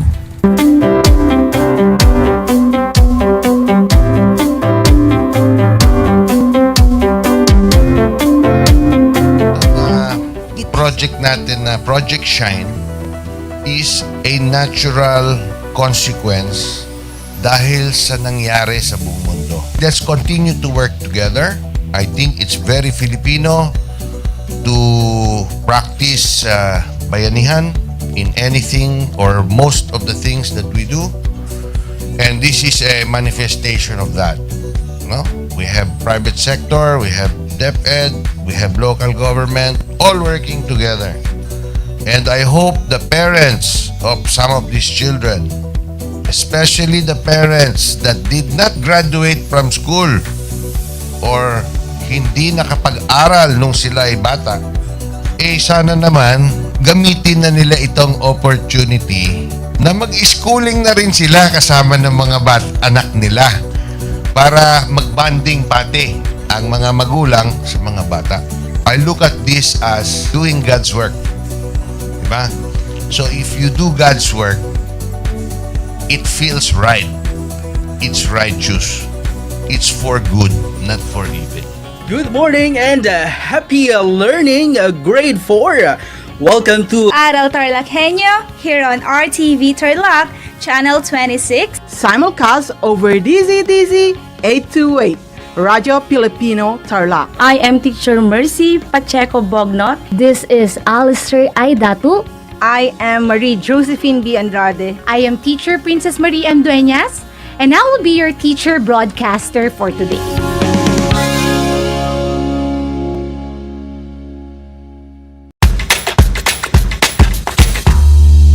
Alam niyo ba na ang whale shark ay hindi isang whale? Ang whale shark o butanding ay kinikilalang world's largest fish at tinatawag gentle giants. May sukat itong 12 meters. Maliliit ang ngipin ng butanding, kaya naman planktons o maliliit na hipon at isda lang ang kaya nilang kainin. Simula noong 2011, marami nang nahumaling mag-whale shark watching sa Oslo, Cebu. Alam niyo na, yan ang whale shark! Kumusta mga giliw kong tagapakinig? Nagbabalik ang inyong paaralang panghimpapawid, Aral TarlakHenyo, Sa RTV Tarlac, Channel 26, at sa bayang naririnig sa DCTC 828, Radyo Pilipino Tarlac. Tayo rin ay napapanood sa FB Live ng RTV Tarlac Channel 26. Sumasahimpapawid mula sa bayan ng Pura Tarlac, mula sa bayan ng San Clemente. Mula rito sa Puro Elementary School, Pura Tarlac. sa bayan ng Kapas Tarlac. Ako, ang inyong guro, na maghahatid sa inyo ng makabuluhang pagtalakay sa ating aralin.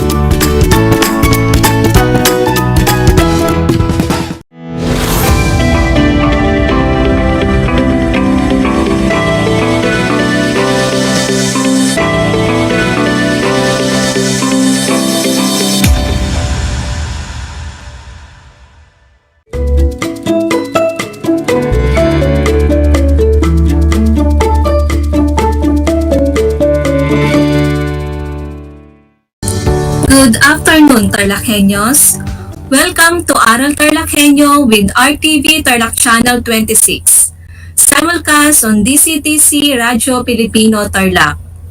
Live here at Tarlac City. I am Joan G. Lopez, your speaker for today. Join me this afternoon in a meaningful journey of exploring Project Simple.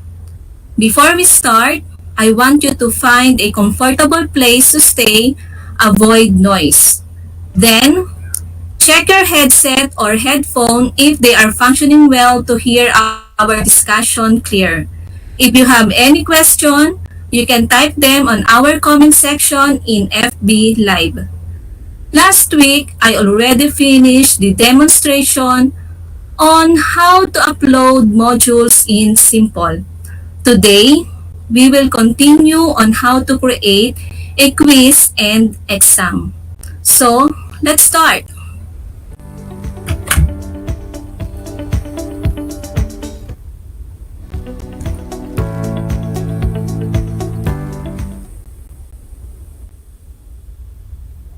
Okay, so let's log on simple.ph.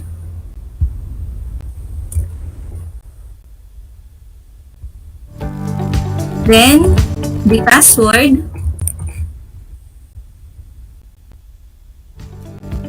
Click login or press enter. Again, to create a quiz, we need to go to My Study Mate.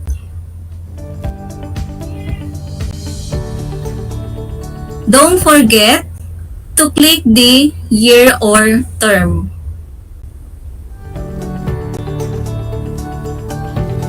Then, go to Activities.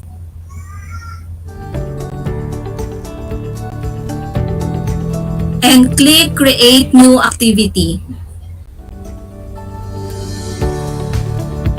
A dialog box will appear. Select Term Schedule.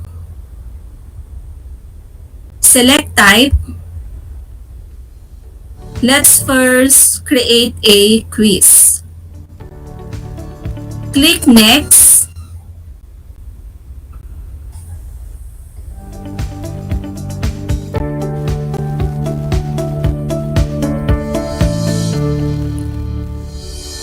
Okay, so this is task number 7. Grade type, raw score, can view. So we are going to set if it is yes or no. Kapag yes, ibig sabihin mag-view pa ni estudyante yung quiz after the deadline or due date. Teacher on the view, it is set to no since na ang gusto natin gawin ay ipakita ang quiz sa lahat ng estudyante. Then case sensitive, it is set into no. Show answer after checking, set into no.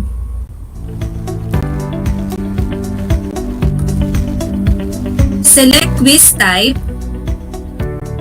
For example is multiple choice, single answer, score type, count all correct answer or right minus wrong. So I will choose the first one. Then select checking type. So we have many options. The first one is teacher to check. So ibig sabihin si teacher ang mag-check. The second one is auto check at the end of the session. So ibig sabihin nito once na mag-submit ang estudyante, automatic nang i-check yung quiz na kanyang sinubmit. The third one is auto check at scheduled time. It means na si teacher magsiset siya ng time, for example, 7 p.m. Kunwari, pinili ko to, then magsiset ako ng 7 p.m. Doon i-check lahat ng quiz. Then the last one is auto-check submission 1 by 1. So from the word 1 by 1, i-check siya ng isa-isa once na nag-submit ang estudyante. So I will choose auto-check at the end of the session. Then, title of the quiz.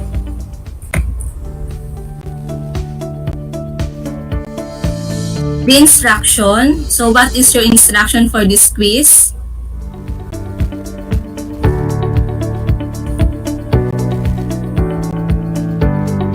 Start date. Today. Due date. Tomorrow, and accept until October 1. For randomization, if you choose yes, the question for each student will be randomly selected from the pool of question you provided. So if you have 100 question and you choose yes, so kapag kinlik natin yung yes dito, may number of questions. So ilan ang kukunin niya doon sa pool of question na pinrovide mo. Then for students, kapag blanco, ibig sabihin lahat ng estudyante makaka-receive ng quiz na to. Kapag nag-specify tayo ng name dito, sila lang yung estudyante na makaka-receive ng quiz na ginawa natin. Then the last one is show in dashboard. So it is yes. Proceed to question. Okay, so we have two icons. The first one is get template for the quiz and the second one is import the quiz. So first, click the get template. So as you can see, ito yung template natin. We need to download. Download file. Then, let's open it. On downloads, QMC, question multiple choice.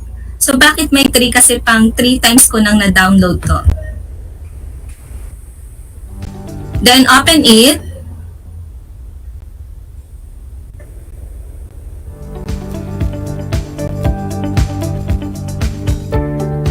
Don't forget to click the Enable Editing. Type your question.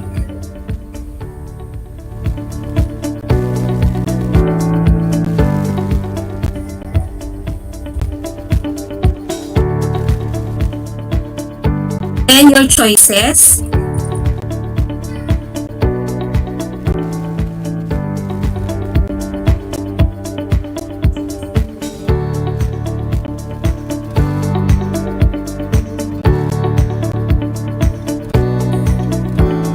And what is the answer? Then after na ma-type lahat ng questions, choices, and answer, click Save or Control S. Then click Continue.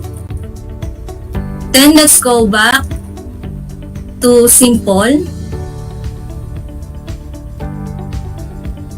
Click Import the quiz. Choose the file that we are going to import, QMC3. Then click Open. So this is the question na ginawa natin sa template.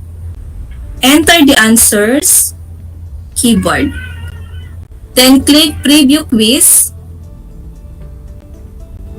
A dialog box will appear. Are you sure you want to proceed? All your data will be uneditable after preview. Click OK. Then save quiz. Click OK. The quiz has been successfully created. Click OK. So for the quiz number 7, ito yung ginawa natin. Let's view.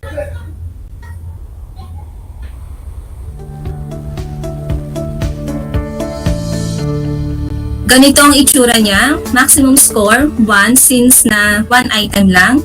Then auto-check at the end of the session. Automatic na i-check. The start date, due date, accept until, then allow late submission since na naglagay tayo ng accept until. Then this is the question and the choices.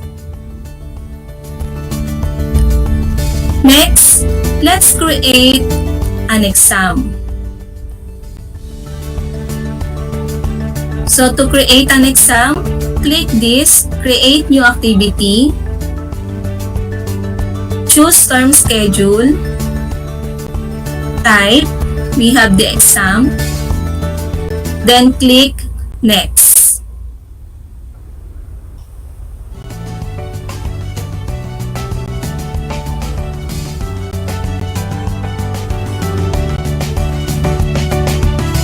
Okay, so we have parts. So the task number is 2. So ibig sabihin pangalawang exam na ito na ginawa ko. So for the parts, ilang part yung exam? So we have 3. Exam title. For example is summative test. Grade type, raw score, can view, teacher only view, case sensitive, show answer after checking. Then we have the start date, due date, and accept until. Then proceed to parts.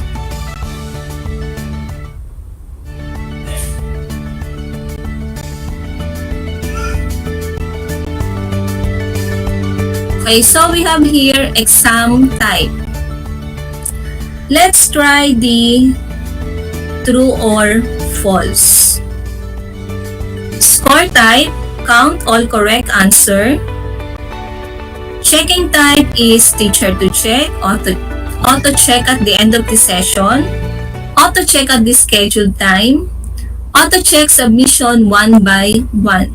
So I will choose auto check again. Title of part 1, for example, S1.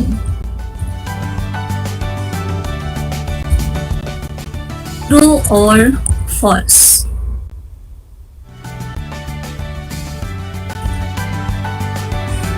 Then the instruction.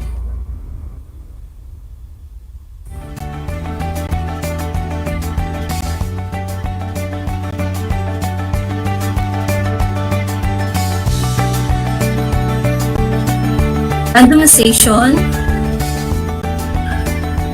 Then proceed to question. So ngayon, napansin natin, nagkaroon siya ng 3 icons. So pwedeng manual, pwedeng get template, or i-upload na kung meron ng existing.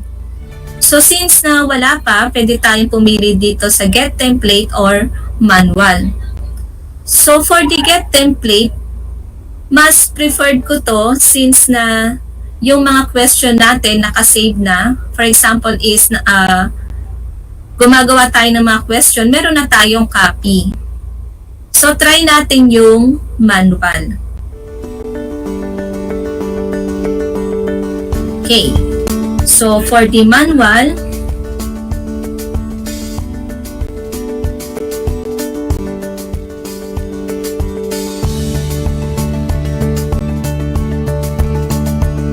type your question.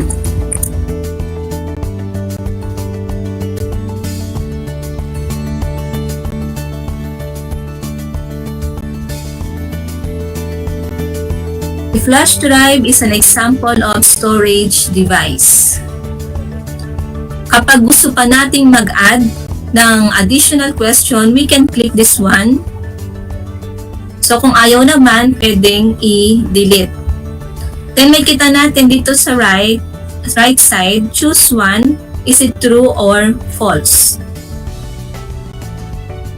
Click preview part 1, for example, tapos na tayo mag-type. Then save part 1.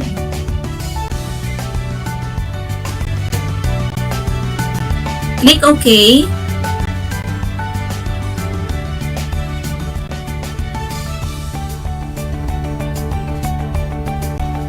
Exam type, let's choose fill in the blanks. Score type, count all correct answer. Checking type, auto check at the end of session. S2.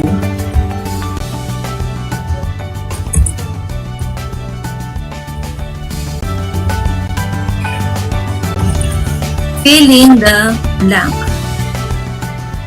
Write the correct answer. Proceed to question. Ayan na naman. May manual, get template, and upload or import. So I will choose the template.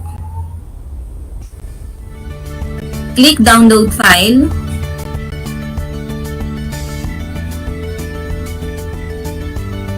Let's open QFB. Click enable editing. Then your question.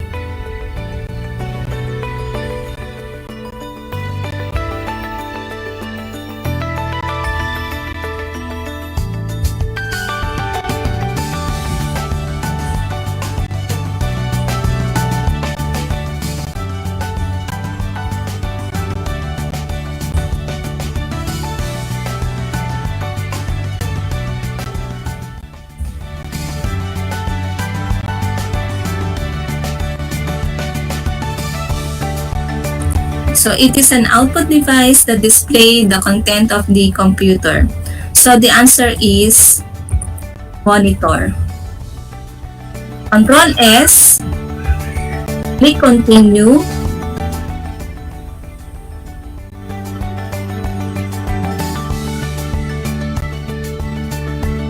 Then let's upload it. QFB. Then open. So monitor, the question, the answer, preview part 2.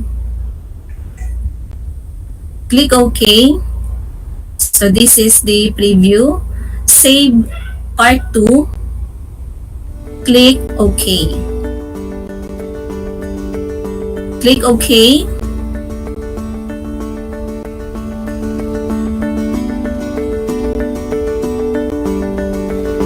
And for the part 3, let's try the enumeration. Okay, so when we select enumeration, a dialog box appears. By selecting enumeration, you cannot select randomizer. Click OK. At napansin natin, score type, manually assign score. So, ibig sabihin, si teacher ang magbibigay ng score at mag-check. S3,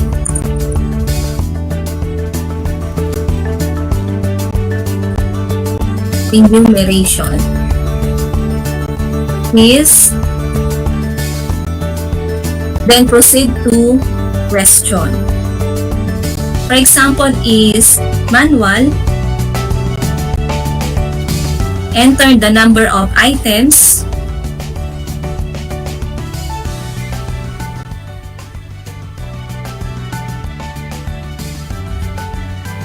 for example is input devices. Kung bagad ulit ng question, ilalagay natin dito. Kung hindi naman, we are going to delete. So for example, 5 again for output devices. Then preview part 3. Click OK. Click OK. Okay, so from here, we have the question, input devices. So 5, 1, 2, 3, 4, 5. Then click save part 3. The title of the test, then the instruction. Click OK.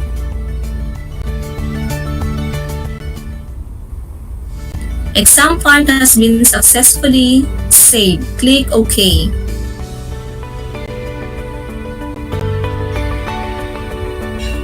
So let's see the exam.